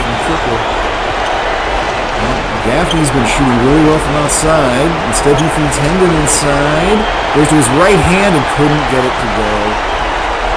This time, McAbee providing the defense, and 90 seconds now remaining in this one.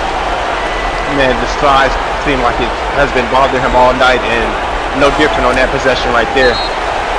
Great move. McMillan McAbee, the Xavier senior, says, I am not done. And my buddy Braylon, we got more basketball than us. Up 9, 1:22 to go. Xavier on the cusp of punching their ticket into the Super 16 and a date with the winner of Michigan State and Wichita State. Coming up after this one, Jackson State, 6th seed, taking on 3-seeded UCLA out west in LA. So Jalen Snow and friends, always entertaining to watch. And hey, I'll be watching that when UCLA is one of the 2 teams I got left in my bracket that I have going far. Iowa won today, that was good for me. I have them going deep. Same with UCLA. think every other team I've picked is busted, but those two give me some hope. So hopefully you'll be tuning into that too. Thank you for watching this battle here tonight. Utah and Xavier. Right at the top, Sniper and I said that we expected this to be a pretty even, rugged, trading blows kind of battle between these two teams, and it delivered on that and then some. Yes, it did. Just ferocious from both squads the entire way. There was never a point where the offense was ever smooth or easy for either squad. Hendon misses another. And for Triton Hendon, what's going to be his last game, the lone senior on the Utah roster, it's not been what he wanted. Just 2 points. 1 for 10 now. Triton Hendon. Well, you gotta give credit. Down, Xavier, no rush. Yep.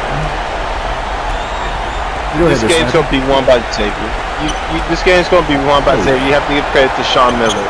He has had his guys on 10 on defense, and it really showed here all night. I mean, it felt like it was 10 Xavier men on defense every possession out there tonight. The way they was protecting the rim, deflecting passes, picking up charges, getting steals. Well, that Ballo 3 does make it a 2-possession game.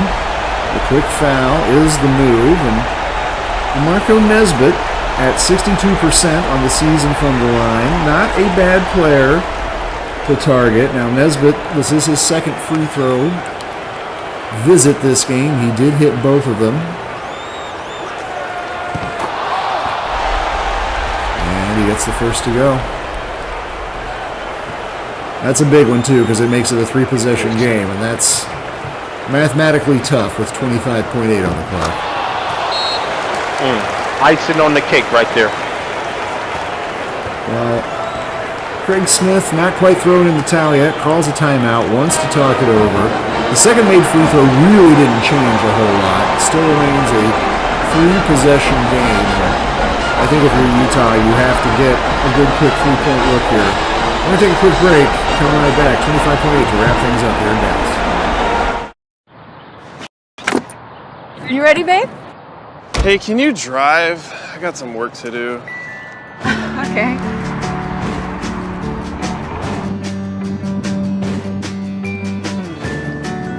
This place is sweet.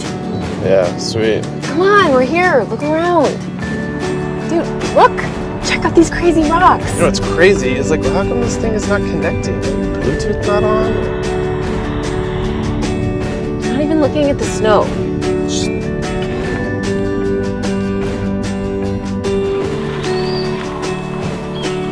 Well, we're home. Finally, I get some Wi-Fi.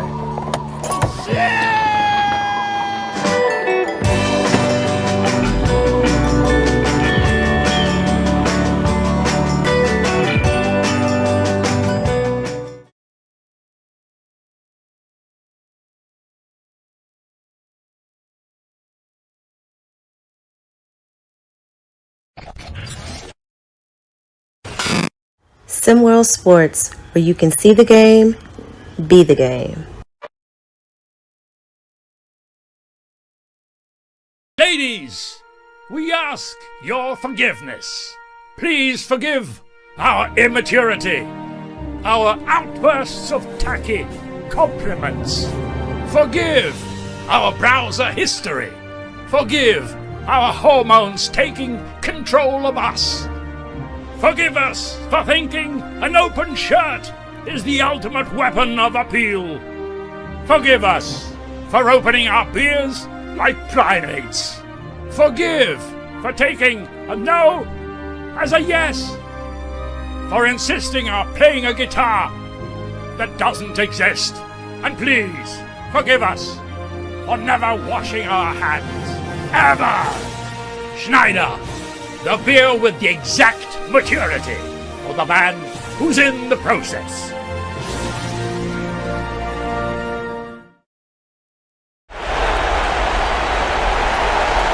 Just about 25 seconds remaining in this one. And it's looking like Xavier has punched their ticket. Tough shooting night. Aiden Goggins Oh. Creighton Hendon. Oh, man. Interesting result here, though. Okay. If there's a will, there's a way. Okay. Well, hardly any time coming off the clock. That's the most impressive thing. Timeout. Oh, there's just a timeout called by Utah, and I was just talking about the fact they haven't shot the ball well at all tonight, well under 30% from the field. Xavier hasn't exactly been putting on a clinic at just 37%, but not too late to turn things around, perhaps. Dying seconds of this one. Yep, and they're going to need a prayer and a miracle.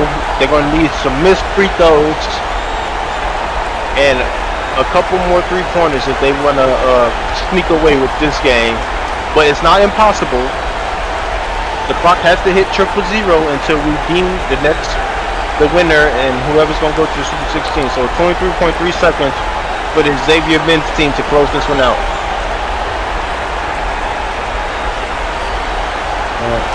For Utah, you're looking for somebody to foul on Xavier.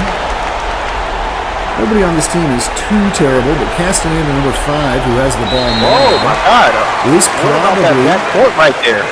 He was close to that too, in danger of that, but didn't catch that break. But just a freshman and just shooting 59% from the stripe. Cesar Castaneda, as this arena goes very quiet, eyes up a couple of really big free throws.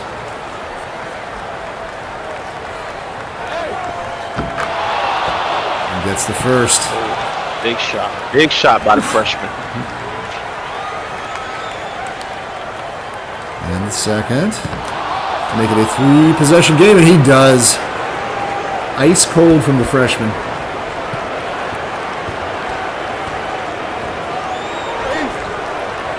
Looking for another quick triple to Utah, and they get it. Suddenly, unconscious from outside, Tyler Stevens just drained that one. They're not going away. Down to 4-13. No, they are not. They, as you're saying, and don't you go away either. Maryland and Villanova is coming up next, but we're not over here yet. Utah, they put Xavier's statistically first free throw shooter on the line with their last foul, and didn't work out too well. The good news is there's nobody you really want to avoid unless Tyrek Mooney's in the game. 88% free throw shooter for the Musketeers, but otherwise everybody in the 60 to 70% range for the most part. For Xavier, decent but not automatic. And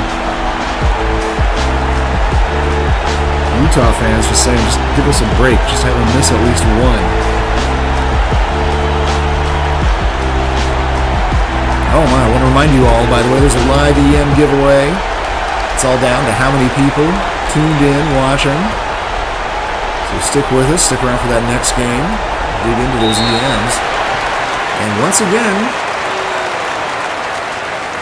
and I think that's by design, Utah allowing Castaneda to shake free.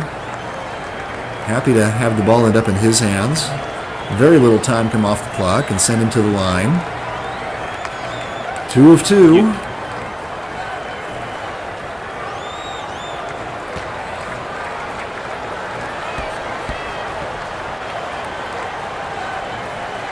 And the freshman lines it up. And he can't get that one to go. Here's a chance for Utah. Time running out. Got to get a shot off. Hendon has it. Oh, I think the coach grabbed it too much. Way too much time. That 3 wouldn't go. That is the first missed 3 of the night from Kenneth Gaffney, but it wouldn't. That made the difference in the end anyway. Xavier holds on and comes out on top in a 56-52 defensive slugfest with Utah. They are staying alive.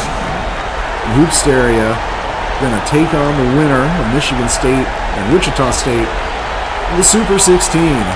The number 14 seed, the Cinderella. Shoe still fits for a little while longer. Well, myself, Elava, for Sniper, for everybody here behind the scenes. Yo, turn me up a little bit, huh? mine for you, mine. Let's go. Man, hold up, it's your boy Pretty Ricky. On this freestyle, putting it down for my city. About to get active, about to get some action. Hit the Galleria cause I live high fashion. Might hit the Zara, might hit the Louis store, then hit the Golden Goose. Shh, if you know, you know, never mind. I be dropping jewels like a 3-year-old. Call a Big Rod cause I need some smell good, bro. CB4, rappers be looking like Chris Rock. Big flop, instead of writing rhymes, you on TikTok. Mic drop, hit the paint hard like a body shop. Seen something pretty, circle back through the parking lot. Gave my salutations, she gave me her number. We hooked up for dinner. I began to wonder what we doing after. She said, I don't care. I said, cool, I got a brand new bonnet for your hair. It's going down.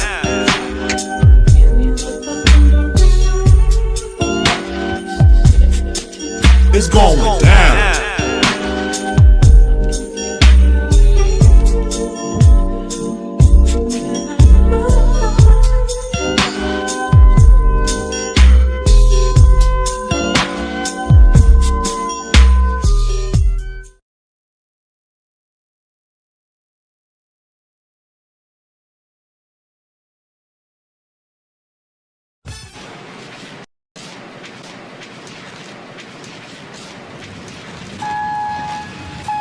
Going up.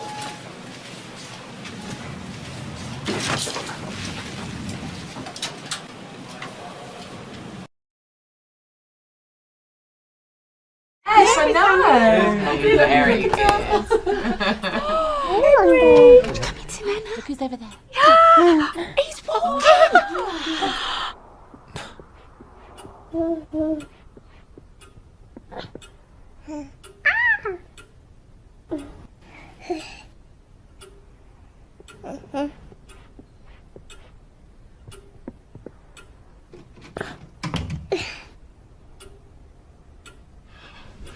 So,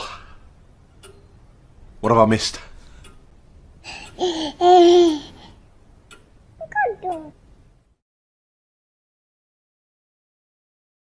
You start at ground zero and you build brick by brick until you reach the top.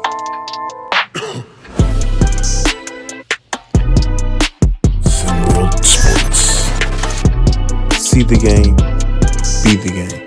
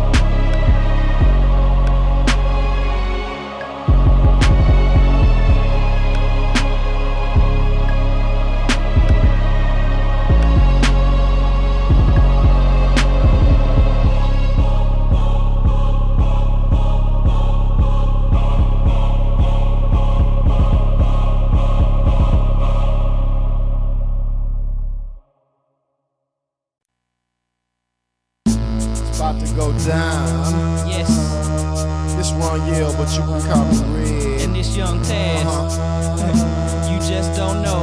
You messing with a porn star, so all I ever did was shine. I came out the womb with music on my mind. I'm at the front door, please open your gate. I told you I was coming, so why should I wait? You don't wanna test the skill. I can't be a player no more, cause the pimping is real. You should get to stepping. My lyrics so deadly, my tongue is a registered weapon. Place the bets and watch me kill another rapper while I'm on stage without breaking a sweat. You know who it is with the East Coast lingo. Dog collar iced up, so call me Blingo. Because I bling, yo, I get them all shapes and sizes. Black, gringo, and Latino. I mess with 8s, 10s be on guard, and I gotta creep with 6s to leave my mark. Yup. Born star, You can't get with us. born star, You got to show us love. born star, When we hit the club, we be popping bub. You should know what's up. born star, You can't get with us. born star, You got to show us love. born star. From the west coast to the east end, we here for a reason. 2004 is the year that a star was born. So I started Born Star, now the drama's on. This ain't no funeral home. It ain't the Terradome night. So many legs in the bed. It's like you looking at a spider. 25 lighters, no, just 25 platinum plaques on the wall. So the girls all pause like we was Sean Paul when I pour in the river. Like Ronye's such a dog, but he makes me quiver, shiver, and moan. I don't give a nigga his props. See the light from my rocks. I got a boat to the docks. I got it locked, but I still stay so defiant. See, I'ma rape the rap game like Kobe Bryant. I'm the #1 stunner like Stone Cold. My flows are bold like a bottle of Soko with ice. A young lady, I forgot her name. Said she schooled me to the game. A little brain, that'll be nice. Cause I'm a born star, You can't get with us. born star, You got to show us love. born star, When we hit the club, we be popping bub. You should know what's up. born star, You can't get with us. born star, You got to show us love. born star. From the west coast to the east end, we here for a reason. Blowing stanky danky with twanky ankies on a lanky thanky. Fucking with me, buddy, nah. Cause we on stars, we cop all the drops, call all the shots, we too hot to stop. Yes, no need to say no more. It's all been said, they call us Pillsbury cause we bringing so much bread. We know you feel this. You might dub it, but you gon' wanna cop the realness, cause you love it. We split these bars, we taking all the green like we stealing it from a cookie jar. So you better get your game up to par. While you figure it out, me and my crew is at the bar. And everybody know that I'm a wrecker, so expect her to get drilled like Black and Decker. So you better protect yourselves and make sure your CD ain't next to eyes on the record shelves. The name Born Star.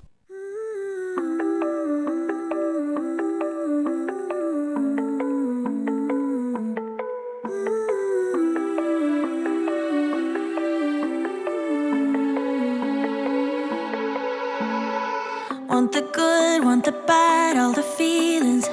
Want you happy and sad in between them. If there's one thing I truly believe in, ordinary love, ordinary love. I wanna oversleep in your shirt cause it's ours. Brush my teeth while you're taking a shower. If there's one thing I know, there is power in ordinary love, ordinary love. Don't you ever say you are not enough, baby, you're enough. So don't you be afraid and take a leap of faith. It doesn't have to be holy, holy. I'm not asking for a God, just as long as you show me some ordinary love.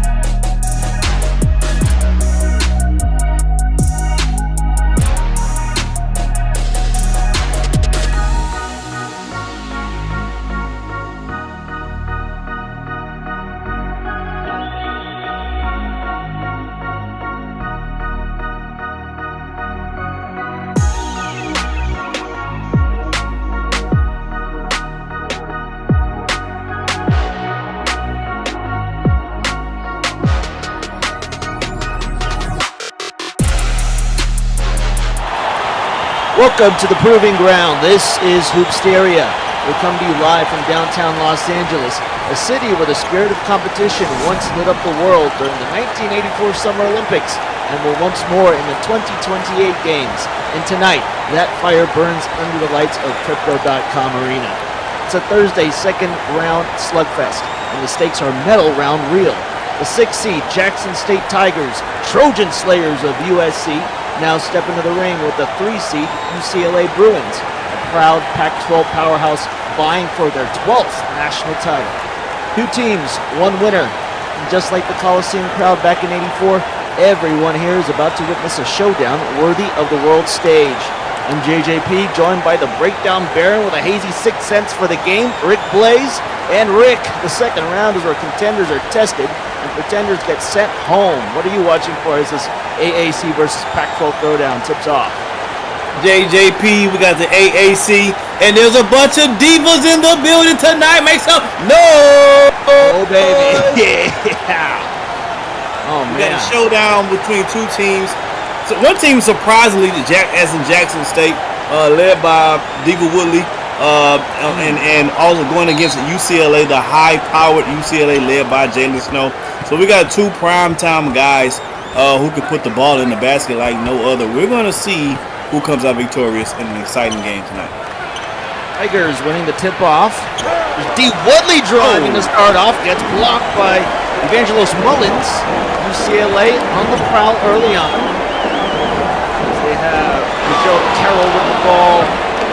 Now on the far side.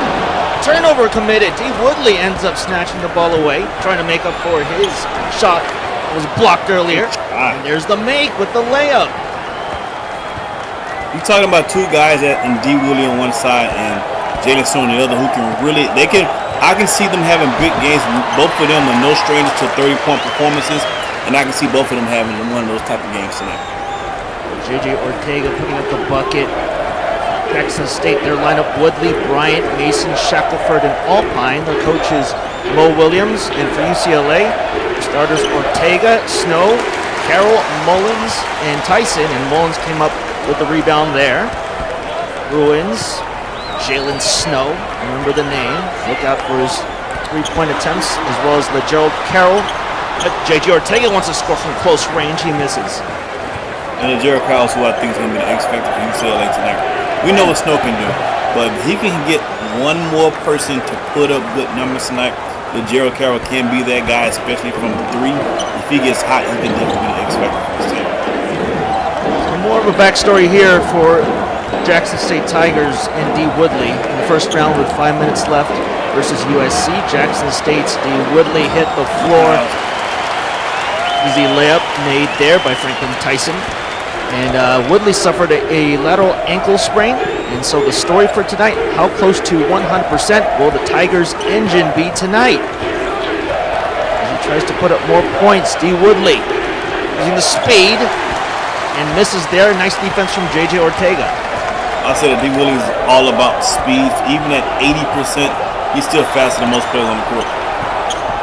J.J. Ortega trying to outwork D. Woodley, but UCLA recovers with 14 seconds on the shot clock.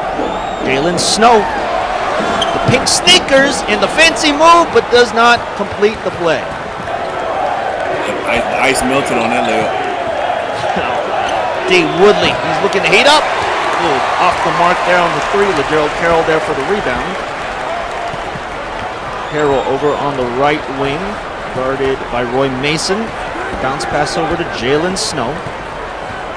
4-4 the score here at Crypto.com Arena. UCLA with home region advantage. There's the miss there by Jalen Snow. Is it a charge or a buck? What are they going to call charging? It's a charge on Jackson State. Roy Mason just channeling his inner football player there. Yeah, he pulled out his American Express, but they're not allowed at the game. That charge called up, sir. And a little comparison here between the 2 coaches, Mo Williams and Mick Cronin. 58 career wins for Mo Williams, shot caller for Jackson State. And Mick Cronin has 491 career wins. Yeah, but Mo Williams definitely kick his ass in a one-on-one game. good, yeah. Will Williams was recently in the SWBA. When did he retire exactly? I feel like it was less than 10 years ago that he had. It might. You probably maybe around 10, close to maybe like 2015, maybe before then. Actually, he's been settled in for quite some time. So for Mo Williams, his defensive identity is gritty and zone heavy, and his biggest strength is the underdog unity.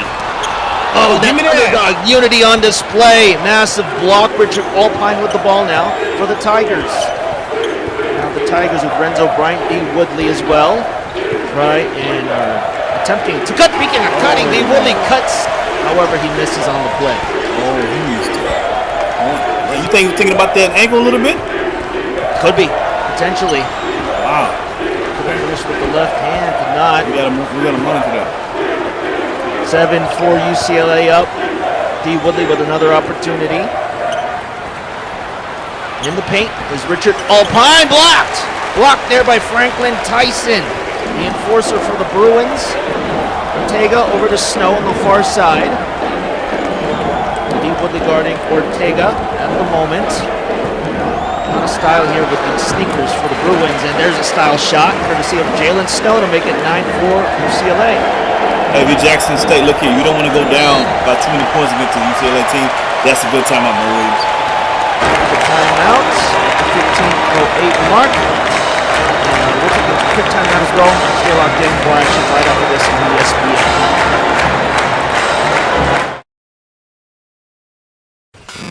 I'm CC Lyle, and I always wanted to be a pro coach. And SimWorld Hoops is the place where I'm able to live out my hoops dreams. SimWorld Sports is the only place where you can see the game, be the game.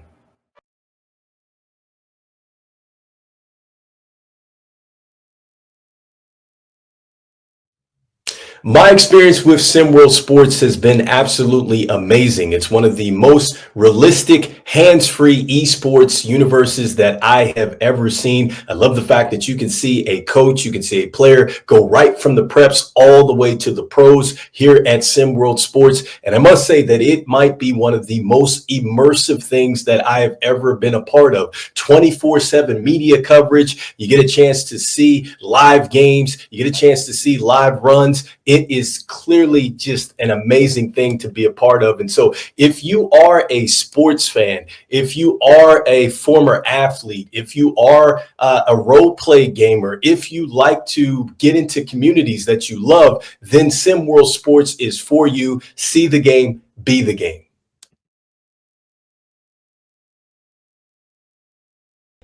Won't go. Rebound Bosch. Back out to Allen. His three-pointer. Bang! Now there's a steal by Bird. Underneath the DJ. What's this gonna be? Oh! Lead pass. Roll. Stop it! Stop it! Do not do him like that! Now goes to roll. Brandon, a three-pointer out front. Hit it! Yes, he did! Iguodala up the layup. Oh, blocked by James. Decide not to use it. Curry way downtown. Bang! Bang! Oh! LeBron James with no regard for human rights. Come down. Oh! Up high, down hard. Is this the Tiger?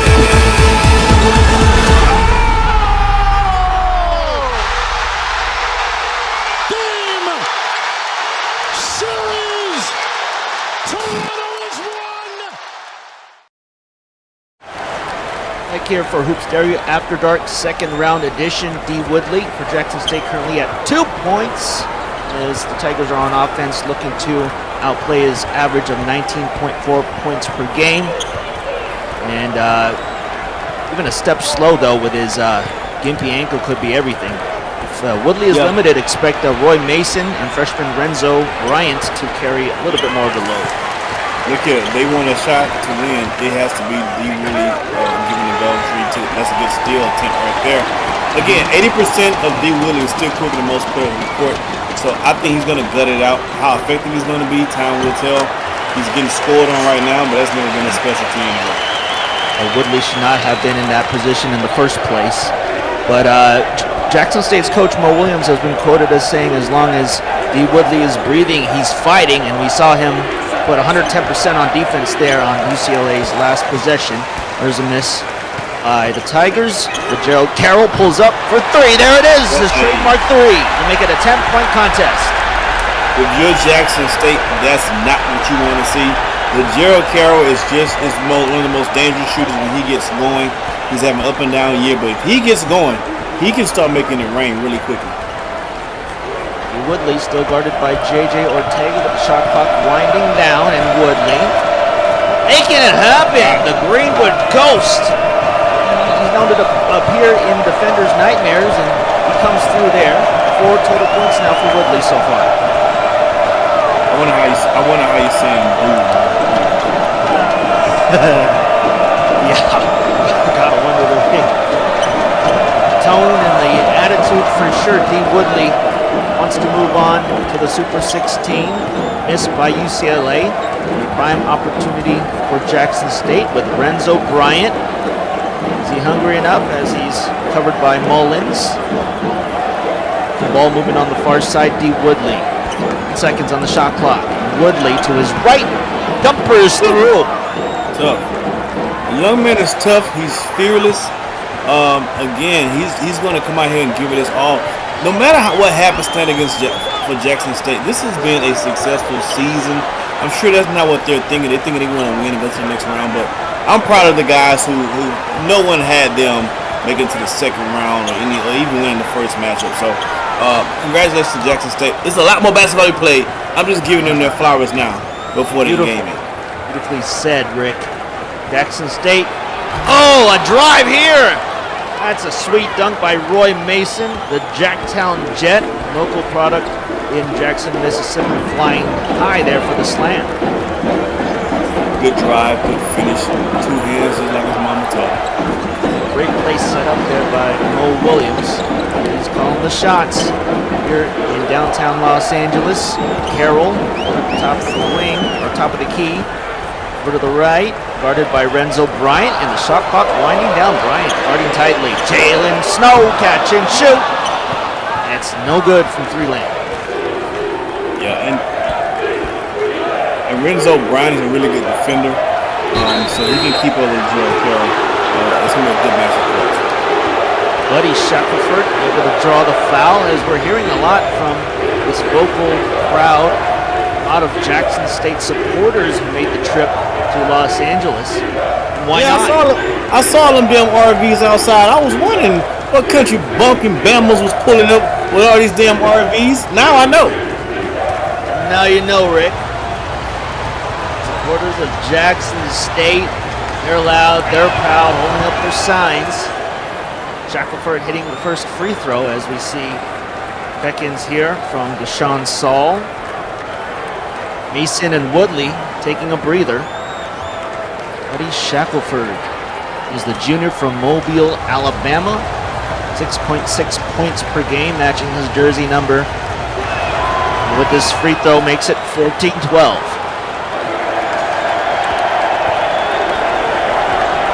We hear that crowd. We hear that JSU fan base. Yeah, the Bumpkins, the Bamas. You hit them. They go 3. He's able to silence the Tiger supporters temporarily. Bamas, say it right. Okay. Now, Jackson State. J.J. Ruff. And Deshaun Saul out there. Renzo Bryant moving to his right, and Harrell gets some contact with him. J.J. Ruff! Oh, nice! Shackelford! How about that, Buddy Shackelford? I was just going to say, this is when they get in trouble when D. Willie checks out, finding an extra gear for offense. But hey, throw it up top to the alley. That'll work. Oh, good move. Excellent move there to make it 19-14. J.J. Ruff now operating as the point guard with Woodley on the bench. Once he saw Woodley go down, he realized, oh man, it's a lot of it's now up to me. A lot of these minutes coming up here in the second round, and he's trying to make the most of his time here on the floor. Well, he might have said, damn, about time. Yeah. Catch and shoot now. That is Lane Kidd. Yes, sir. His initials are BK. Has it his way. A nice three. 22-14. Jackson State. Oof. Need buckets here. 9:57 left in the first half. J.J. Ruff. For the Bryant. 10 seconds now. J.J. Ruff with the bright red sneakers. Driving against Carroll. Carroll! Able to get a hand on it. Bruins in transition. Blaine Kidd scored a three. Unable to hit the layup there.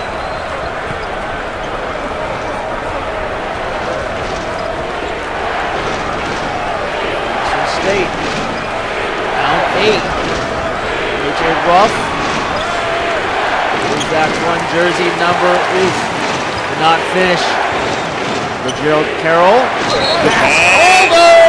Wow, they blew the whistle on Shackelford.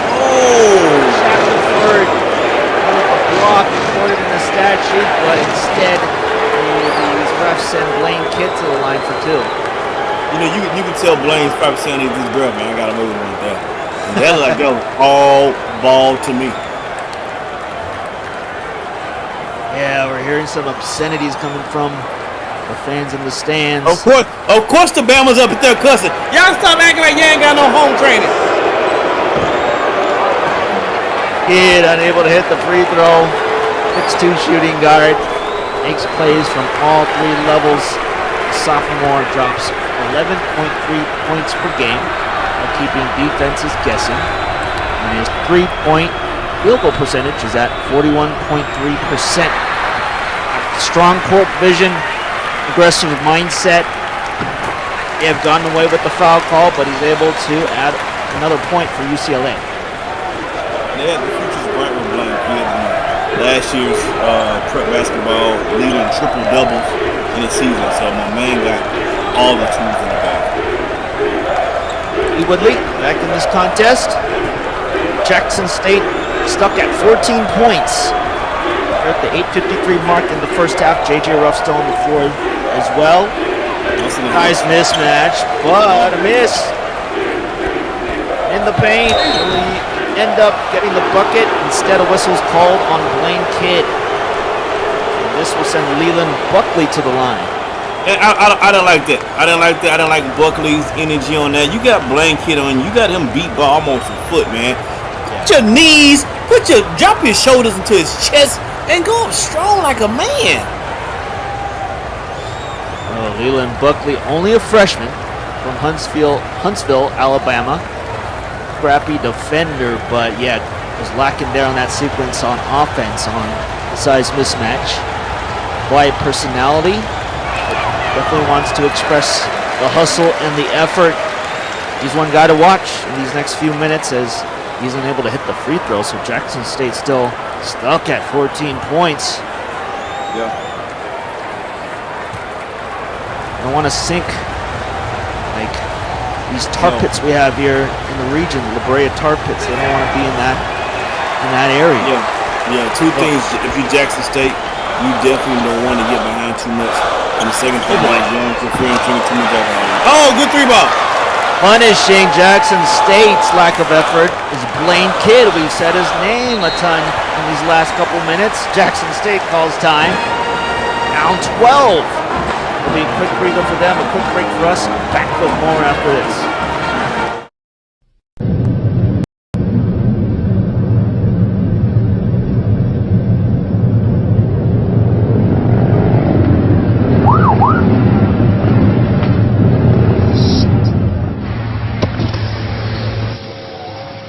Good afternoon, madam.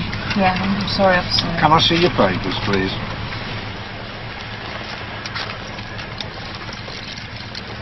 Hello. Mummy in a bit of a hurry, was she?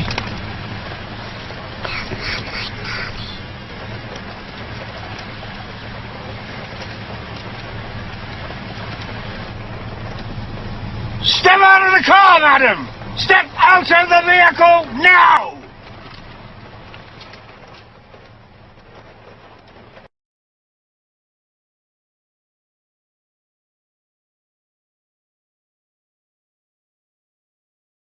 2 weeks ago, the world fell in love with Snuffy the seal, who washed up on shore injured and dehydrated. We now go live to Snuffy's triumphant return to the sea. We are just moments away from releasing Snuffy, the rescued seal, back into the ocean. And now you see it, Snuffy's triumphant return.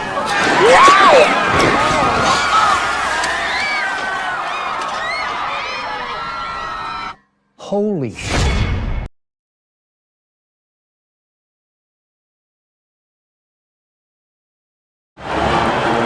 Back here on the floor, and UCLA currently displaying that prove it to your X intensity as they're up double digits on these Jackson State Tigers. No way. Danger excites me, but I can't fully enjoy it when I smell like fear and body odor, so I prepare myself with a manly scent of Old Spice Danger Zone.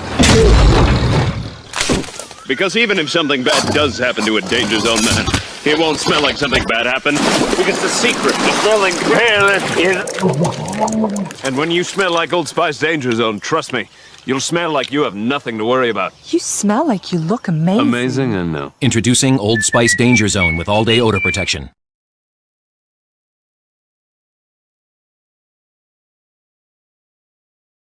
Hey guys, I'm Archie, and SimWorld Sports is the only place where you can see the game be the game.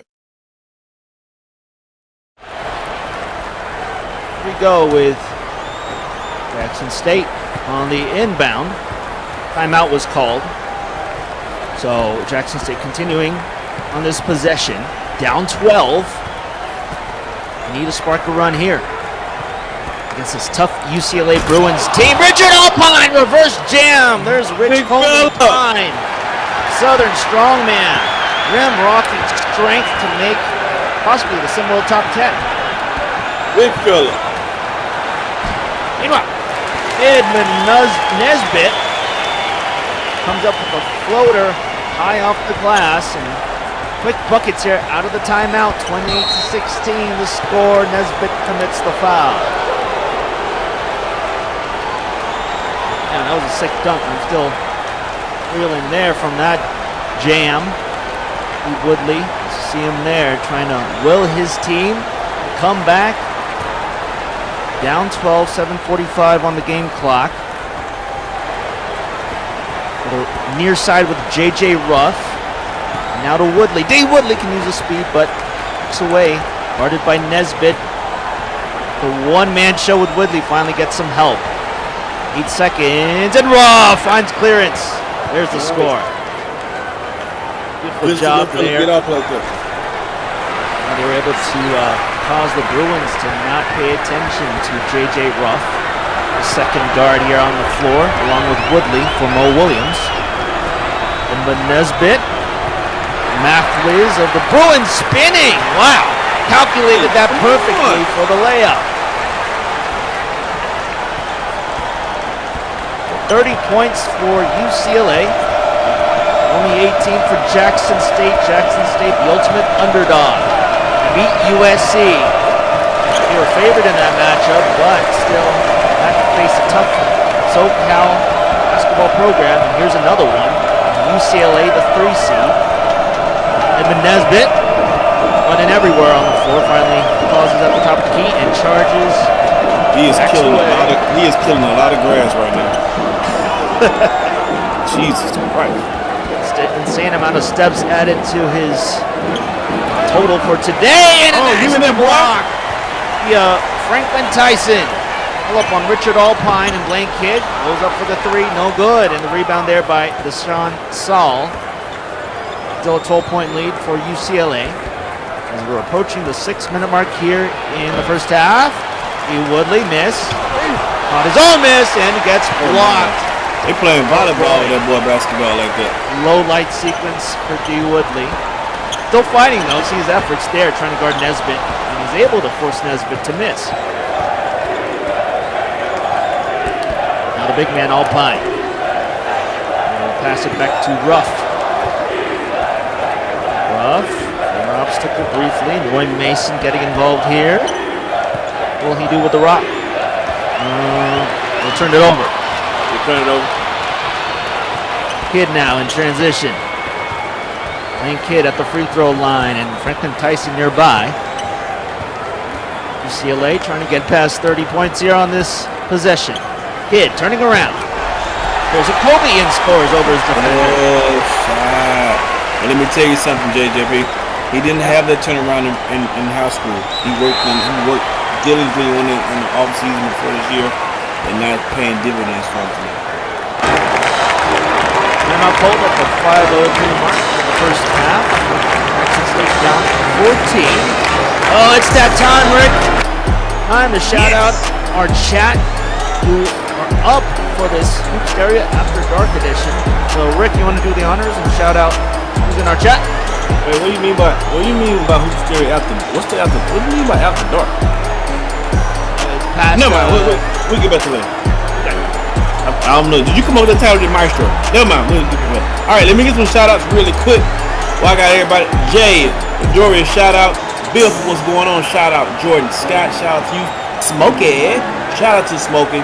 Shout out to Kai Killings. Shout out to Dizos. Beedry. Shout out to Steely. Shout out to I'm gonna. You know what you're gonna do. Shout out to him too. Shout out to B-Run. Shout out to Jordan Scott. Appreciate y'all rocking with us. No matter where you are in the world. You could be anywhere in the world, but you're here with us. 10 World Sports. See the game, be the game. Absolutely, Rick. Yeah, all of you watching right now, keep up the energy. We're looking forward to seeing you throughout the rest of Hoopsteria. Lots of action tomorrow night as well in the second round. Now here on the floor for this matchup, Jackson State UCLA, with the Bruins up 14. Mick Cronin in complete control thus far. B. Woodley trying his hardest. The gimpy ankle, not 100%, maybe 80% is the estimate. Was up for the three, he scores!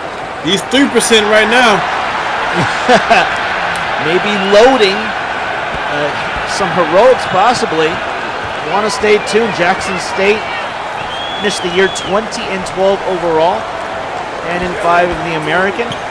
UCLA 21-11 overall and 10-4 in the Pac-12. They won the Pac-12, and they won it thanks to guys like Jalen Snow, who has hit a ton of threes thus far this season.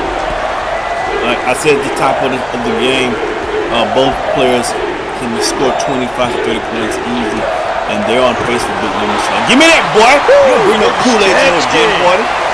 Angelos Mullins, the TikTok Tall-Star, he has 100K followers on that platform. Reminds me of Jared McCain of the Sixers in the SWBA. And he can definitely put up an edit on that block, and as well as this jumper fit to music. Yeah, more social media highlights for that man. Now D. Woodley trying to respond here with his team down 16.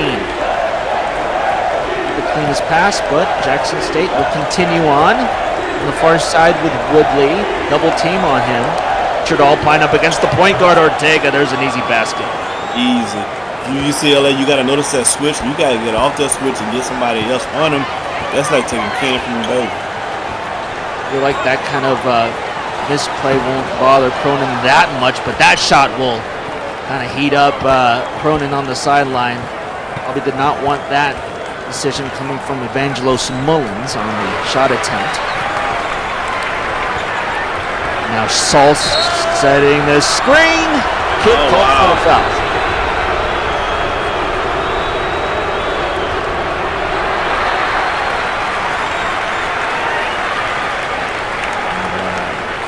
Foul called on the floor.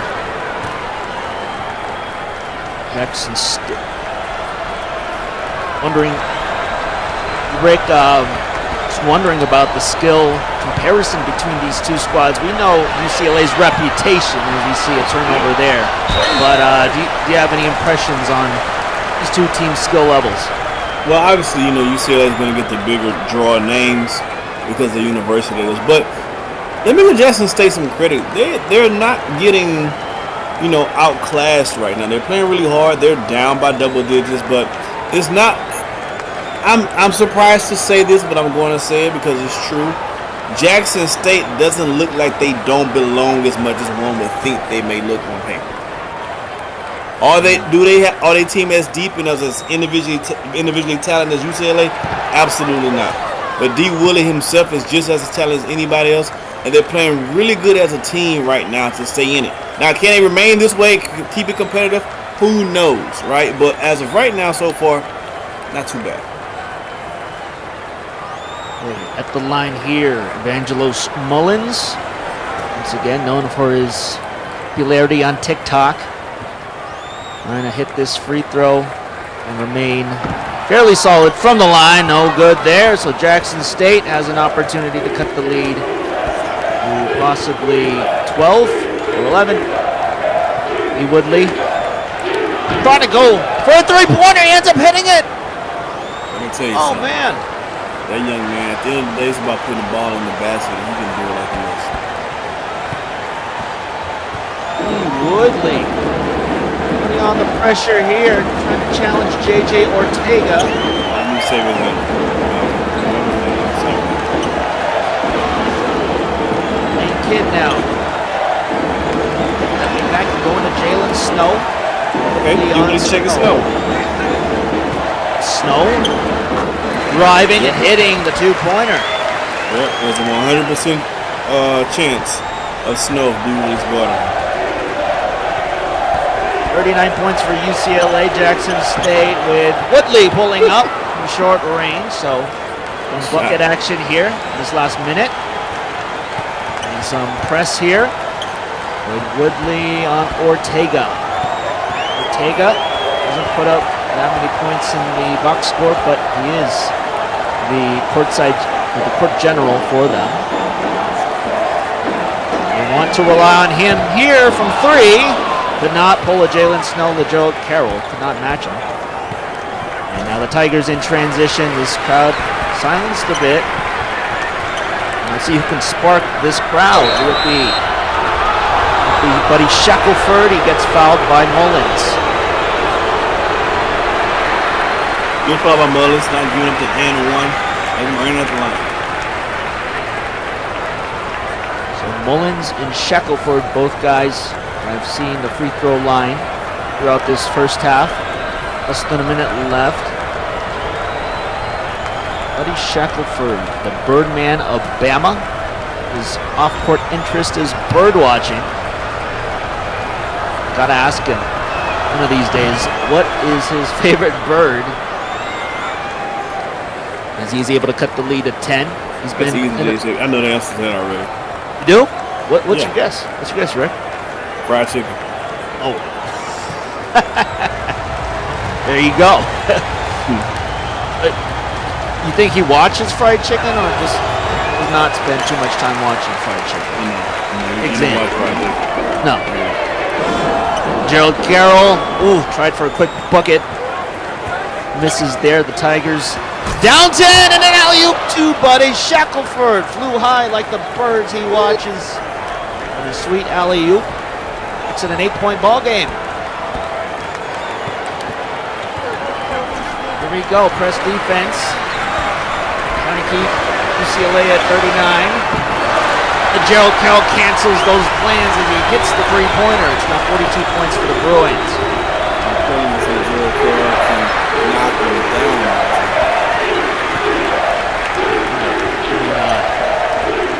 Gerald Love with the Love prefix. He may be top hooper here in this building. With the prefix Love, but Jackson State going high with the dunk in the paint. Sweet assist as well. On the finish was Leland Buckley. Now, if you're UCLA, you've tried a couple of times. You know, a couple of good runs. You try to put this Jackson State team away, but they keep fighting. It's a real positive for Jackson State. And UCLA, you want to make sure you emphasize that in the second half. There's some nice defense there on the final possession from Jackson State. They are indeed fighting, as they're still down by 9 points. But Rick Blaze, I mean, do you foresee Jackson State starting a high-quality offensive run in the second half at some point? You know, I think if they come out aggressive in the top of the first half to kind of catch UCLA napping a little bit, they may have a chance to cut this lead down. You want to get it down to about five or less. If you're Jackson State, you want to try to do that as early as possible before UCLA start to run away with the lead on this game. All right, see some highlights here from the first half. D. Woodley with 14 points. Blaine Kidd with 11 points. Jalen Snow has 10 on the night. And Woodley, if you're wanting to follow his stats from the field, he's 6 for 15 on that gimpy ankle. Yeah. And he's getting up, I assume, at least 25 shots tonight. Like, he has the ultimate green light. He's one of the few guys in college basketball who has the ultra green light.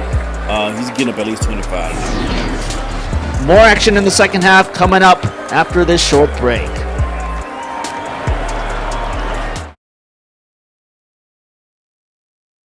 And it's time to see the game be the game.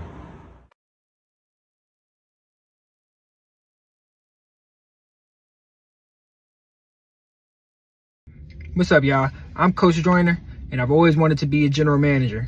The only place that's giving me that opportunity is SimWorld Sports, the only place where you can see the game and be the game.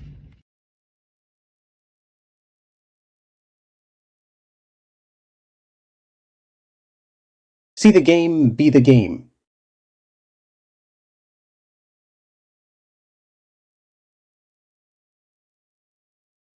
I've been a part of SimWorld Sports for over 2 years now, and it's been a great experience. There's so much stuff you can do, such as immersive media. You know, they have great media members, and they have people behind the scenes who do such a great job and put a lot of dedication into rooting this with realism. SimWorld Sports is the only place where you can see the game, be the game. We at Carnival take our mission to be America's most fun vacation very seriously. So I'm making changes at the top, effective immediately. Mr. O'Neill is perfect for the job. His unparalleled passion and unique business acumen are a tremendous asset. I need those numbers by 5 o'clock today. Duck. Goose. Just hit me on the email, Shaq@carnival.com, and 4 tickets will be delivered to your house first thing in the morning. Who is this? Have you not heard? No. Well, what? CFO. Oh, really? Want to know what else? Tag, you're it. Run! I'm excited for the immediate impact Shaq will make. Come in. President Duffy, I turned the conference room into a ball pit. Marco Polo in 15. Choose fun, baby.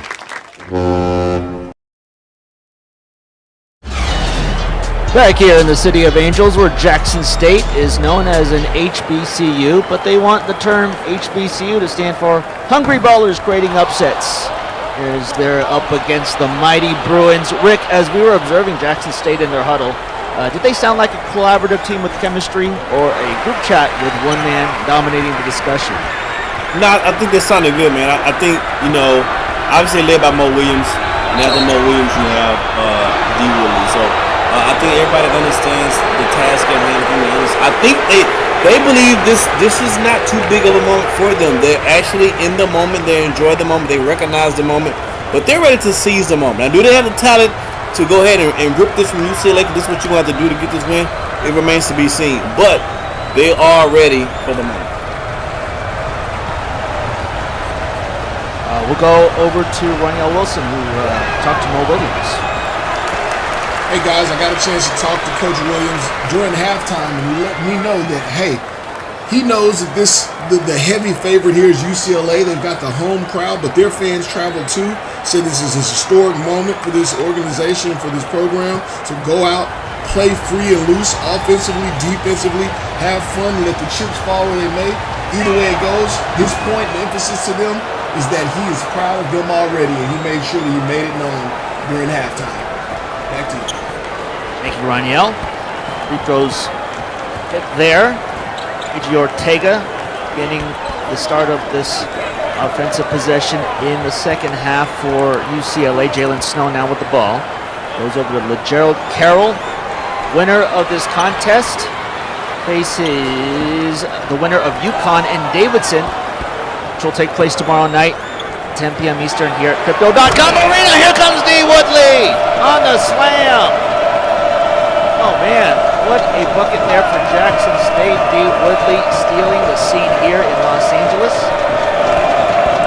Ankle looked fine there, Rick, on the dive. Look at everybody. You always feel better on offense. You don't start feeling pain until you got to get back on D. Alpine coming up with the board on the UCLA miss. Alpine trying to start off here. Matched up against Ortega. Could have done some work there against the point guard. But they do go to Renzo Bryant over on the wing. Now to I'd like to Alpine. see Rizzo get a couple of shots up. He's quiet most of the time offensively. I'd like to see if he can kind of get more a little bit. He's got nothing on the board in this ball game. And here he comes with the deep three off the back rim, and there's the wingspan of Franklin Tyson coming up with the rebound. Jalen Snow spinning and pulling up for a long two. He's short. Not the best shot decision. Shackelford grabs the ball. 6-point ball game. Jackson State. Front upset UCLA. Richard Alpine hounded, but able to pass it back over to a couple guys in Woodley at the top of the key. Screen. Pick and roll look like, but aborted. 7 seconds on the shot clock. Driving up to the hoop and scoring there. Jackson State make it a 4-point contest. Here comes defense with the pressure. Trying to get Ortega to stumble is D. Woodley. Jalen Snow. In the silence, Jackson State fans here in the arena, but he's double teamed. Go to Mullins. Wow, look at this defense hounding UCLA. It's a clinic so far. Nick Cronin, he's sweating on the sideline right now. Pretty much a wall here from these guys. Jackson, Mississippi. Oh, J.J. Ortega ends up scoring. All of that just to give up the bucket. Oh, Ortega don't give a damn about that wall. He climbing the wall. He's over the wall already. Ourselves a ball game here. Scrappy Tigers. The American up against the Pac-12 champs. Richard Alpine foul. Tyson commits his first foul of the night. And JB, I'll be honest, it's hard not to root for Jackson State being this close in the second half. You know they're the clear underdogs, probably the biggest underdog, well, one of the biggest underdogs left in the tournament. And so it's hard not to cheer for the underdogs because you see they look like they really have a shot and they really believe they can win this time.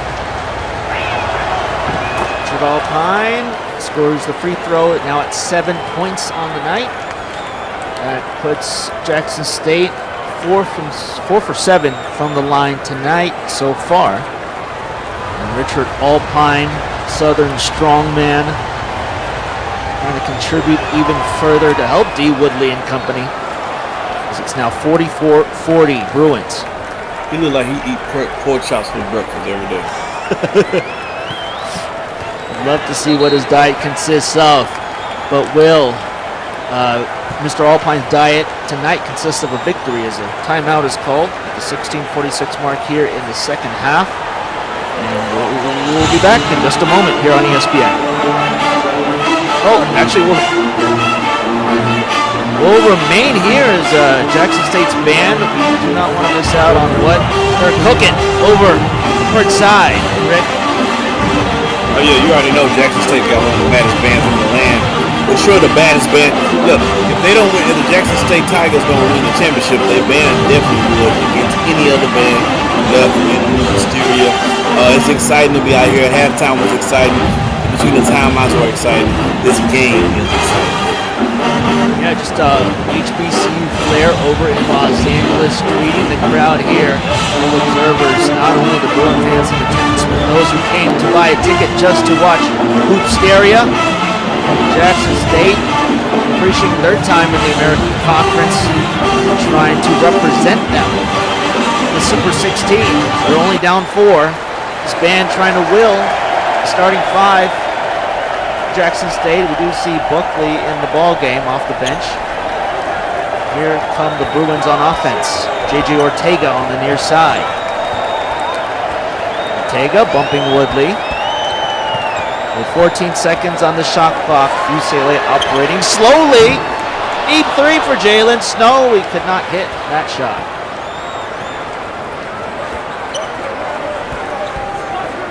Tigers trying to trim the lead. Troy Mason over to Leland Buckley.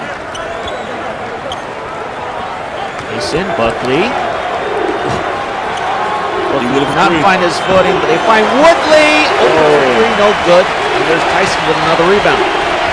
These Bama's would have came in blue if we hit that shot. Gerald Carroll trying to force his way for 2 points. No good. Rebound by Shackelford. Jackson State in transition. They're the 6th seed going up against the 3 seed.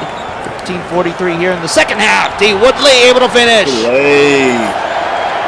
Just crafty. Really, again, D. Woodley at 80% is still faster than most players in Senior U, and he's showing it right there going to the backside. I don't really remember Mo Williams being a speedy point guard in his time in the SWBA, but D. Woodley seems like he has all the speed that Mo Williams didn't really exhibit in the SWBA, Rick. Yeah, Correct me if I'm wrong. No, you're right. Mo Williams is more of a shooter. He's probably most popularly known for playing with LeBron James, which I ain't mad at that either. But yeah, he's definitely a shooter. More for a spot of shooting than anything else. They do share jersey numbers. Mo Williams wore number 2, D. Woodley wearing 2 at the moment. They go to Renzo Bryant. That one is good for a long 2. Ladies and gentlemen, we have a Renzo Bryant signing. He is nicknamed Craven for his hunger to score and dominate, and Mo Williams wanting to see a little bit of domination from Renzo Bryant at this stage of the ball game. 47-44 the score. Bunch of passes here. Franklin Tyson. Oh, he stepped out of bounds. That's so unfortunate. Oh, Franklin Tyson committing an error. D. Woodley getting a breather. So we'll see how that comes into play. Don't tell me you got about 30 seconds. You better start breathing quickly. Yeah. Let's see if they can get some efficiency from J.J. Ruff, who's substituted in. Lee Shackelford over on the wing. Oh, a nasty block. Tyson making up for his turnover. Blocking Buckley. Now 17 more seconds for Jackson State as Mitchell Marison Cole checks into the ball game to replace Tyson. Been a fun one so far. Jackson State has been down throughout. Roy Mason over on the near side. 12 seconds. Enzo Bryant, here he is. Here's Craven. He's Craven a bucket, draws the foul, will earn some free throw opportunities. It's a good draw for the foul with your 2 points.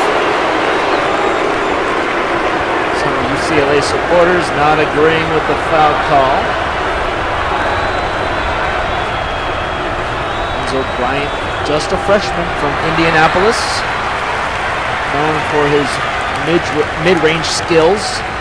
He was a former quarterback, so Coach Mo Williams wanting to see more of his passing IQ shine through here. Actually, the coach's favorite. That one tidbit stands out to me. I think he might have wrote that one in himself. I don't think Coach actually wrote that one. Might have taken over my notes. Yeah, that's for sure. Woodley back into this ball game. So Renzo Bryant, free throw good. Only 2 points is the deficit for these Tigers. Jalen Snow over to his teammate. Who's that on the floor? Nesbitt back into the ball game on the right wing. 16 seconds on the shot clock. Edmund Nesbitt, Sir Edmund, there for the score.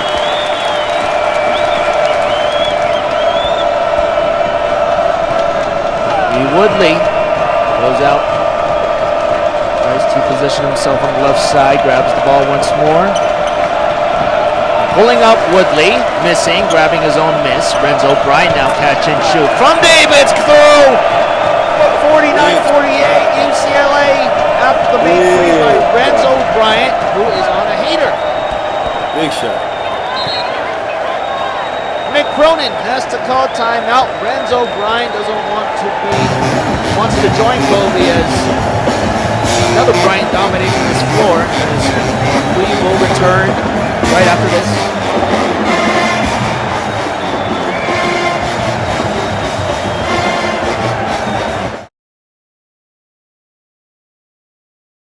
SimWorld Sports is not just a game. It's an entire world. SimWorld Sports, the only place where you can see the game and be the game.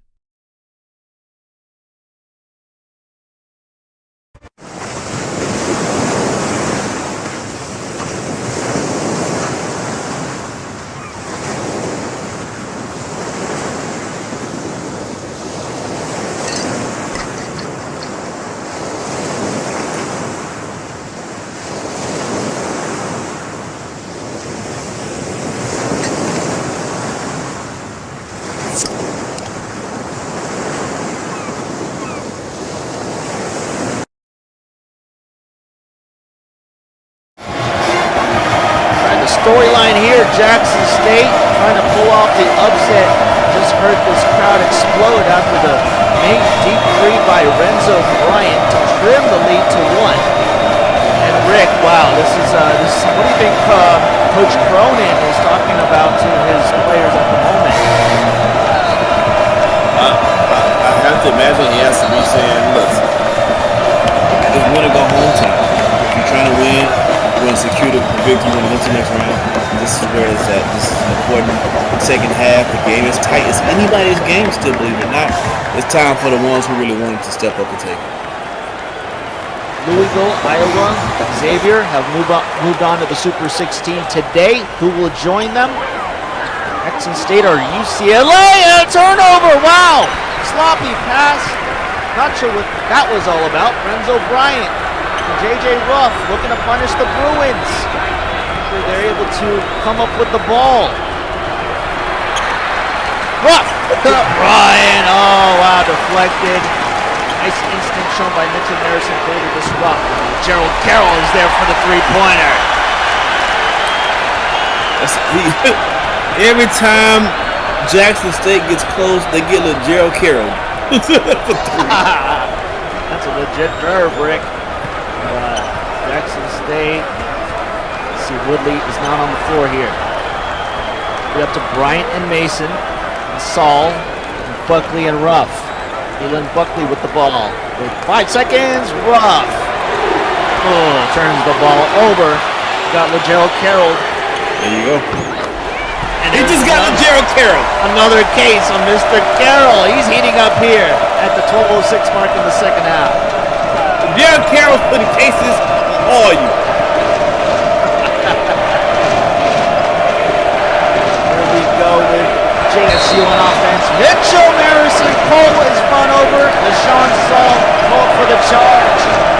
Williams getting away with it. He's complaining to everybody. He's complaining to me right now. Why is he complaining to me? To the ref. 7 points. His team is down by. LaShawn Saul committing an error on defense. And Kidd high off the glass, it's a miss. Renzo Bryant's there for the rebound. Renzo Bryant, he's not related to Kobe, but he's trying to put up some clutch moments while D. Woodley is on the bench. It's Renzo. And some contact! Whoa! Smash it through off the glass. Strong move, Renzo. 55-50 our score. Nesbitt at the top again. Gerald Carroll, he was open. You just got a Gerald Carroll. Jackson State defense exposed as Carroll, still the leading scorer for the Bruins. J.J. Ruff moving to his left. Sent over to Buckley. Size mismatch. Oh, and Buckley still able to hit from point-blank range. Wow. Nesbitt, the mathlete for UCLA, decided to go to Blaine Kidd. Feels like he's maybe more efficient. Tries to put up moves. And out called on Buckley. Sends Blaine Kidd to the line.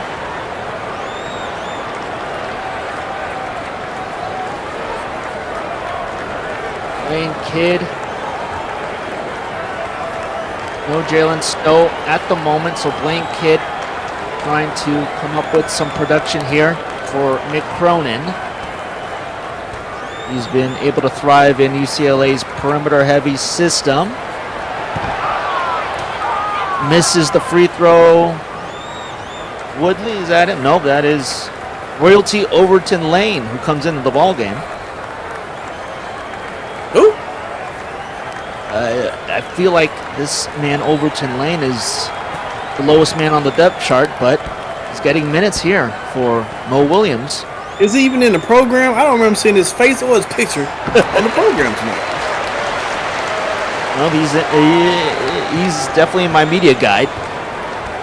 Overton Lane trying to maybe score some points for Mo Williams, but it'd be up to Renzo Bryant perhaps as he's leading the path. But now Overton Lane is with the rock.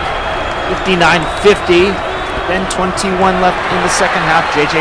Ruff trying to shake and bake his defender. Could not finish. And coming up with the rebound is Samai Domingos. Lane kid over to Nesbitt.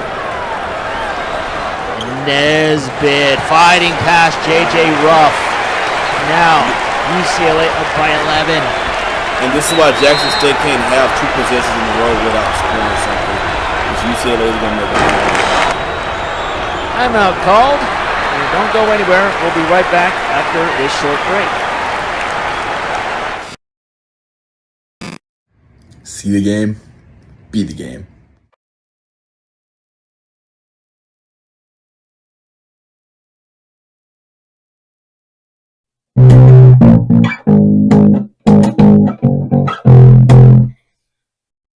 Hey, you know the deal. You know it's your boy Maestro. Just giving you a chance to say, hook up with us here in SimWorld Hoops.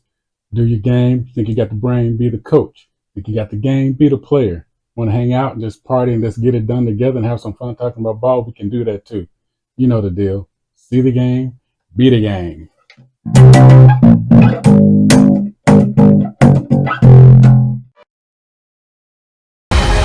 Do you have the mind of a coach?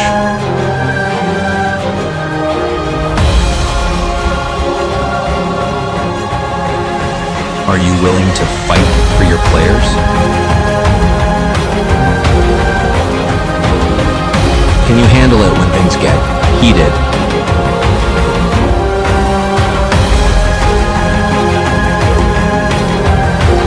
Can you manage your star player's ego? Can you handle the stress? Can you become a legend?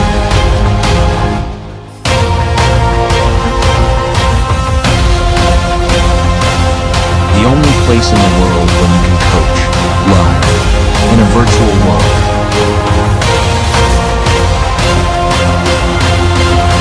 SimWorld Sports. So one thing I neglected to bring up earlier in this ballgame is the draft stock of two players here on the floor for these two teams. Both D. Woodley and LaGerald Carroll are first-round draft prospects in the upcoming SWBA draft. So, Rick, now what are your impressions on both of these players? You feel like they both improved the draft stock after the action so far tonight? Well, it's one other thing you forgot to mention, and so the world can know that was how handsome I am. But to answer the first question you asked, yes, I think they're both doing a really good job. They're showing on the biggest of stages that they can score the basketball. A lot of people haven't seen Jackson State play for obvious reasons in the small, place they are. But they're on display tonight, and hey, they've earned respect from the fans and from the basketball world alike tonight. They're still hoping to get the win, but they definitely have earned the respect and to say that they belong to be here on the stage. Gerald Carroll, 7 of 11 tonight from 3. 21 points, though. He is still the scoring leader for the Bruins. And for Jackson State, D. Woodley, 18 points at the moment. So looking to catch up to LaGerald Carroll is D. Woodley. As we see him now on the floor, Jackson State down 11 currently. As this clock winds down in the second half, catch and shoot for D. Could not catch up to the point total to LaGerald Carroll. As Carroll is with the ball, goes to Ortega. And the Ortega who ends up scoring for UCLA. Ortega now at 6 points so far. 63-50 is what we got. Jackson State trying hard here. They're trying to hang in there. Trying to hang in. Richard Alpine tried to go up for the offensive rebound. Was not on Jackson State's side. Blaine Kidd on the other end. Starting off with the ball on the wing and floats it to Franklin Tyson, who's up against D. Woodley. What was that shot decision for Franklin? He let him off the darn hook. He let him off the hook. Yeah. Oh, man. Every possession counts in this tournament. So D. Woodley trying to break through here against two Bruins. Passes it. Ends up to Mason. Mason driving closer to the rack. He ends up scoring against Franklin Tyson.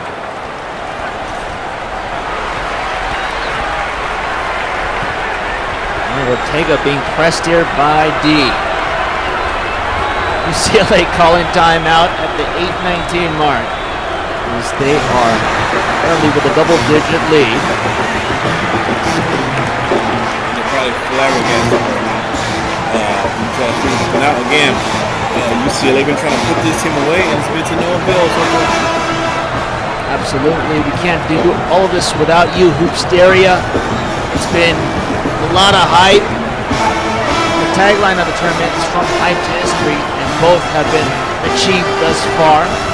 We do want to remind all of you to share the stream with as many people as you know, especially if they love hoops, even if they hate hoops. We do want to announce tomorrow's schedule as well. Maryland, Villanova, Oregon, Arizona, Michigan State, Wichita State. Closing out is UConn, Davidson. And on the call for those games will be yours truly, JJP, alongside Yells, Rico, B-Ron, Elaba, Drake, Sniper J, and also Rick Blaze. Be in the booth calling every takeover, every cold-blooded dagger, every moment that turns a game into a memory. What will be the final memory for these two teams tonight? U Woodley trying to leave Crypto.com Arena with a victory to advance in the Super 16, but they have a tall task. Down double digits, could not hit the three from long range. Momentum on the Bruins side. Oh, there is LaGerald Carroll. You just got LaGerald Carroll. Pressing the SWBA scouts even further. He's got 20 plus on the night. And I feel like the headlines will be dominated by LaGerald Carroll unless Jackson State starts a run. Oh, they're still struggling. And they end up scoring with Renzo Bryan. So there's a couple points for Jackson State.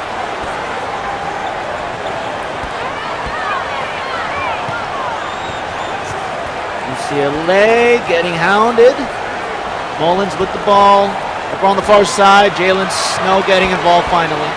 Mullins for LaGerald Carroll. Here he comes. Here he scores. Heater. He's on a heater. I feel like a lot of these fans paid to see Jalen Snow, but LaGerald Carroll making it known that you need to pay for him as well if you want to see him live and in person. He's been thriving. Renzo Bryant, however, struggling. Eddie Shackelford taking over and gets fouled by Mullins.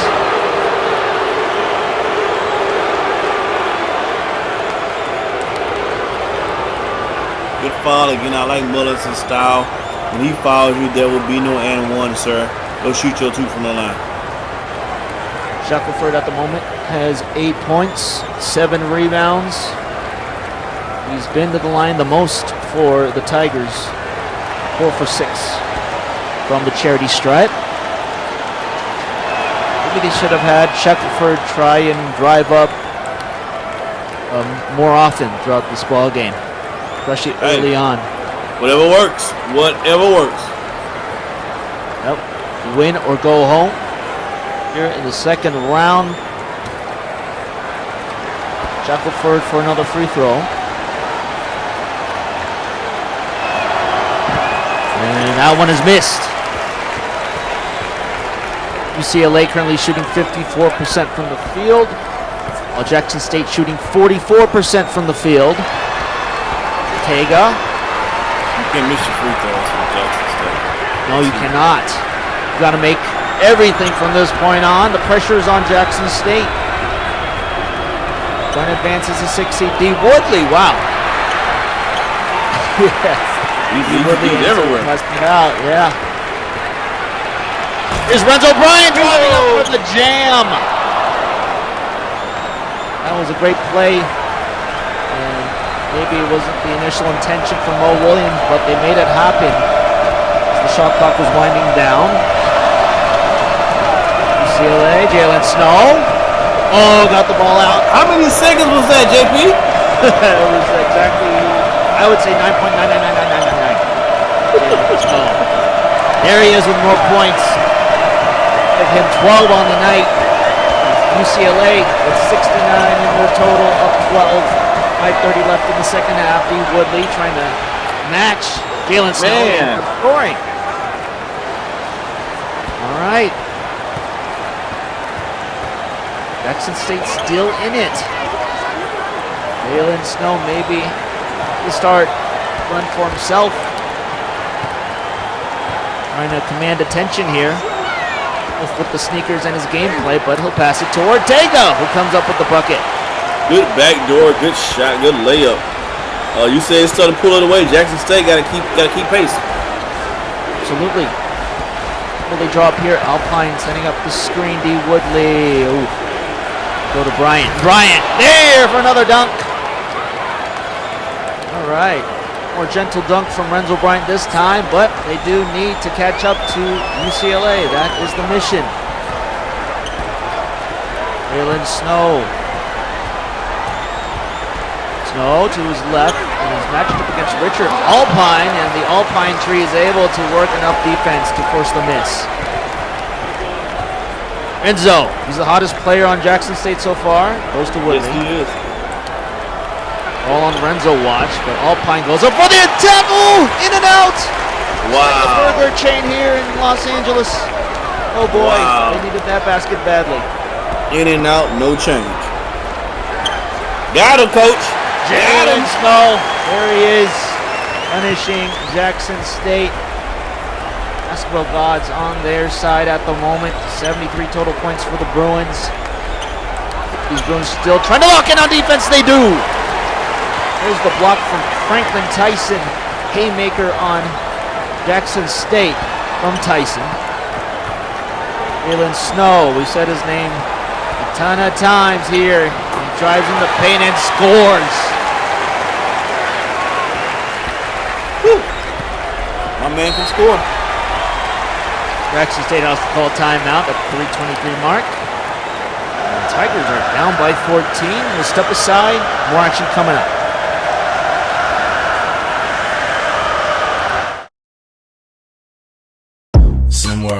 Simworld,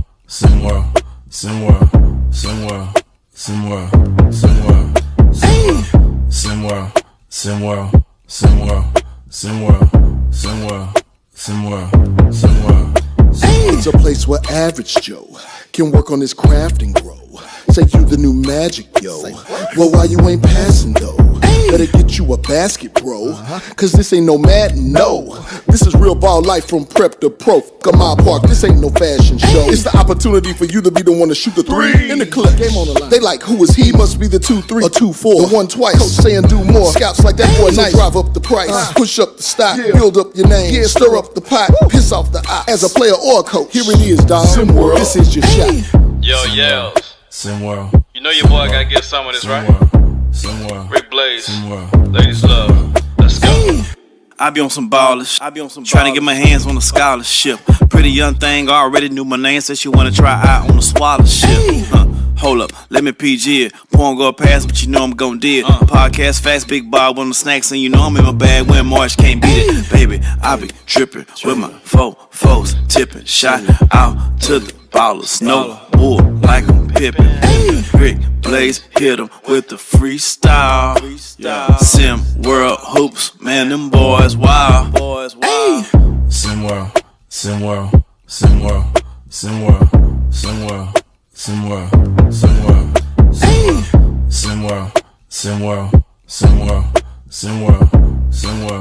SimWorld. And then when their lead expanded, they turned into a highlight machine, except for the problem was there was no film in the camera. Once again, the winners of today's second round action. Congrats Louisville, congrats Iowa, and congrats Xavier for moving on to the Super 16. St. John's, Auburn, and Utah, you are officially out. I know Alabama's on pack watch after seeing Auburn get bounced out of the tourney. So look forward to Pooh Lewis, Mr. Double-Double, Lamarion Sherwood, and DeMarco Nesbitt in Super 16 action in their respective regions. Jackson State trying to survive its Royalty Overton Lane blocked by Mullins. Gerald Carroll now with a handoff to Snow. It's been the dynamic duo of Snow and Carroll. They want to punch their ticket to the Super 16 and will work some clock smartly. Jackson State still double teaming, still trying to be aggressive to force a turnover. Tyson loses the ball to Royalty Overton Lane. And going out to D. Woodley. Woodley just trying to end the night on a positive note. Woodley trying to shake Carroll. Well, they had Saul behind him. And the point to Saul for the catch and shoot! It's a score. Good shot, good three ball. Sean Saul from Baton Rouge would have put up the long-range shot to cut the lead, but it may be a little too late. UCLA calls time, the 2:03 mark.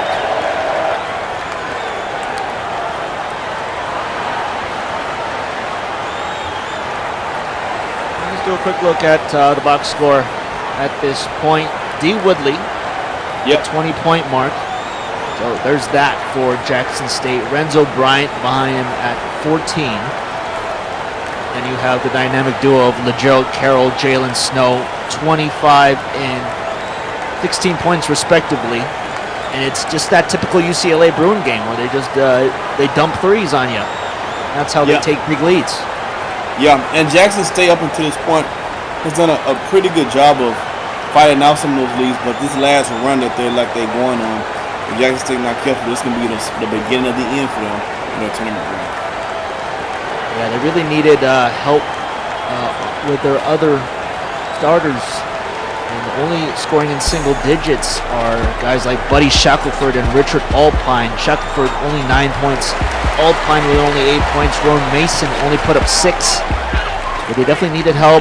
They have shot 44% from the field tonight. Down by double.